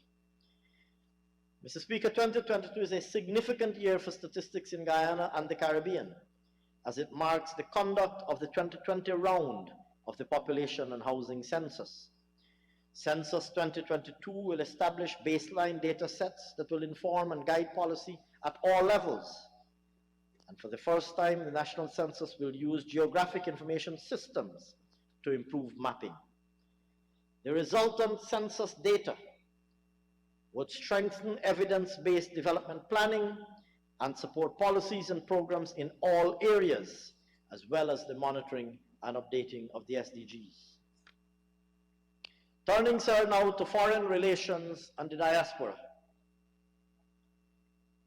Mr. Speaker, the government's main foreign policy objectives continue to be the preservation of Guyana's sovereignty and territorial integrity, advancing bilateral relations, and conducting economic diplomacy through the promotion of trade and investments, projecting a positive image of Guyana through sensitization and awareness of policies and programs being undertaken by government, maintaining a proactive role in international affairs, and harnessing in a structured manner the skills, expertise, and other resources of the Guyanese diaspora who can contribute so immensely to our country's development. Mr. Speaker, in 2022, our government will continue to pursue a robust foreign policy guided by the main thrust of our domestic agenda. The preservation of our sovereignty and territorial integrity will remain paramount. In this regard, of particular focus will be the completion of the memorial on the merits of our case in the controversy with Venezuela, which, by order of the International Court of Justice, must be submitted to the court by March 8, 2022. Mr. Speaker, we will also focus on deepening relations with member states of the Caribbean community, continuing to give priority to expanding trade, maintaining our commitments to CARICOM, and accessing new markets, ensuring that external trade negotiations redound to the benefit of the country and the people. We will also continue to engage both traditional partners and also seek to foster the development of new strategic alliances. In this regard, our diplomatic mission will be open in the United Arab Emirates during this year, and we will also be taking advantage of the CARICOM diplomatic mission in Kenya to have representation in that office. Turning to the diaspora, sir. Mr. Speaker, the contribution which our diaspora can make to national development is not to be underestimated, especially at this point in our country's economic history. In concretizing our diaspora strategy, we will be implementing initiatives that would facilitate better coordination, ensuring the involvement of individuals and associations from the diaspora, cater to specific needs and areas that would meet our development goals and also benefit all stakeholders. Mr. Speaker, in 2021, the first virtual diaspora conference was successfully hosted, with over 500 persons from 77 countries in attendance. Subsequent to this, a strong foundation was laid in Guyana to allow for greater ease and facilitation of diaspora initiatives. Recognizing the value the diaspora brings to our development efforts, amongst the plethora of strategies and plans to be implemented in 2022 are the development of the diaspora database, including the expert database, and the launching of the diaspora website, which will not only become a platform to provide valuable information to the diaspora on every sector relevant to their needs and interests, but will integrate the global Guyanese diaspora, connecting them to every ministry, agency, sub-agency, foreign mission, private sector, and others. The diaspora will also see more of the government, as a rigorous global outreach program is planned for 2022. I now turn, sir, to our macroeconomic targets for 2022. Real gross domestic product. Mr. Speaker, real GDP is projected to grow by 47.5%. A rate of growth which no other country in the world is currently projected to achieve in 2022. This reflects the coming into operation of the second FPSO, the Liza Unity, which will, of course, significantly ramp up oil production. The non-oil economy is also expected to continue registering very strong growth, currently projected, sir, at 7.7% this year, driven mainly by rebounds in rice and gold and continued expansion in construction activity and wholesale and retail trade. In agriculture, forestry and fishing, sir, the agriculture, forestry and fishing sector is expected to expand by 8.9% this year, driven by growth across all sectors. The sugar growing subsector is projected to grow by 11.8% as Gaisuka will begin to recover from the onslaught of the 2021 floods, with the aim of producing almost 65,000 tons of sugar. The rice growing subsector is forecasted to expand by 25.1% in 2022, a reversal of the 20.5% decline observed last year, largely on account of replanting efforts, as well as the introduction of new high-yielding varieties. Likewise, the other crop subsector is expected to recover in 2022 and grow by 2.5%. The livestock subsector will continue to expand with a rapid growth rate of 13.6% projected for 2022. Mr. Speaker, despite the challenges they face, forestry and fishing are also projected to grow by 13.5% and 5.8% respectively, reflecting, of course, a number of the initiatives to which I would have alluded earlier. Mr. Speaker, higher forestry output will meet partly the demand for timber products from public and private construction activity, which is also expected to grow very rapidly.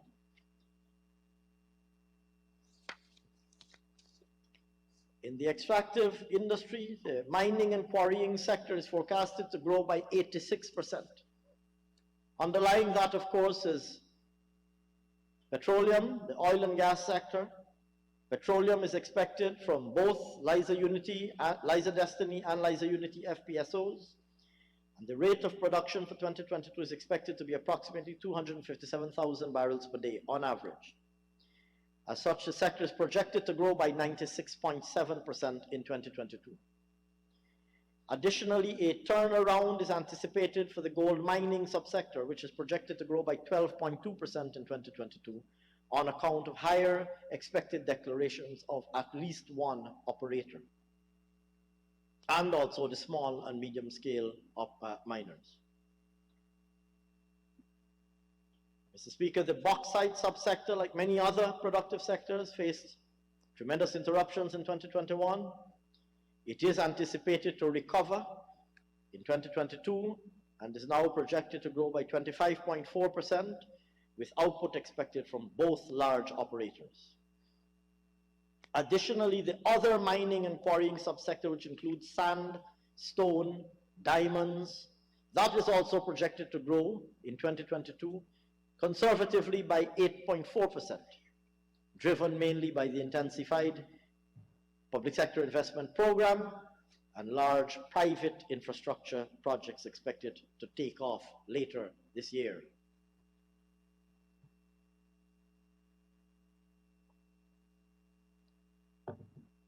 Manufacturing, sir, is expected to register an improved performance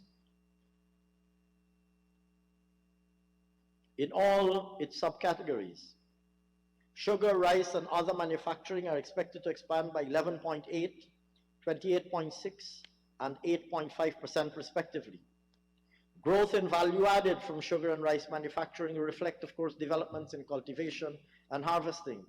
And in the case of other manufacturing, we can expect further expansion in the manufacturing of non-metallic products like construction blocks, chemical products, as well as manufacturing of fabricated metal products. In construction, our government is committed to filling the substantial infrastructure gap that exists across our country, as is reflected by the aggressive infrastructure agenda that I would have outlined earlier in this presentation. As a result, we project 10.5% growth in the construction sector, on top of the growth observed in the sector last year. Underlying that growth, of course, is also the very strong construction boom taking place in the private sector. Mr. Speaker, in services, after facing significant challenges in 2020, many of the service industries began their recovery in 2021 on account of the phased reopening of our economy and other measures put in place by this government to boost economic activity. In 2020, all of the service industries are projected to expand. Notably, significant increases are forecasted for wholesale and retail trade and repairs, transport and storage, financial and insurance activities, administrative and support services, and real estate activities. Monetary policy and inflation. Mr. Speaker, in 2022, monetary policy will continue to be focused on price and exchange rate stability, alongside the objective of growing credit to the private sector. This year, inflation is forecasted to be 4.1%, driven largely by continued but gradually moderating imported price pressure. Balance of payments. Mr. Speaker, the overall balance of payments is expected to register a surplus of $403.4 million, largely attributed to projected improvement in the current account. The current account is expected to record a surplus of $2,441.4 million, mainly on account of higher projected export earnings. Export receipts are forecasted to increase by 79.1%. to $7,792.8 million, reflecting higher anticipated export earnings from all commodities. In particular, crude oil exports are projected to increase by 107.7% to $6,180.6 million, amidst the commencement of production from Liza Unity. Non-oil exports are forecasted to increase by 17.1% to $1.612 billion. At the same time, imports are expected to fall 31.1% to $2,957.1 million, as no FPSO is projected to be imported this year. The capital account is forecasted to record a deficit of $2 billion, reflecting the operator's share of oil production applied to cost recovery, as well as a moderation of FDI flows, also as a result of no new FPSO being imported this year.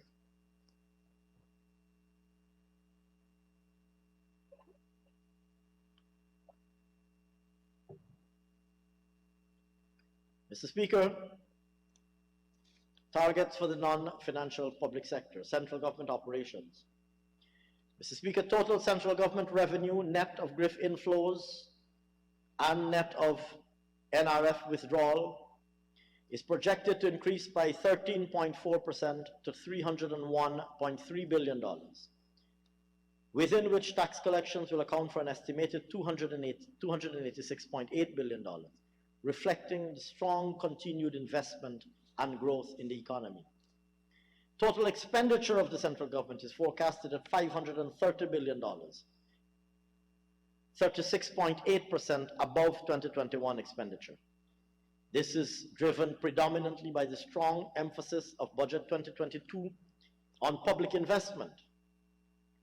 The PSIP is projected to grow by 108.7% to $217.8 billion.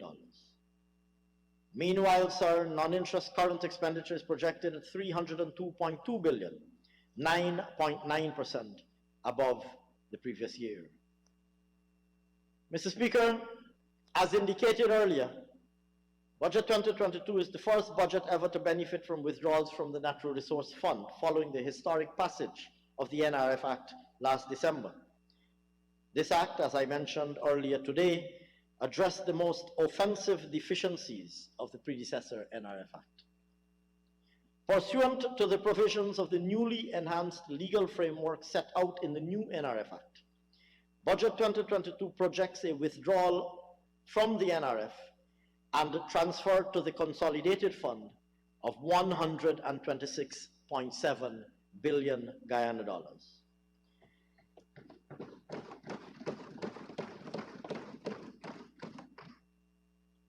It would be noted, sir, that that corresponds with the closing balance on the fund as stipulated by Schedule 1 to the new NRF Act.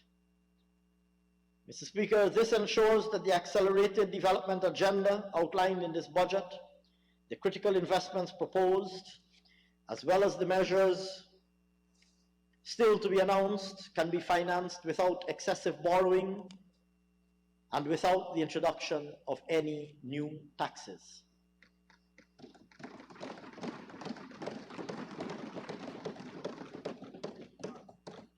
Mr. Speaker, against this background, the overall deficit of the central government is projected at 7% of GDP. Mr. Speaker, Budget 2022 is 44.3% larger than Budget 2021 and 36% above total expenditure last year and amounts to $552.9 billion, undoubtedly the largest budget ever. And, sir, as indicated earlier, it is fully financed with no new taxes.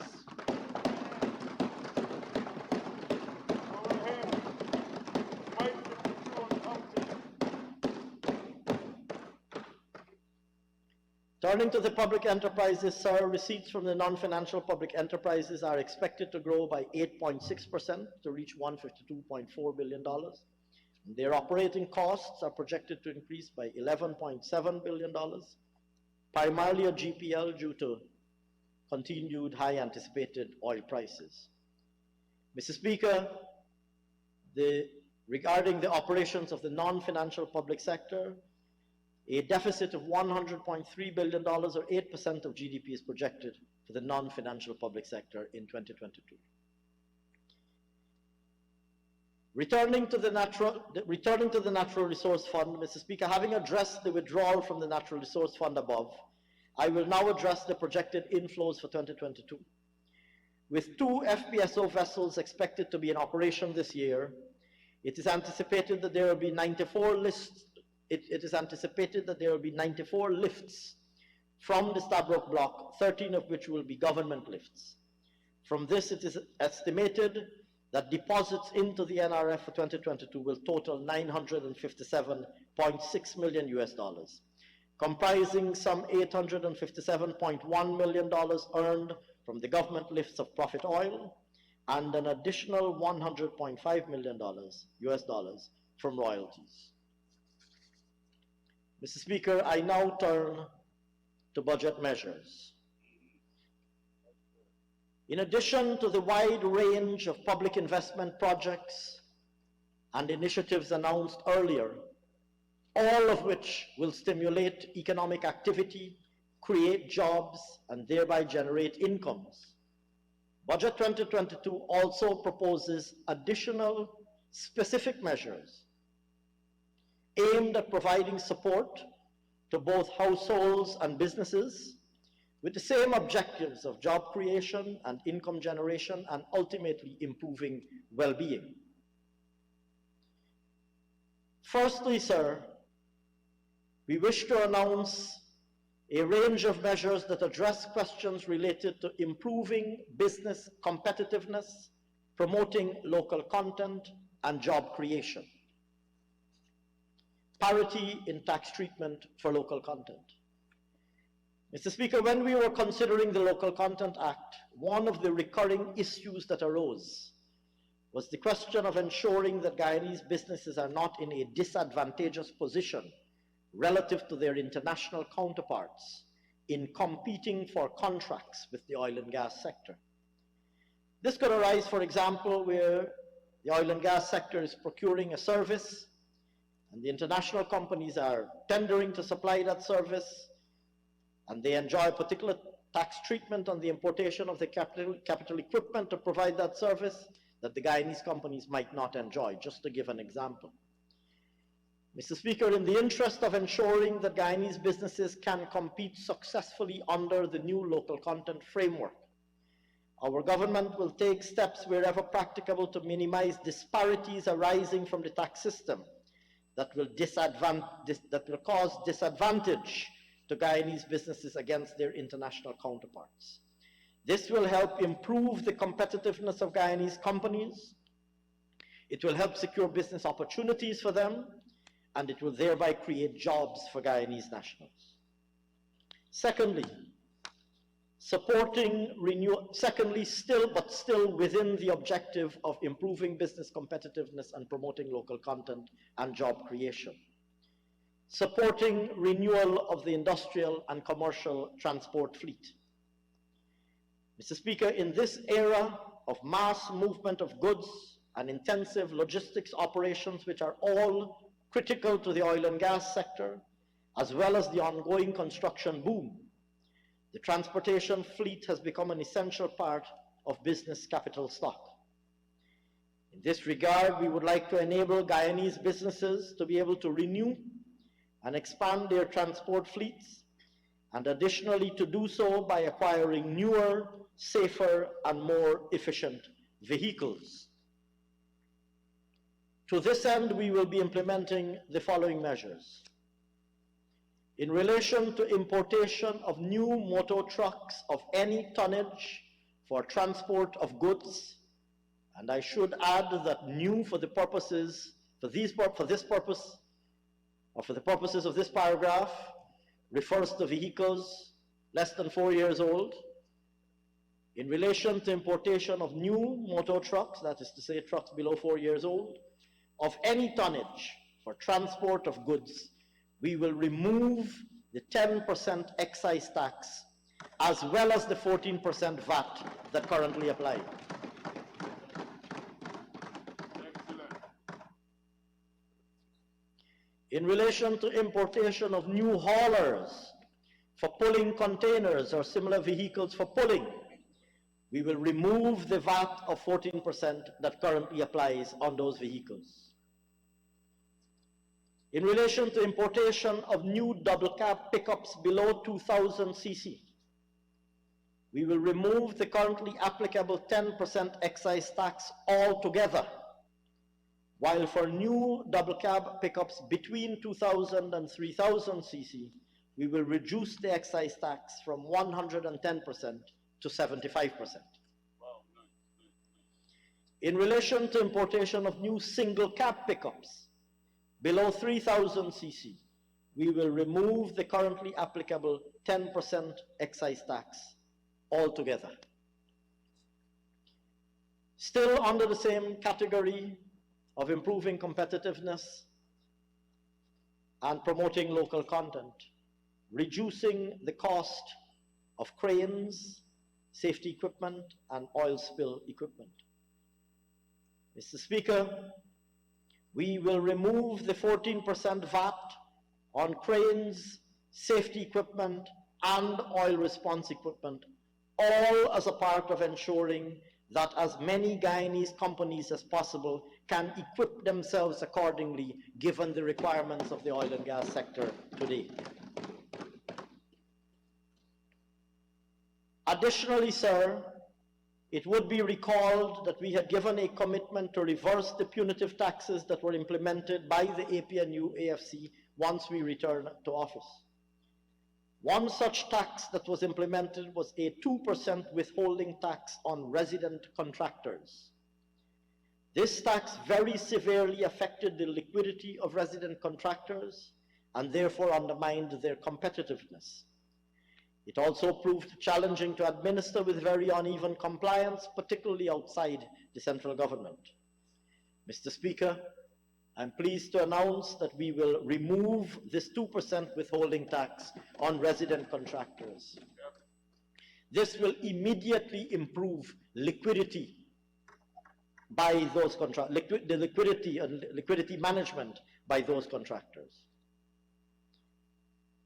Mr. Speaker, together these measures will cost an estimated $2 billion, and will make an important difference in ensuring the competitiveness of Guyanese businesses and therefore help to create jobs for the Guyanese people. I turn now, sir, to the second broad category of measures. And here I address measures to ease the cost of living. First, sir, the introduction of farmers' markets. As already discussed, we recognize the fact that there's been some upward movement in prices at the marketplace for a number of food items. But, sir, we also observe that the extent of the upward price movement at the marketplace is not reflected in similar price movement at the farm gate. Indeed, market prices have increased much more steeply than farm gate prices. This, of course, reflects a number of factors, including transportation costs and multiple layers of handling and reselling from farm to final retail. But in the interest of reducing inefficiencies in this process, we will be arranging monthly farmers' markets at locations to be specified in East Berbice, East Coast Demerara, Georgetown, East Bank Demerara, and West Coast Demerara in the first instance, with the possibility of extending to other locations depending on the initial experience. Mr. Speaker, this will help our farmers to find ready markets for their produce, and it will help consumers to benefit from the price advantage of buying directly from the farmer. Secondly, sir, under the same category, extending the freight cost adjustment. It would be recalled, sir, that His Excellency the President had announced in August 2021 an adjustment to the freight cost component in the CIF value used for calculating import taxes, and in so doing, rolled back freight costs to pre-pandemic levels for the purposes of determining the CIF value of items imported into Guyana. Mr. Speaker, this measure was initially due to expire on the 31st of January 2021. I'm pleased to announce now that we will be extending the application of this adjustment until the 31st of December 2022. Mr. Speaker, this measure alone is expected to cost in the order of $6 billion. Reducing the cost of fuel. Mr. Speaker, it is well known that this government established a mechanism whereby the excise tax on fuel is lowered when the world market price for fuel increases. As previously mentioned, we used this mechanism twice in 2021 to lower the excise tax rate on gasoline and diesel from 50 to 35 in the first instance, and then from 35 to 20. Despite this, sir, the world market price continues to grow, to increase, and remain high. I'm therefore, sir, pleased to announce that utilizing the same well-established mechanism, our government will be lowering the excise tax rate immediately on gasoline and diesel from 20% to 10%.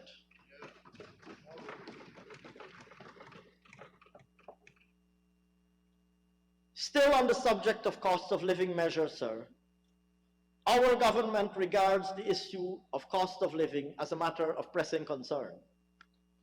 As already discussed, it is the direct result of global factors such as COVID-19 and the attendant disruption to the supply chain, as well as domestic factors such as the flood, which caused a temporary disruption to production.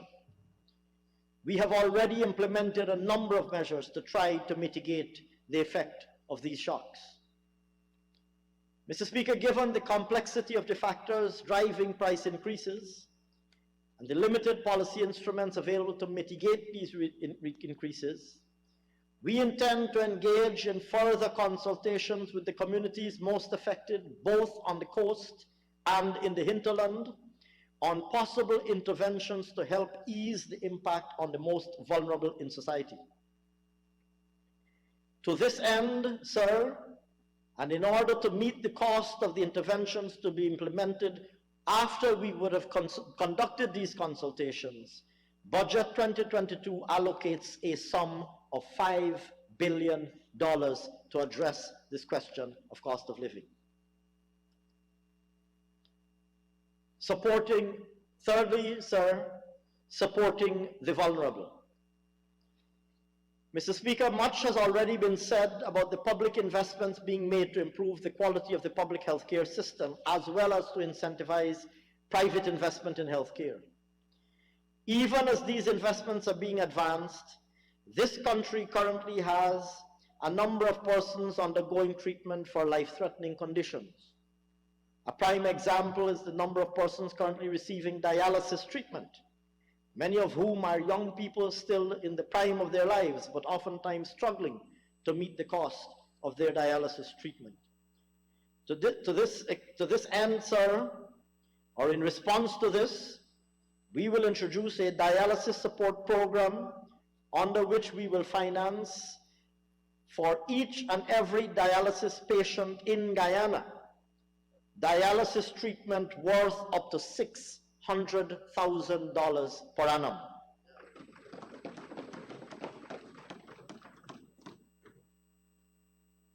Mr. Speaker, turning now to public assistance. Our government's public assistance program provides important income support for those in the most distressed of circumstances. This year, we will be increasing the monthly public assistance payment from $12,000 to $14,000, benefiting 18,000 persons and providing an immediate, and providing an additional $432 million in disposable income to these individuals. Support to the elderly. Mr. Speaker, we remain committed to ensuring that those who have served their country over the years and are now advanced in their years are able to enjoy a dignified existence. In this regard, it will be recalled that we increased the old age pension last year in 2021 from $20,500 to $25,000. Mr. Speaker, this year we will be increasing the old age pension further from $25,000 to $28,000. This will place an additional $2.3 billion of disposable income in the hands of our 65,000 old age pensioners. Fourthly, sir, but somewhat on the related subject of increasing disposable income, uniform grants for school children. Recognizing that there is no greater investment that can be made than investing in our young people, our government has historically placed the highest importance on supporting parents in ensuring that their children can attend school. One such measure that we introduced is the annual uniform grant given to parents of each school child. I'm pleased to announce that we will increase that grant this year from $4,000 to $5,000 per child, and this will place in the hands, in the homes of those children, an additional $200 million of disposable income. Relatedly, and in addition, sir, turning to the Because We Care cash grants, it would be recalled that we had also introduced a Because We Care cash grant, a cash grant that is described as Because We Care, a grant in addition to the uniform allowance, the uniform grant. On top of that, a grant to parents of children attending school to meet other expenses associated with their children's attendance at school. And it would be recalled, sir, that this grant was unconscionably, as I mentioned earlier, discontinued by the APNU AFC when they assumed office in 2015, taking that grant away from the parents of every single child going to school in Guyana. I'm told that the removal of that grant was to finance increased dietary expenditure. Mr. Speaker, we committed, while in opposition, we committed that immediately on returning to office, we will restore that grant, and we did so. Another promise delivered. We also said we will increase that grant. And we did so, increasing it, sir, to $15,000 in budget 2021. Mr. Speaker, I am now pleased to announce that we will increase that grant further from $15,000 per child to $25,000 per child.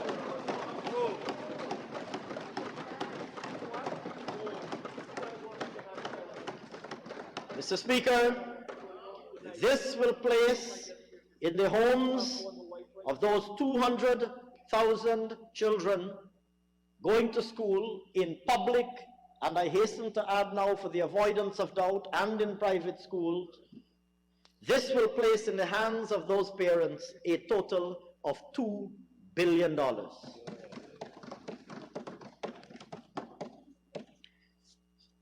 Still on the subject of increasing disposable income, sir, we would like, sir, to incentivize saving in the banking system, encouraging persons as they get jobs, and I've outlined earlier all of the government, many of the government programs that create an opportunity for persons to get jobs, the thousands of jobs that will be created as persons get, increasing numbers of persons get jobs, including young professionals.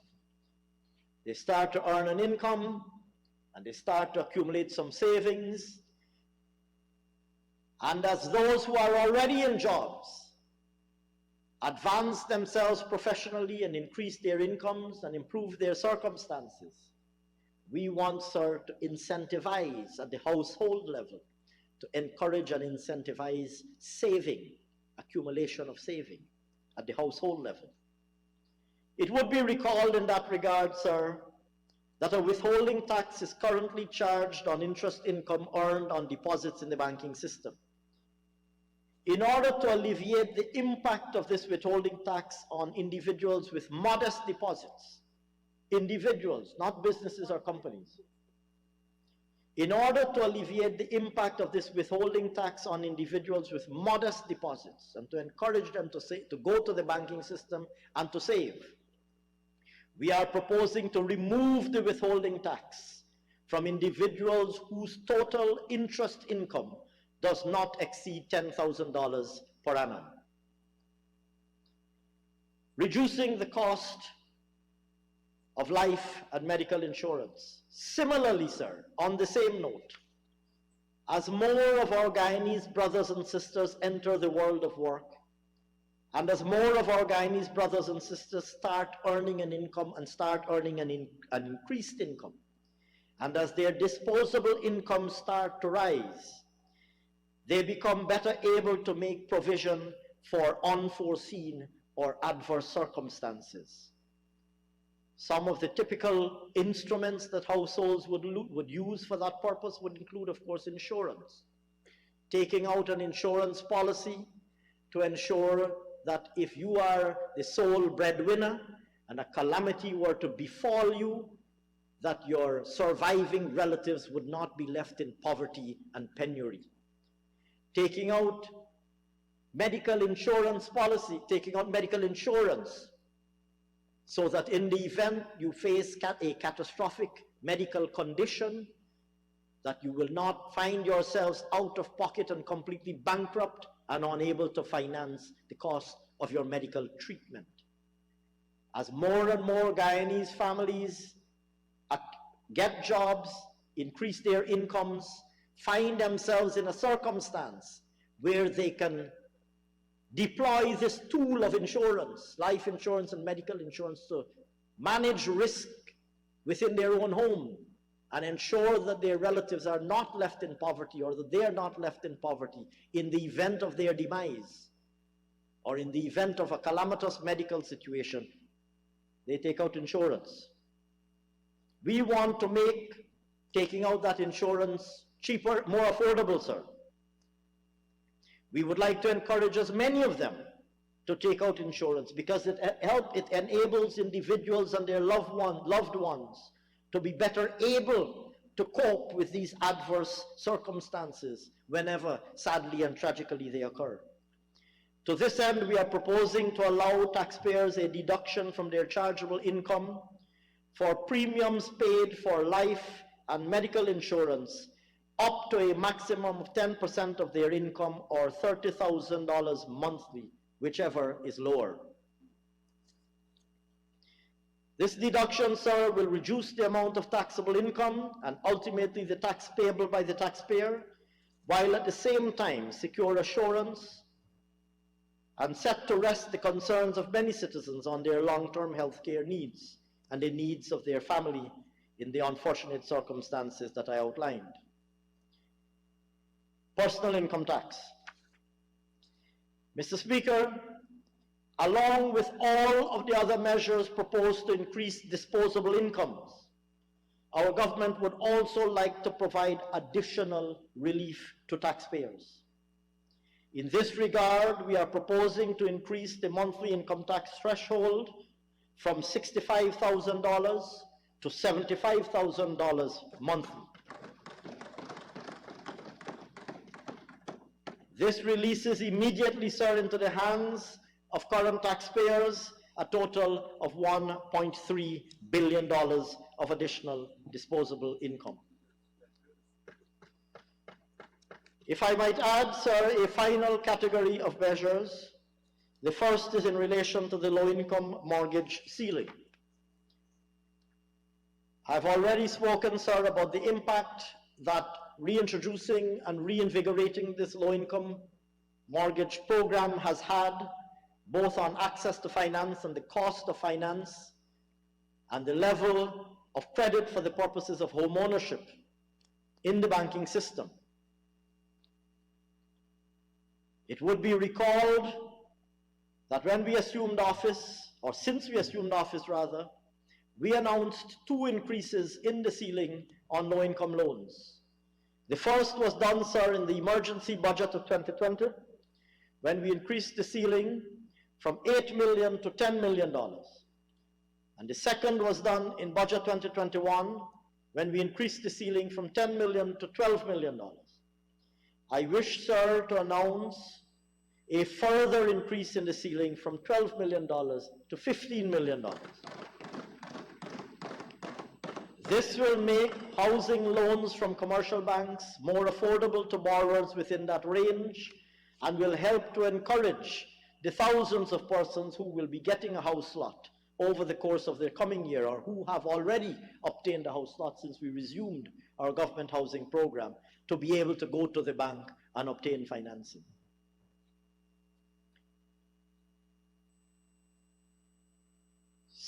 Next, sir, still under the what I would describe as other measures, stamp duty on retail transactions. Mr. Speaker, it has been a long-standing irritant to the business community and the consuming public, the requirement of fixed revenue stamps on receipts issued for retail transactions. And compliance levels are very uneven. We are proposing, sir, to abolish this requirement, specifically as it relates to retail transactions only. Remigrants. Mr. Speaker, I've already spoken of how much this government values the potential contribution of the diaspora, and that given the opportunities that now exist in Guyana, the increased likelihood of remigration by overseas-based Guyanese. In this regard, yet another one of the punitive tax changes made by our predecessors in office was to alter the entitlements of our remigrating diaspora, particularly in relation to importation of a vehicle when they return. In this regard, we propose to revert to the more flexible arrangement that existed prior to 2015. Mr. Speaker, together, though it is estimated conservatively that those measures will place more than $25 billion in the hands of Guyanese businesses and individuals. But at the same time, sir, it will help to ease considerable hardship in the case of those measures that address hardship. And these measures will also simultaneously, sir, help to stimulate thousands of jobs, particularly those that relate to improving competitiveness and promoting competitiveness of Guyanese businesses within the local content framework. And it is, sir, on that note that I come to my conclusion. Mr. Speaker, although this is the third, not the first or the second budget of this People's Progressive Party civic government since we resumed office, Budget 2022 is indeed an historic budget. It sets us resolutely on the path to realizing the bright future we have long awaited. It launches some of the most transformative projects in our country's history.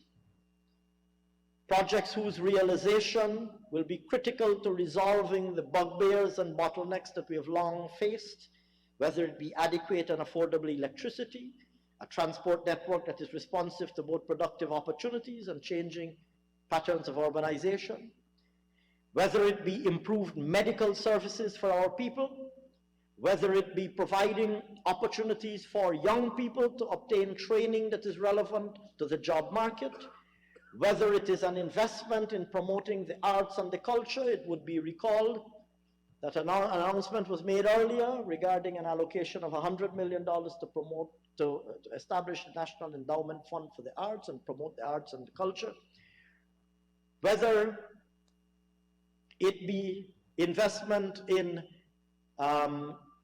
strengthening the institutions of state, like the judiciary, whether it be strengthening the security sector to ensure that our citizens are safer.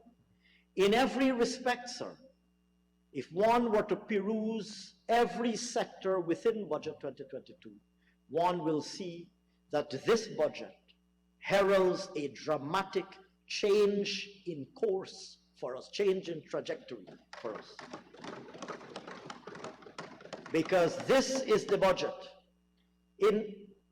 I suppose, sir, that it could be said that in some respects, notwithstanding that Budget 2020 was of course an emergency budget, and Budget 2021 was the budget in which we outlined our medium-term plans, I believe it would be fair to say, sir, that Budget 2022 can well be regarded as the budget that truly launched the transformation of Guyana, the building of the modern Guyana.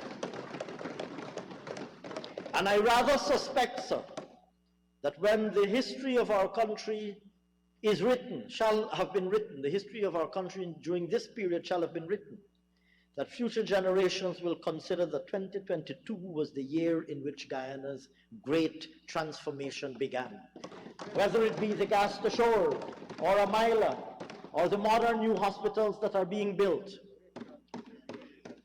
highways and bridges, power plants, I rather suspect, sir, that 2022 shall be remembered as the year in which this great transformation began. I suppose I would say, sir, I would put it differently, that if this era is a special era in Guyana's history, and I believe we all agree that this era is a special era in Guyana's history, then 2022 must be a special year within that era. Mr. Speaker, indeed, sir, I consider it a singular privilege to have been able to present this historic budget on behalf of this People's Progressive Party government.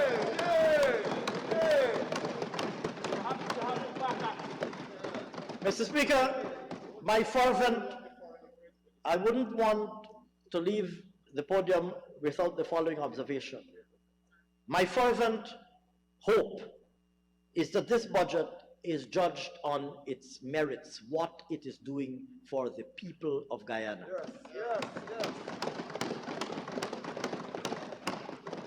I have no doubt that it will be judged in that manner by the people of Guyana, but my fervent hope is that it is judged in this House, particularly by our colleagues on that side of the House. And I trust that they see this budget on its merits. Because I do believe, sir, that given its historic and transformative nature, Budget 2022 deserves the unanimous approbation of this Honorable House.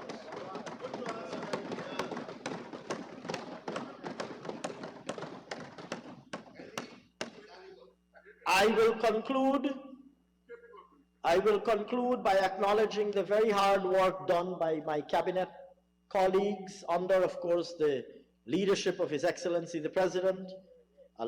Tremendous amount of work was done in all of the sectors.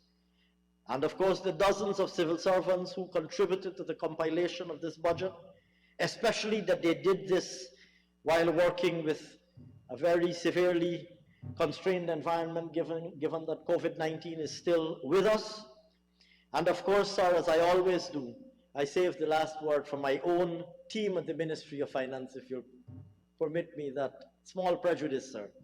I save the last word for my own team at the Ministry of Finance, without whose tremendous work preparation of this historic budget would not have been possible, and whose contribution will be equally invaluable in the execution of this historic budget in the months and years ahead. Speaker, as I said a few minutes ago, on behalf of this People's Progressive Party civic government, the honor is mine to commend to this House Budget 2022. Thank you very much, sir.